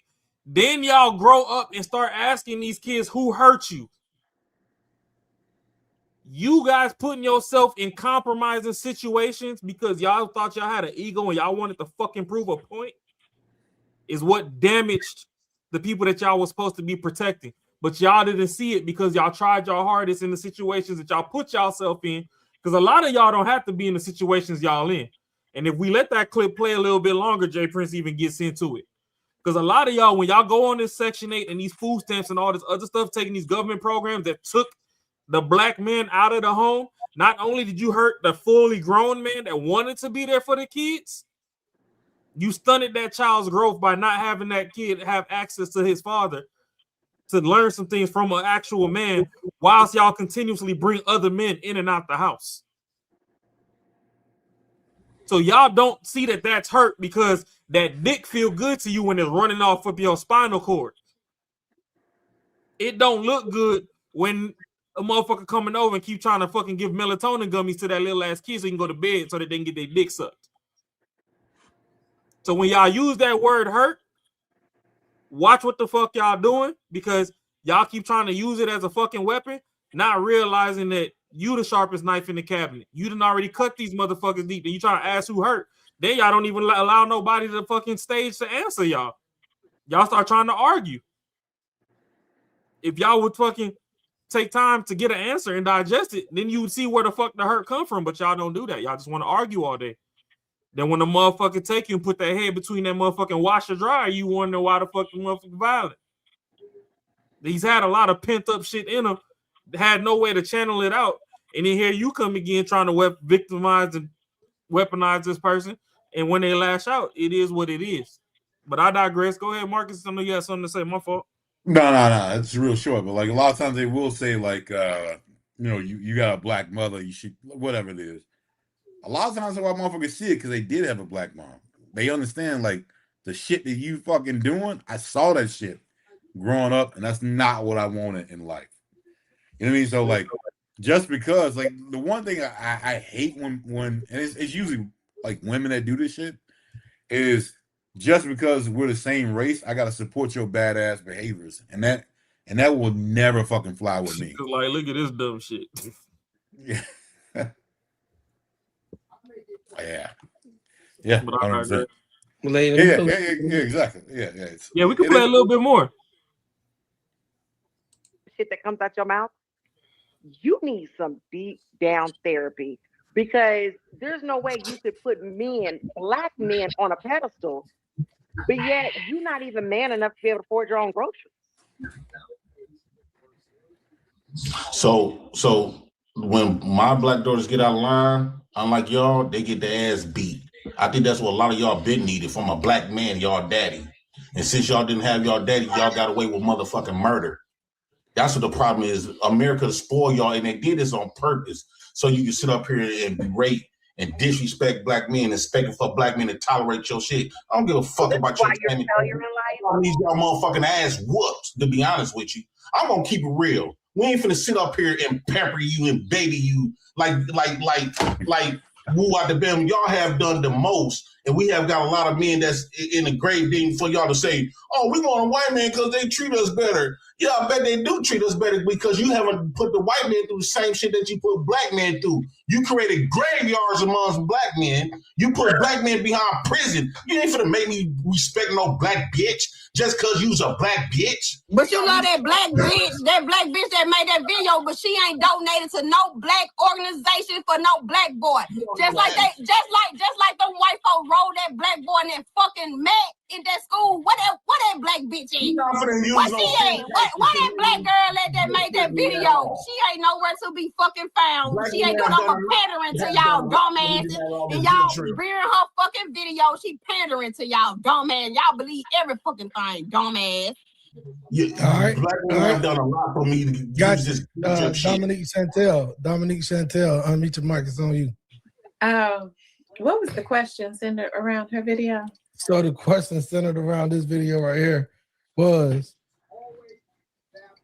are men being mentally, hold on, let me move the banner for you real quick. Are men being mentally removed from the community?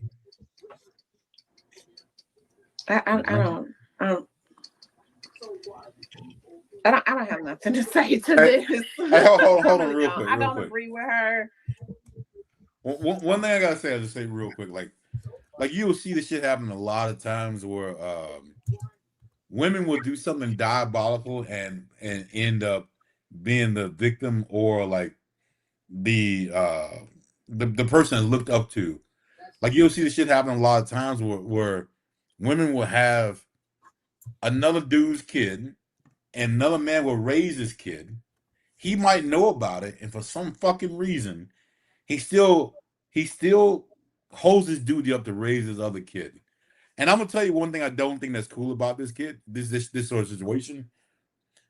That father may take it out on that kid. That's the reason I don't think that's cool. It may be some sort of animosity. Let's take like Tyler Perry, right?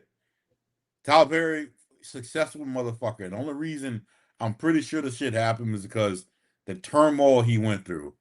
But in the real situation, his mom was the one who did the diabolical situation.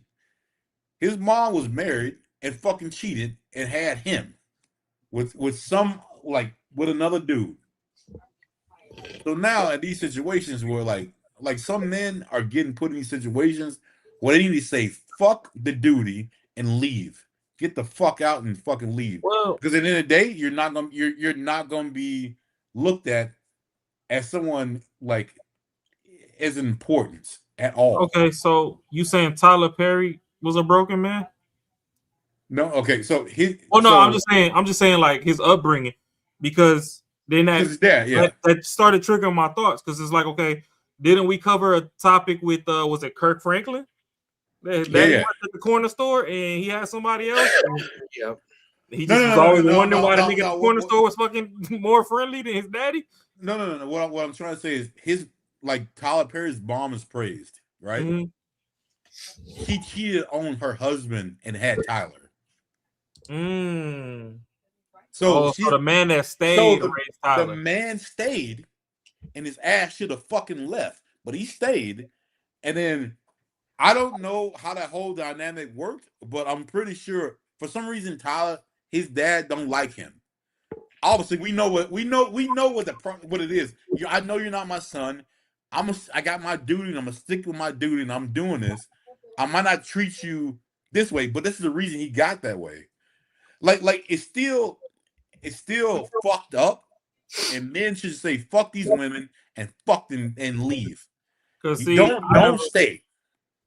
Yeah, because I never followed Tyler's origin story, to be honest, because especially after Boondocks called him out on being zesty, I just never really cared. Yeah. And that's just a toxic fault of mine. I mean, it's something I should go research realistically. But, like I do on the panel, just because I got 3 healthy brothers around me, I could bring the toxic hood street perspective to it. You look at somebody like Lil Scrappy, and then you see when he broke down on Love and Hip Hop or whatever show he was on, that he finally had a mental breakdown and was like, shit, what the fuck did you expect? Like, how do y'all expect me to be the creme de la creme when my mama had me around fucking pimps, players, and drug dealers day in and day out? Yeah, coming in, you know what I mean? Like doing all this extra shit. Right. Shout out to Deb, but Deb was like a dude, real strong fucking person behind Waka Flocka. Yeah. Like that's a whole diet nigga, bro. Man, she's like a dude, man. No, but you know what I'm saying. So it's like I'm looking at some of these people, and then when you start seeing their origin stories, you like, oh, okay, now I get why you the way that you are. Yeah. If at all you have a lens coming from that side, because y'all might look at it and be like, man, I don't know why this motherfucker like that. And it's like, it is what it is. But then y'all can see like an Obama and be like, oh, well, I know Obama the way he is. I'm like, man, who this uppity ass nigga? You know what I mean? And so it's two sides to every coin, and that's why I honestly understand like Macaroni's frustration sometimes when he speaks is like, oh, well, up until I ran across Raw, I never really thought about the other side of the train tracks. I just thought about this side. I was like, hey, why y'all motherfuckers over? So it's like, people ain't necessarily just always degenerate because they want to be. But hey, it's like it's what you're born. It could even be with the women, into. Right? Even with the women, you'll hear stories of girls that was 7, 8 years old, and their mama traded they coochie, the baby, for the next line of crack. Yeah. So when that girl grows up and she's sexually promiscuous, and no matter what you do, she's trying to stop. but she just can't stop. Y'all She ever got heard that demon dude? on her jacket. You ever My heard that dude Smart? Fuck. I Smart? can't. His Where's whole that name. from? His name, like he does a lot of podcasts. His name's Smart. Anyway, he was on the 80 table at one time. I want to bring that shit up to where like he was talking about how shit his mom was the whole way, and these chicks were like I don't want to explain it. We'll do it on the next one. Okay, Right? yeah, we can bring that up. It was crazy. It was crazy because they couldn't fathom that a mother would like do certain like would be a certain kind of way to their kids, and even when he fucking explained what it was, they still try to justify it. But even then, it's some moms out there that the kid was made on accident, but they didn't want to get an abortion, but they still hold that kid to the stick of I don't like you. I don't like you because you're my worst memory. That's the reason I fucking that is one reason. So when somebody grows up in that environment, how do you expect them to become of age and just magically do a polar 180 and they just supposed to be the greatest thing since sliced bread? Like it don't work like that. But no, besides that part, I hate all the fucking the warriors who want to be I love life and also the shit and will let to me if a mother said I don't want this kid, there's nothing in my mind that's going to tell me I'm going to prove to her that she needs to have this kid. I'm going to like convince her to have this kid, and I'm just going to walk away. Guess who the fuck's going to suffer? That goddamn kid. Because you know what? At some point, she's going to be like, you know what? I could have been doing this other kind of shit. Only reason I'm not doing it because of your ass. I hate your father. I hate all this shit. And motherfuckers don't think about that shit when they think they're fucking saving the world. That the other person that they're trying to save is fucked.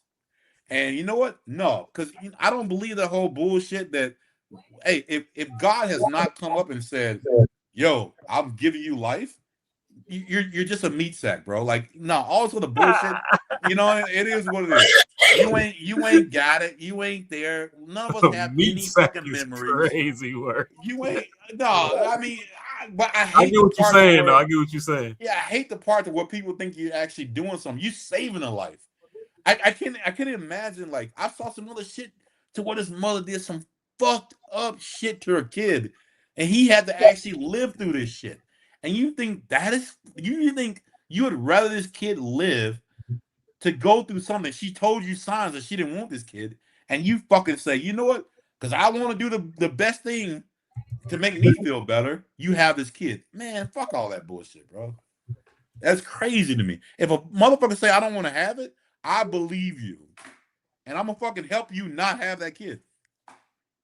Yeah, and that's the thing too. Is like sometimes too, the only reason a woman keeps a kid is to use that as a pawn against the dad. Pawn? Yeah, or they feel embarrassed, or they feel whatever. So when that kid grows up, knowing and realizing and feeling like a fucking puzzle piece their whole life, but also knowing that they don't fit any puzzle that's actively out on the board, what the fuck do you expect? I mean, I never dove into Tyrese's origin story, but just look at what he went through with his baby mama to the point where he broke down on camera crying. And let's face it, all bullshit aside, we use this shit as a meme. Yeah. And when the nigga was like, "What more do you want from me?" we broke out laughing. And that was some real hurt. That was some real hurt. But right that there. nigga going through it. Yeah. And you gonna get some low class, fake bougie, prissy ass bitch coming up talking about who hurt you. Nigga, the whole world seen who hurt the nigga. Yeah. At least one out of 10 people. Hey, but guess what? It was her truth. That's why. And it was cool. It's her truth. You know, you can justify that shit. Motherfuckers need to quit coming out here talking about, oh, who hurt you, when y'all don't hold the people accountable that's creating the issue. Because men are problem solvers at the end of the day. So they're always trying to solve something. But hey, if the equation don't want to be solved, then fuck it, we skipping class. But if it's too logic, then it makes too much sense and we can't do it. Because that's the problem though. If we know the answer to the question and we keep writing the answer and you keep telling us it's wrong, nigga, fuck this class. I don't need this shit. Gotta I already go. got enough. I got enough credits to get my diploma anyway. And, and yeah, they do not. Yeah, that shit is And not. they don't want to hear that, and that's when you get them coming in the chat and shit, and they want to talk all that feminist shit, and they rage quit. And it's like, okay, no, we willing to meet you halfway, but y'all don't listen. Oh, we 100% have that conversation. How the fuck you gonna protect somebody that don't listen? That's the question I'm asking the internet. I would like y'all to answer that in the comments after y'all like and hit the hype button and do all the other fancy stuff. How in the entire earthly fuck are we supposed to protect people that don't even fucking listen to instruction?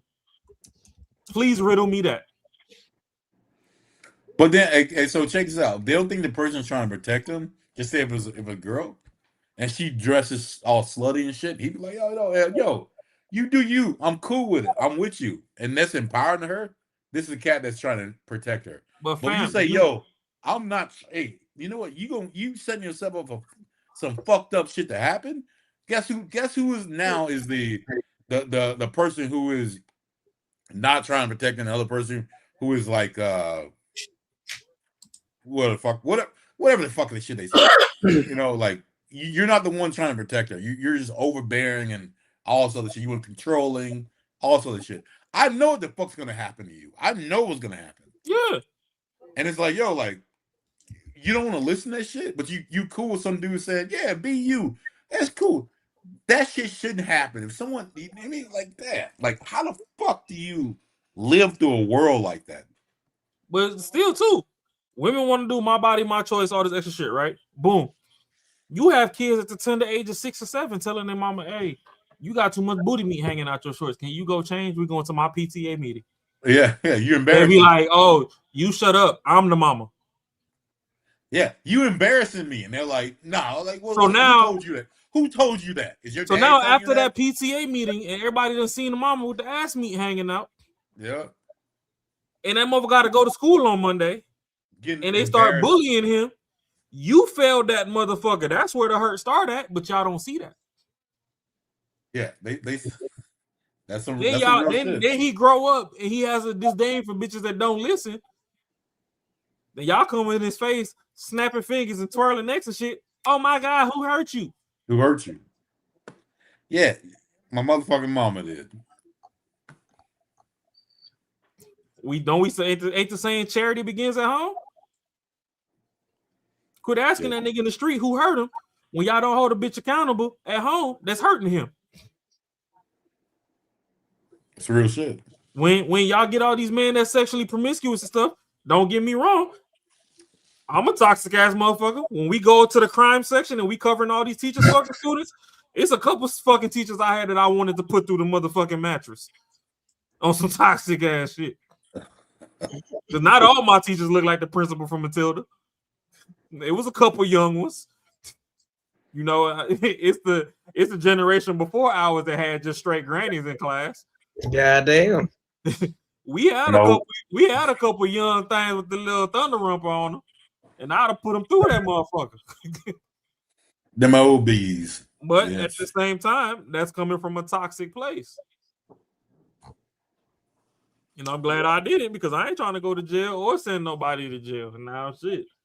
Some of these teachers is like, you so goddamn fine. We don't understand where your mental is at that you even fucking with kids. You could have fucked every kid's daddy and been okay. That's legal. Like, what you going on? Yo, bro, it is wild now today that you see more and more of these fucking young chicks rolling around, fucking these like 14-year-olds.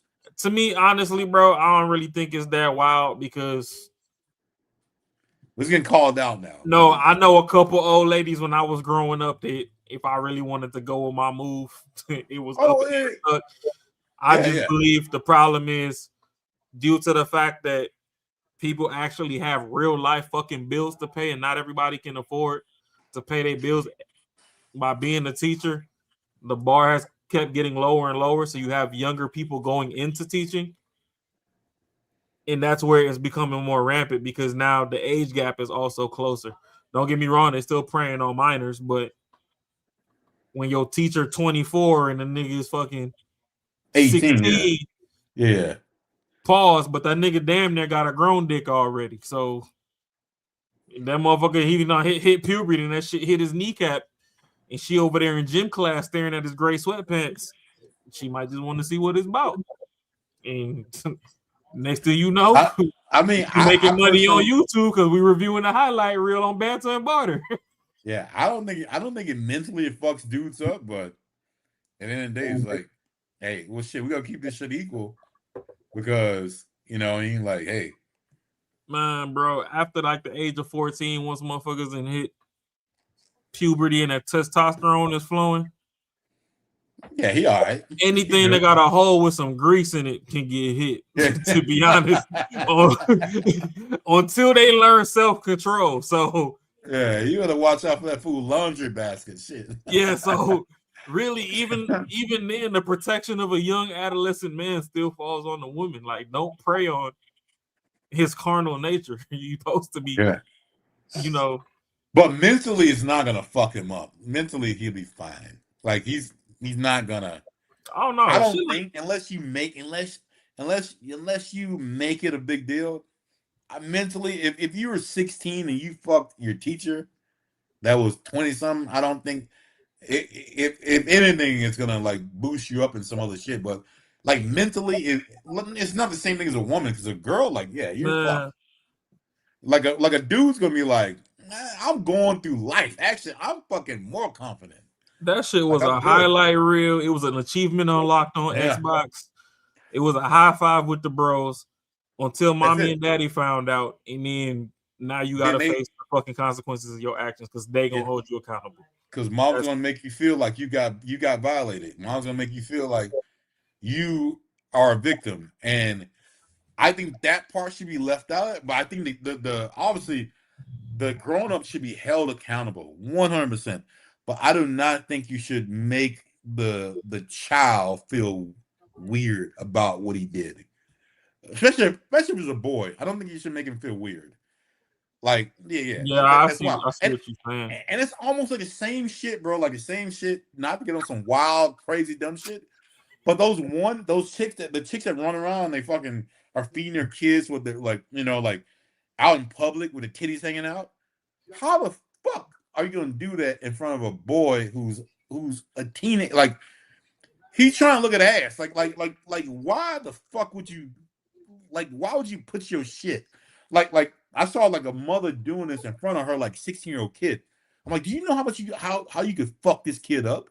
Now that can really fuck a kid up. It's almost like, did my dick get hard? Like what the fuck? Like are you shitting? Like what the fuck? Like you don't know what the fuck you doing. Like you like, and you think this shit should be okay? Like how the fuck are you doing? Yeah, this? but I think sometimes mothers could drop the ball too because honestly a damn lactating nipple is bigger than a regular nipple, right? At some point in time, as a mother, if you're gonna be the mother that's free and willy-nilly like that, you should let them know that, oh hey, once you have kids, these titties is no longer just straight leisure titties. Like this is actually some food. So when I whip this motherfucker out, nigga, this is I'm gonna disagree with you now, man. This is like an apple and banana. No, I know you're gonna disagree, but that's because we live in the first world and we just freaks move the fuck out. That's true. Like no bullshit. In the first world, we freaks smooth the fuck out. That's and true. I'll admit it. I like going to the strip club and throwing these ones and going to the club and watching people twerk and all that. Like, hey, I'm from the hood, baby. I don't think you should tell like a kid, like turn it off.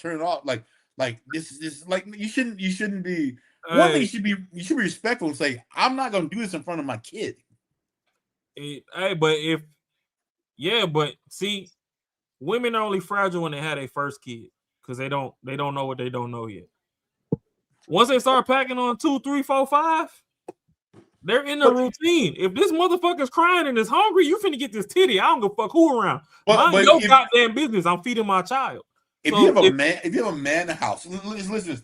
If I was married and I had kids, just say if I went wow, my oldest kid is 16, and I just had a kid that was 1 year old.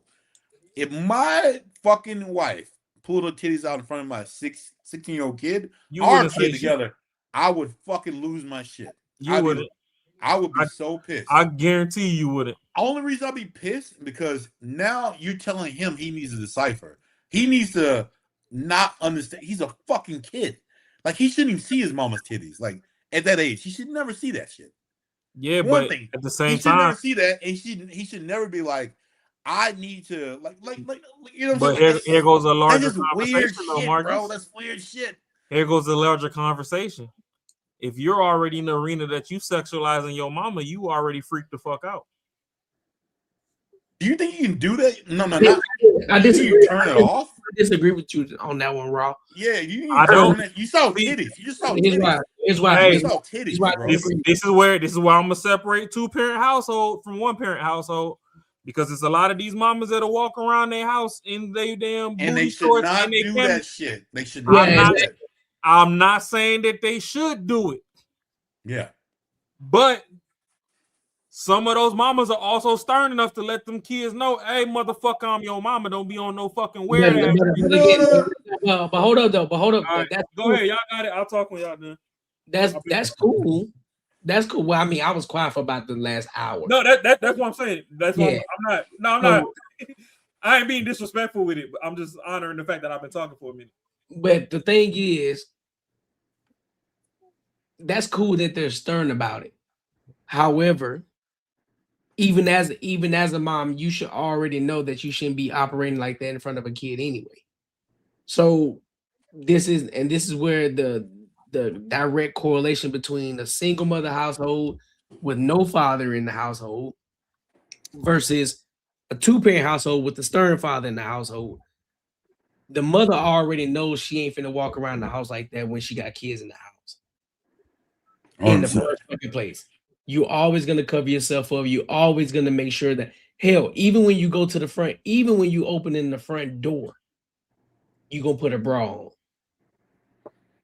That's how real, like, real talk. That's how real it gets. You like, I'm not finna open the front door. I ain't got no bra on, but you got a shirt on. I ain't got no bra on. I'm not finna do that. I'm not finna open the door. So you go open the door, type shit. So yeah, there's many different distinctions between the two. So yeah, in our right mind, we would say, hey dog, you know what I'm saying? If you see your mom naked, you shouldn't be freaked out, and rightfully so. Even single parent household or two parent household, we ain't looking at our mom like, damn man, she no. No. Like,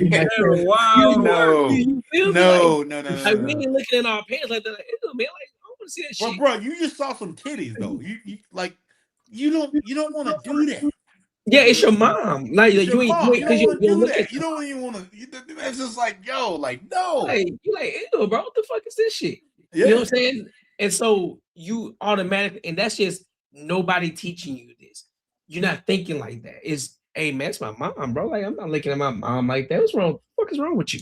Yeah, it's crazy, bro. You know what I'm saying? And so, and that's why I think even when your friends be like, bro, your mom fat, hey man, and we thought, hey dog, keep that shit over there. So nah, dog, don't talk to me about my mom. I don't want to know nothing about none of that shit you talk about. Get the fuck away from me with that bullshit. Get out of my face. Yeah. You know what I'm saying? So I agree with you, Raw, in that aspect, like, because we in this first world country, you know what I'm saying? Everybody's freaked the fuck out. You know what I'm saying? Move the fuck out. Everybody, they nasty work. And I mean, it's just like that. It just is what it is. But the reason I brought that up, because I don't like how women like switch it. They'll say, hey, I'm outside feeding my kid. You should look at it. Even a grown man, you should look at it this way, that I'm feeding my kid, and you should not be turned on. But when we get in a room and I show you my titties, you should be turned on. Like, I hate when women like do that shit, and then people justify that. Like, it's crazy. It is insane. Well, Marcus, I ain't gonna hold you, bro. If I see the baby, I can't get bricked up, bro. No, I'm just sorry. Me either. I'm not. And I know that we can't, and I know we speaking in generalities, but I'm just saying, even from the toxic side of the street, I'm gonna see the kid and know it's not what it is. Yeah, but you can't be like, yo, like, I mean, bro, come on, man. Like, if some dude rolls up, you're like, oh shit, I see some titties. You can't be like, a girl can't be like, I'm feeding my kid. You should understand this shit. No, you have your titties out. I mean, honestly, I done spun so many corners in the streets that it's to the point a woman can stand in front of me butterball naked. And your dick won't get hard. And if she not finna share that pussy with me, I ain't wasting my energy. That's a waste of blood flow. If you ain't telling me that you finna get some of this, I would never tell. guess you I mean, changed the I clothes. don't understand how we're gonna be like, yo, like you should like turn it off, turn it on, just because some. I don't know. I get what you're saying. Huh? What'd you say, Courtney? I didn't hear you. No, I was saying I think it's also dependent on the person too. Cause some niggas out here will see like, man, fuck that baby, man. I'm trying to see what that nipple hitting on. I saw that big brownie over there. I saw that big brownie. Ain't no motherfucker. I saw that big brownie. And these are conversations we need to have with women. They need to understand that doesn't make a dude a creep. That don't make a dude. He just saw some titties. Like he just saw some titties, and you think you're in your own world. You think you're in your own world because you're feeding your kid. But that ain't his kid. That's not his ties. He's not tied to that kid. He just saw your nipples. At the same time, too, though, do you see sometimes where some of the women's insecurities come from too? Because sometimes that titty don't fit the imagination that you thought. And now that's why they should talk to men. Just like my favorite princess and y'all favorite nemesis, Cardi B. Yeah.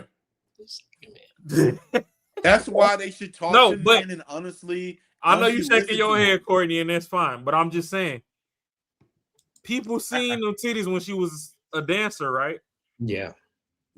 But then they leaked her nudes after she had the baby and the areola done grew fucking 70%. The titty up, the fucking nipple on the titty up 25%. And now everybody like, oh, that titty is disgusting. The fuck it's not. It's no longer a pleasure titty. This is a feeding device. It grew to its feeding form. Well, but a lot of dudes. Everybody looking for a jack off titty, and this is a food titty now. I mean, hey, like I said, that's why I said it depends on the person. Because some niggas be like, hey, I'm with it. Some other dude might be with it. Yeah, some dudes it's like different shit. His girl's got areolas like this big. He's like, God damn, that's wild. I'm on it. Like some you dudes, never know, bro. And some dudes be like, man, listen, I don't want no gumdrops, nigga. I want the pepperonis. Like, you know, exactly. Hey, and that's and that's why these girls need to understand, bro. Like, don't do no dumb shit. Stop it. Get some help. Hey, that's why they didn't know, bro. Like, hey, don't do that. I'm just saying, like, my girl would never do no shit like it'd be no way, bro. Like, Nah, bro. I honestly think that once you have kids and you're at home and she whipped that motherfucker out, you gonna be A-okay. For me, yes. But I'm saying in front of if we have a son, no, that won't ever happen. As long as it's a son between the both of y'all, I think you're gonna be A-okay, bro. No, you ain't gonna be tripping, bro. Like, real talk. That motherfucking nipple only got about 3 seconds of free dangle before that kid turned into a baby dinosaur and try and rip that motherfucker off her chest. No. The last thing you worried about is your 16-year-old. Trust me. If the gap was big, this is something you don't want to do. Bro, as a man, you gonna be more worried as to whether your woman still got a nipple on her when that kid is done. No, that's boy. Like it wouldn't be. Hey, would y'all if y'all had like a daughter, would you walk around with your boxes on? Hey, listen, when you see that baby head, like, hey, dog, nigga, it's a whole different ball game. Whatever fantasy you had in your head, that's just out the window. Cause that baby, I'm not talking about me. I'm talking about my kids. I'm not talking. It ain't got nothing to do with me. No, I know. I get that. No, I get that. You're not understanding, bro. You gonna forget your kid is in the room when you see the way that newborn act when that nipple come out. Yeah, bro. It's a whole. The world gonna freeze. You gonna be like, damn, baby, is you okay? Like, Yeah. And But- 9 times out of 10, bro, most mothers anyway, bro, they gonna go to a private room and do that in the first place. They just gonna whip that shit out, bro. So they gonna have a scarf or something. Yeah, they got But the you little do scarf, see- so like you just see them doing some maneuver and shit. They got the baby head covered, everything is covered, so you ain't gonna never see them anyway. But the ones you do see are the ones who are like the ones. I guess the ones that we are the ones that we're talking about. The I know. ones who want to go out to the club with not wearing shit. The ones that fucking think everybody should be cool with all kinds of shit. But these are the people we're talking about, and those are the ones who would be like, yeah, "I'm cool." Like they would do that. But that's where the girls that we would be with, no, would never do that. But that's where the freaked out part comes from, because there's women on YouTube still breastfeeding 6-year-olds. That shit wild. Now that shit is egregious. And that's how they get around the community standards for nudity, because being that it's breastfeeding, now the whole titty get shown. That's true. You know what I'm saying? That's what I'm saying, that we freaked out, because then you got people that are go on Twitter and beat their meat to pictures of African tribes over in Africa, where the entire village of women run around topless all day.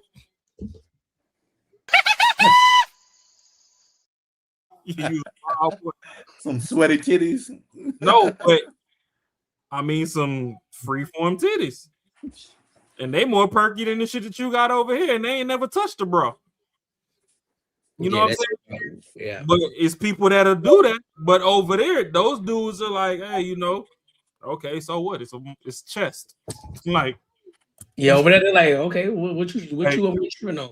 If I don't see butthole, I don't give a damn, nigga. That's chest. Like, that's regular traffic.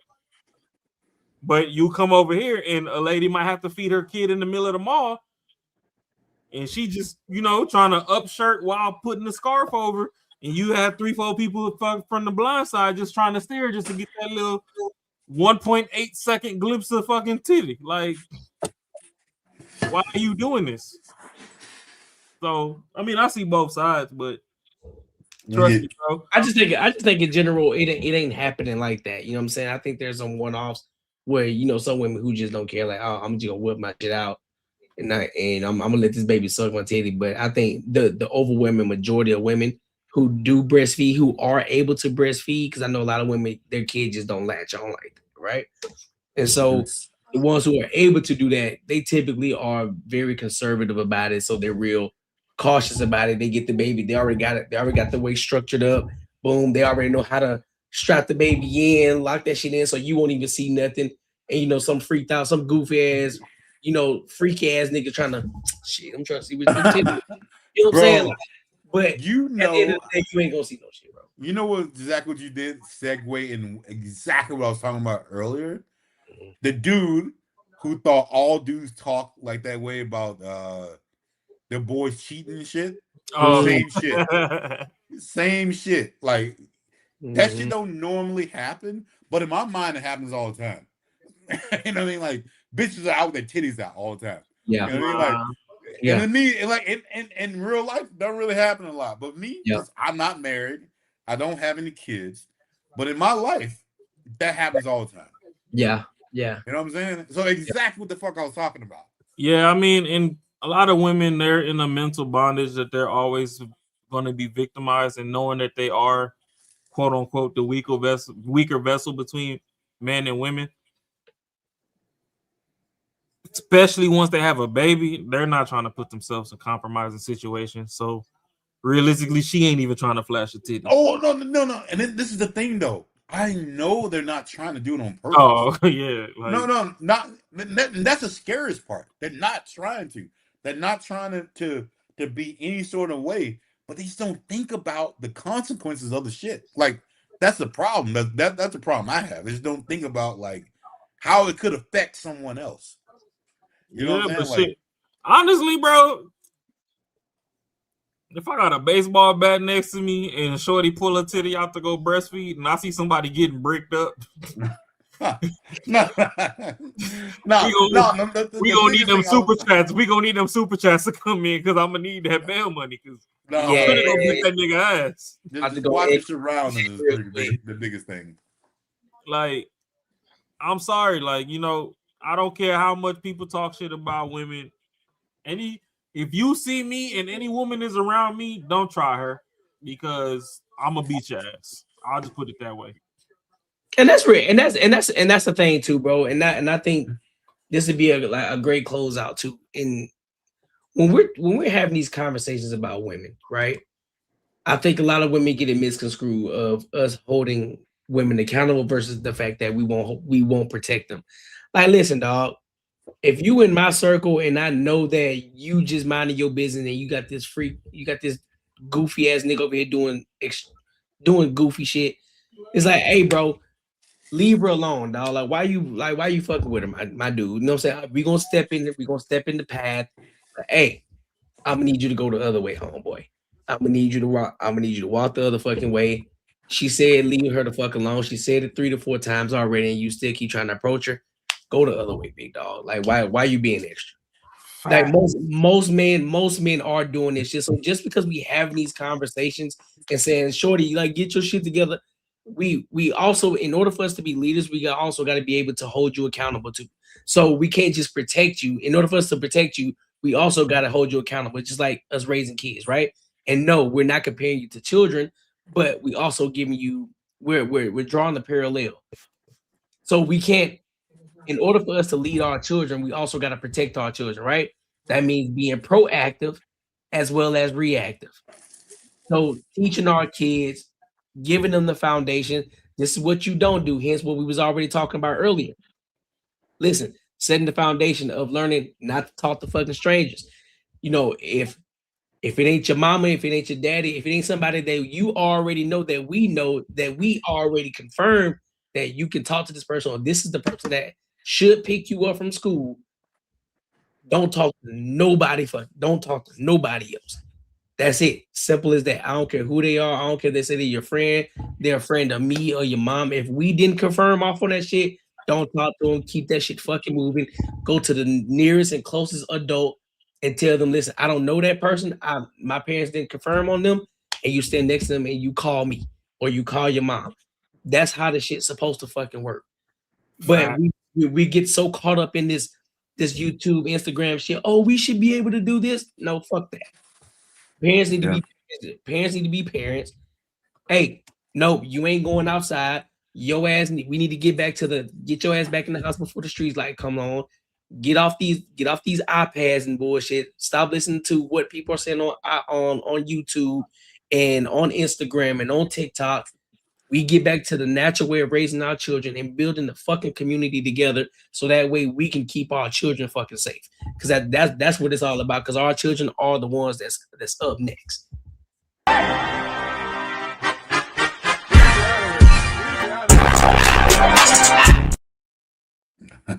So no, like for real, bro. Like this shit's crazy. Because we keep having these conversations. You know, a lot of women, oh y'all hate black women, or y'all just hate women, y'all despise. No, we don't. But we're trying to reel you in. We're trying to protect you. We're trying to get you back into our grips and let you know, like, hey, shorty, we actually adore you. We actually love you. We're trying to protect you, but you're being rebellious. We're trying to grab you by the back of your motherfucking shirt and say, hey, get your goofy ass back over here. I'm telling you how to fucking operate so you won't be looking stupid out here. But if you continue to keep moving the way that you're moving, I'm just going to release your collar and let you go off into the wild, and you're going to figure it out by your fucking self. And you're going to look back at me and say, oh, shit, he was fucking right. Exactly. But you don't want to fucking listen. So guess what? But the ones who want to listen, they're going to come right into my arms. And it's like, shorty, I got you. Don't worry about it. Let them do what they do over there. I got you. Don't worry about it. Simple, bro. It is simple. Shit. Men need to graduate to a space to where they can be a safe place for the women around them. Fact. I don't know a woman around me that can't get comfortable being butt naked. I'm talking everything out around me, and she know that, hey, you want a pillow and a blanket? Like, you normally sleep naked? I'm going to bed. Facts. If you don't tell me you finna come share with me, hey, do your thing. It look nice. I'm going to bed. You need a blanket? I'm like, so people need to elevate to that. Like, everybody, if if you operate in a manner that people still feel unsafe around you, you still got some fine tuning to do, or they're just too damaged and you need to get away from them because they're also a liability to you. Yep. Because your freedom's at risk as well. I'll give you a prime example, bro. I'll give you a prime example.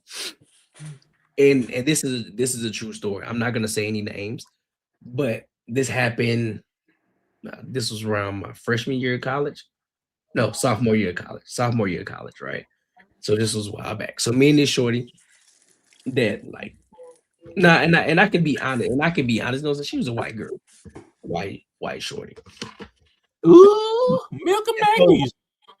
Right, and so she was on the basketball team or whatever. And you know what I'm saying? I was on the basketball team. So me and her, everybody was going for the weekend. So I was like, hey man, look, let's kick it. You know what I'm saying? We gonna watch some Martin.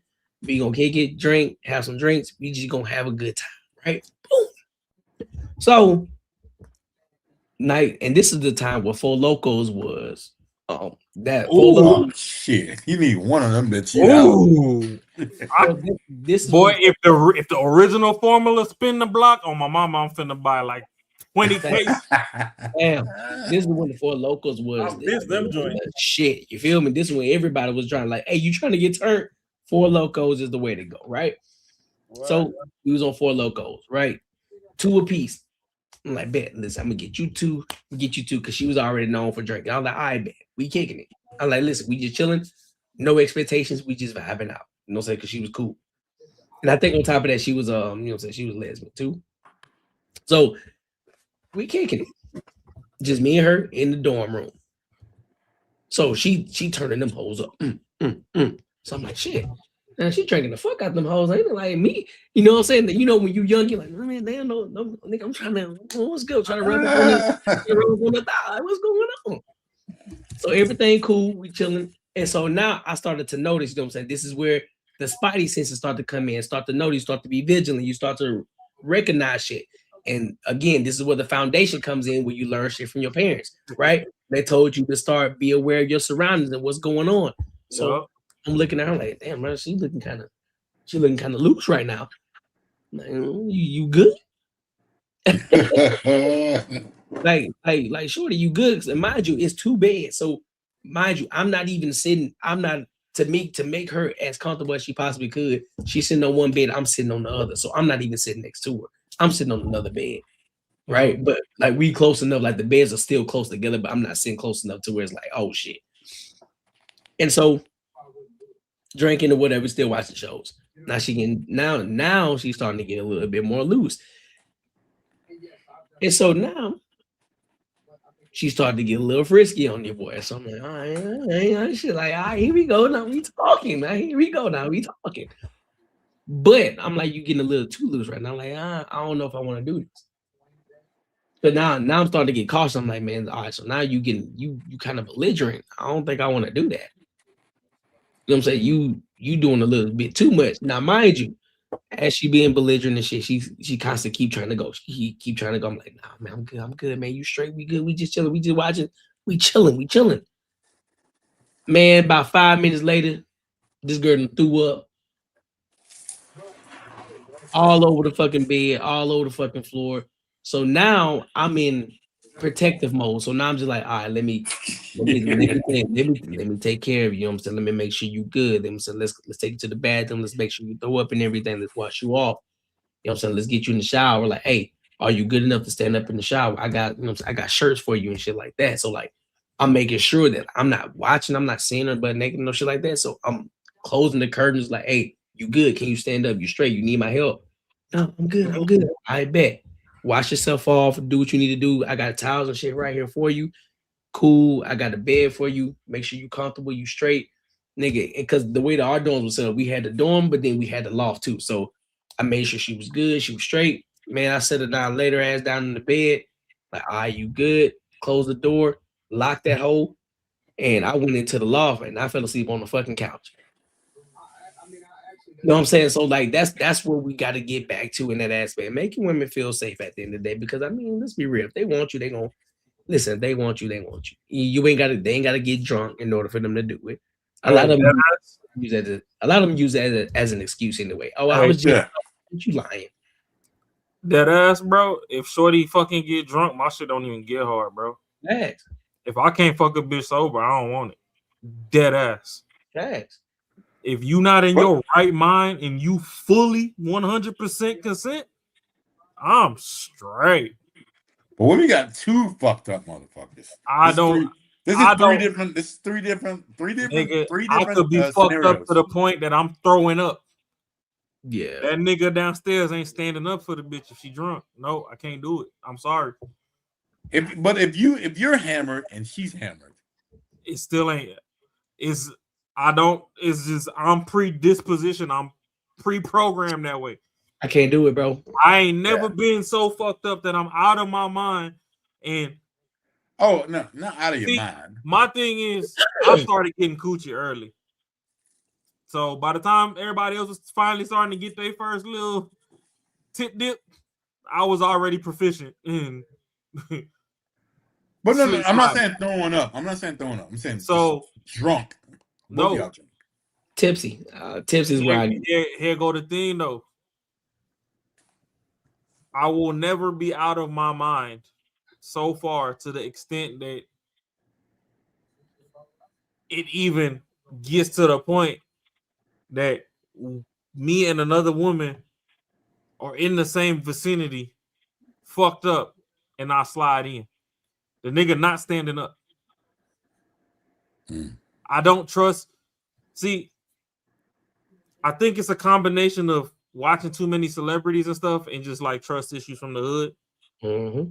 But I understand that sometimes when people get to that level, they equally don't even fully know what they got going on. She could say yes 100%. You could have it on Ring camera. She could beg you for the dick. And wake up in the morning and be like, I don't remember shit. I was blacked out. Like, nope.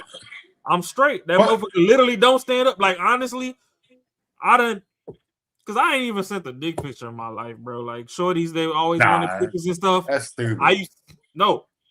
Shorties that wanted pictures, I used to tell them, like, hey, I'll come put it in your hand. Because if you asking for it, that means you trying to do something. So I can put it in your hand. But hold on. Are we telling people that if they get fucked up and the girl's saying, yo, I want to do it, and y'all both equally fucked up, that the dude, if y'all both fucked up, go lock yourself in the restroom, beat your meat, get that post-nut clarity, and go to sleep. But what if it doesn't happen? What if it doesn't happen and you both have sex? Nigga, I'm telling you right now, I'm the angel on your left shoulder, not the devil on your right. Go beat your meat, get that post-nut clarity, and go to sleep. Don't touch that woman. But now we're kind of saying that that's okay for a woman to do that. I don't give a fuck what is okay for a woman to do and not to do. They gonna trust her before they trust you. Don't touch that woman. I get it. I'm not doing. Don't touch that woman. Yeah, I'm not doing that. Yeah, I'm not. Yeah, y'all remember we had a conversation. Y'all remember the top about that Portland Trailblazer NBA player? Yeah, nigga, give her the blanket. Right. Give her the blanket and the pillow and run.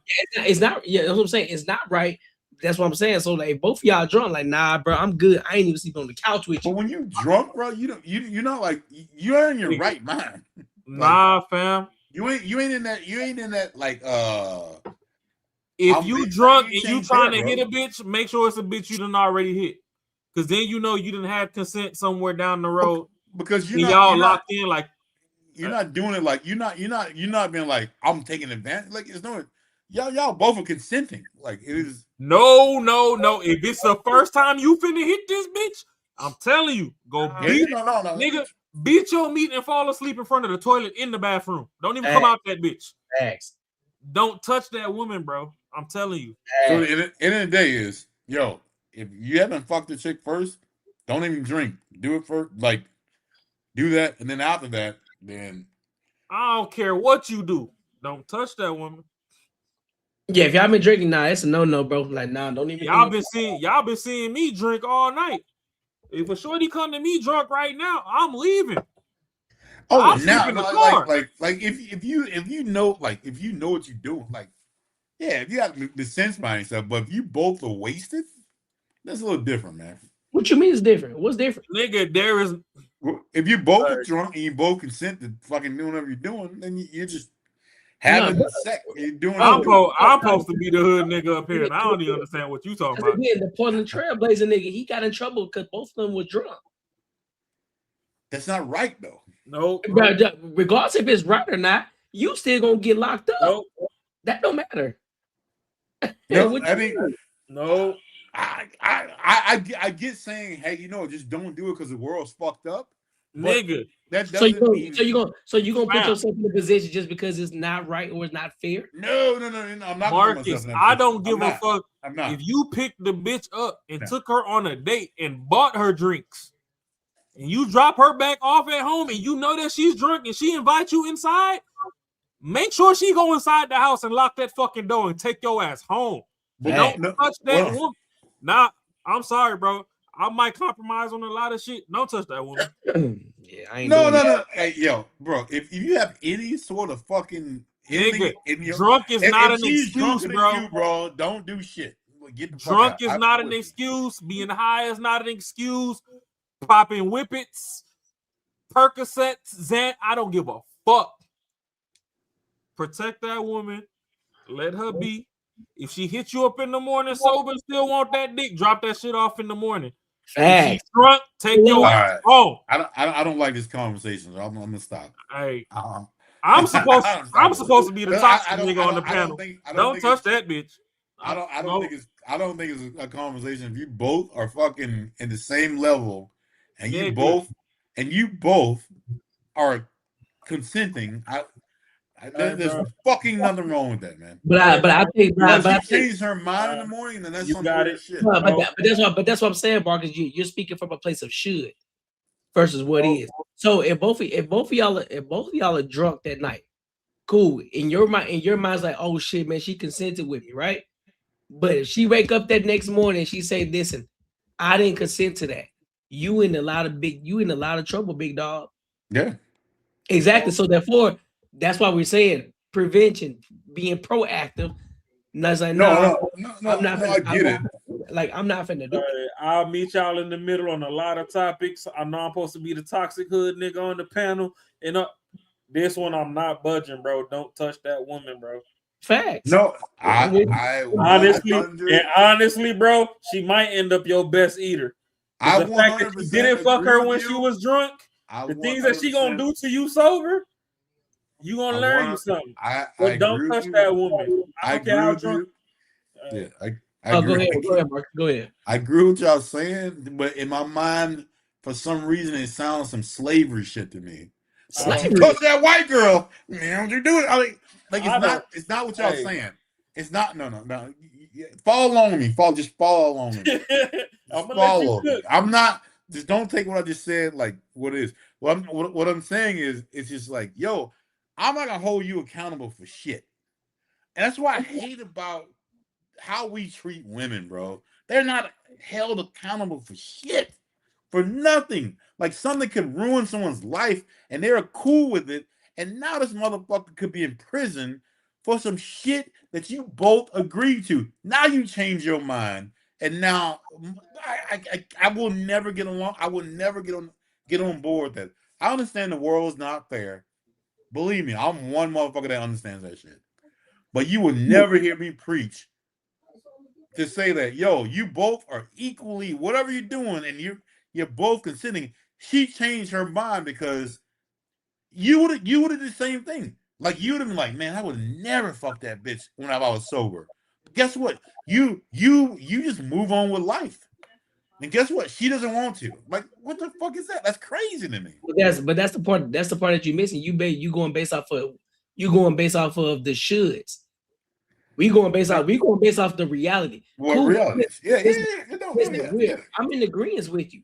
Like, hey man, shorty, if you said you agree to it, hey man, it should be what it is. However, the reality of it, because we know the world ain't fair, and we understand that there are double standards in the world, and so we got to understand how to maneuver as men. This is where our logic comes in. It's like, hey, it's like, hey fam, listen, I'm drunk.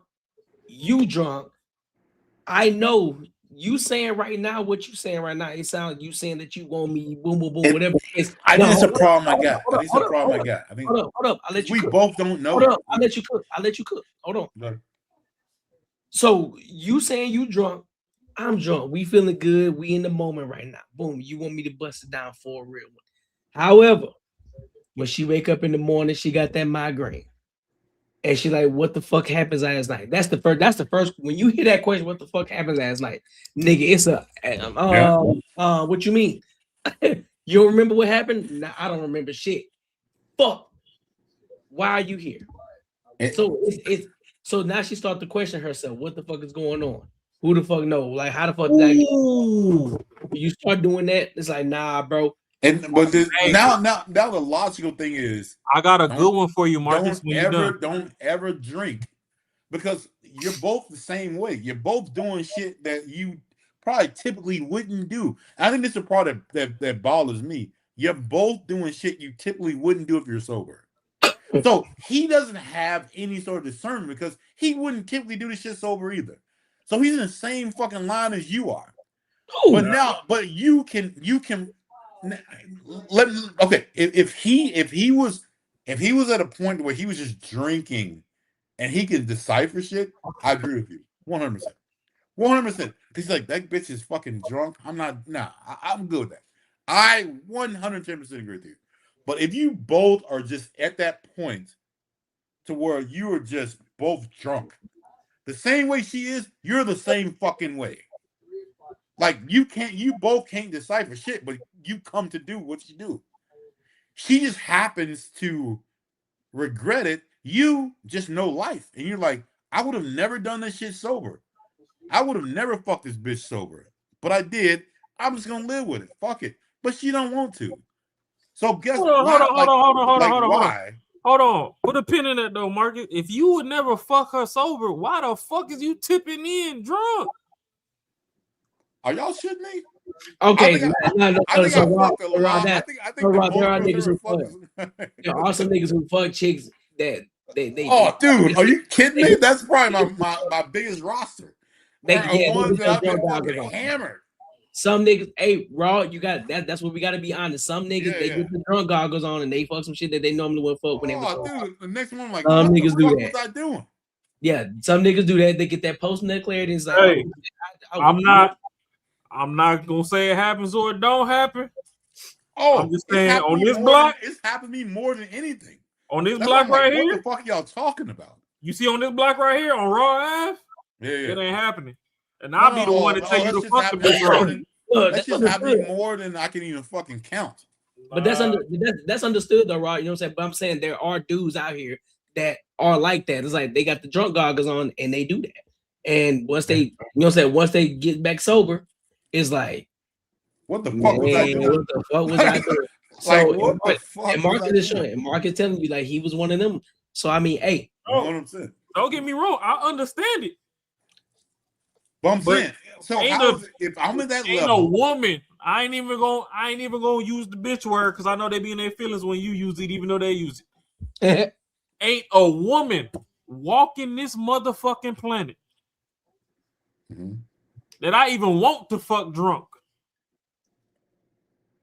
Yeah, I don't want to hit you sober. I don't want it drunk. And if you are drunk, I don't want it at all.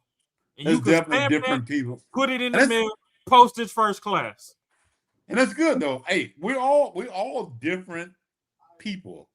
So we understand shit. So know, y'all. You ain't never gonna have me wake up in the morning talking about we had a time last night. The fuck we did it. But that's one thing that lets me know that sex is so much different with men and women. Like I was not butthurt about it at all, bro. It was just sex. Like, you know what I'm saying? Like, that's how you know it's different between men and women. A woman could be like, I would have never done that sober. I would never fuck with him. I don't even like him like that. But I would look at the next day and be like, what the fuck was I really her? And I'd be like, fuck it. I'll just brush off. I'm gone. I'm done. But that's the point that you're proving though.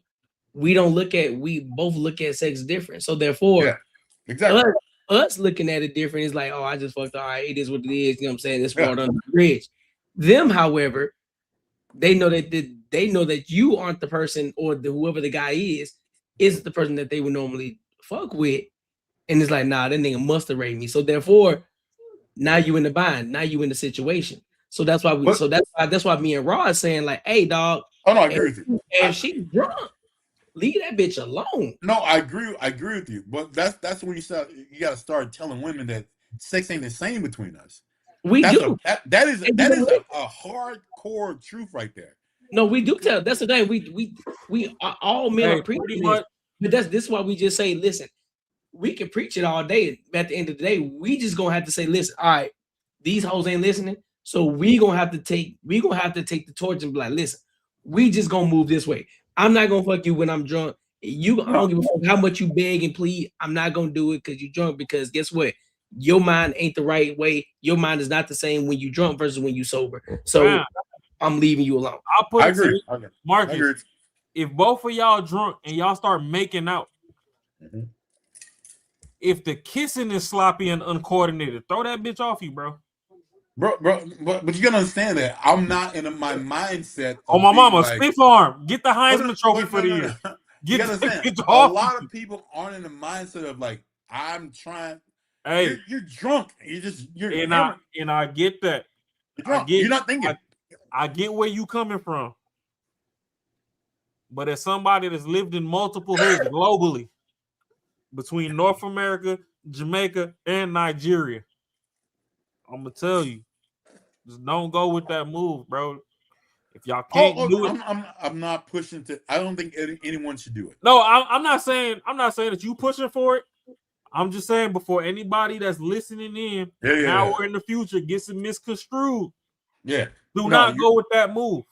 Your guys' move is way better. As a man, the way these women keep crying out for protection, you should be able to be that man to where if that woman got taken advantage of and she has no more access to clothes or anything else, she knows that if she runs straight to your house, let's just say she skipped the police department and she runs straight to your house into your arms, she know that she's perfectly safe in the nude and nothing else will happen to her. She will no longer suffer any further traumas than the ones that she just escaped from.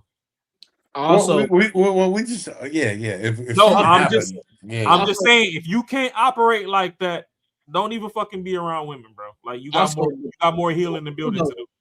Also, too, though, women, stop getting drunk around men that you don't know. Stop just drinking around these men that you do not know. Because guess what? Just as we gotta hold the men accountable, you want us to protect you, right? So guess what? We gotta be proactive here. Stop getting drunk around men that you don't fucking know. I don't give a fuck if it's the house party. I don't give a fuck if your friend said it's somebody that she knows or he knows. Stop getting drunk around people that you don't fucking know. That's a fact. That's one thing that's one of the biggest things. That's probably one of the biggest things that happens when there's a grape case that happens. They go to a fucking house party. They go to some fucking party or somebody that they don't fucking know. They get drunk or somebody slips a drink, which is why you always keep a drink with you. You never get an open container. Get a cold container with a fucking cap on it, and you keep it on you. At all story, bro. One of my homegirls, that's my homegirl that do my taxes. She threw a party one time at her house, a house party. And we caught a nigga slipping something in somebody's drink. We packed that nigga smooth the fuck out. Yeah, bro. Oh, that's some lame I'm talking shit, first class postage and all. I don't do that shit. Hey, listen, I'm the type of dude, I could be one deep with 30 bitches. If they with me, this ain't the night to talk to them. Especially if they drunk and you trying to don't talk to her. But also the women I hang around, they take my word as bond. They listen to me when I speak. So I can be a leader amongst women. If a cat's got to fucking like throw some shit in your drink, then that's some lame shit, bro. Like you just, I don't get that. I don't even fucking blows. That shit was some lame ass shit, but he did that shit and we packed his ass. I'm talking about glass at the house was broken that night. Nah, that shit wild, bro. Yeah. Matter of fact, I just spoke to my homegirl this week. We was laughing about that shit. Yeah, bro. So If you see this, shout out to you. I ain't finna drop no names. But hey, man, make sure y'all like, comment, and subscribe for the algorithm, and make sure y'all hit the bell notification. Let's read this super chat real quick. Yeah, you right, man. Making money is me, man. 10 years, man, you're gonna have matching Benzes. 10 years? Nigga, more like 10 days, man. 10 days. Shout out to shit. Shout out to Terry L6T for the $5. Appreciate That you. boy Steph Curry the $5. You feel me? Never seen that one. He didn't even put no words on it. He just I'm just gonna get that bit from the goddamn free the motherfucking deep end. Yeah. Appreciate you. Appreciate you for showing love. Thank you so much. Glitter Red One, appreciate you for coming in and engaging, and everybody else that was kicking it with us. For those of you who have been in here, make sure you like, make sure you comment, make sure you subscribe, make sure you share the content as well. Yeah. Be on the lookout for. I know Terry. I know you're a woman, Terry. Make sure that you're here tomorrow because I will be going live tomorrow. Tomorrow is the solo show. Tomorrow, Courtney Edgar show. So make sure you're here tomorrow. Come kick it with your boy. Come show love. Do the same exact thing. We showing love. If you haven't become an ENG member, be sure to do so. It's 99 cents a month. 99 cents. All right. We're trying to get to 100. We're starting to see the regulars in here. We're seeing the regulars. R&B Queen, shout out to you. Marcus Evans, shout out to pulling up again. Miranda, we appreciate you. Thanks. Even we had a little discourse with Claudia. I ain't really seen you before. We had a little discourse, but welcome back in. The door's open. We don't bite, but she had to subscribe to even comment. So yeah, we don't bite, but just when you wrong, you wrong. When you right, you right. Fact. And over here, we don't hate women. We might hate general behaviors, but we don't hate women. And I mean, if the last segment improved that to you from my side, I don't know what will. I might talk about titties, ass, and all this other shit all day, and we gonna play the bloop sound and all that. But certain things I don't play about. So no. Yeah. So we don't, what I'm saying? And that also goes to show you too, even though Raw, what I'm saying, Raw, he raw, pause. And then I'm from where I come from, but we still have the same sentiment in regards to that conversation we had. So it goes to show you that there are moments where we gonna disagree, and there are moments where we gonna agree, and that goes across the board, right? Everybody, there are gonna be times where me and Marcus agree, and then there gonna be times we disagree. That's the dynamic of all of us. Macaroni Tony, I'm pretty sure he just tapped out because I know he tried. That was a long ass drive. We kept him awake though. Right, but just let y'all know for all the ladies who tap in and all the future ladies, listen, we do love y'all ladies, but we gonna hold y'all accountable, and you got to be open to that. Just as we gonna hold men accountable, we gonna hold degenerates accountable, we gonna hold black people accountable, we gonna hold white people accountable, Mexicans, and everybody. We hold everybody accountable around here. So nobody is absolved from any accountability, not even ourselves, right? And so we just want y'all to know and understand that. So the last clip came from T-Max Network. It was the first time I ran across them. Yep. Shout out to y'all network over there. Shout out to Jay Prince. Since COVID till now, shout out to that conversation. I mean, shit, we might have to get some little crazy ass women over here to see what they right it's really on, but see what they nobody. On. I don't know about other panels, but nobody hates people over here. We might have a disdain for bad behavior, but we don't hate people. So the first start to healing is getting that hate out your heart. That's something that y'all need to learn in the general. The faster y'all learn that, the faster we can build together and we can become great again.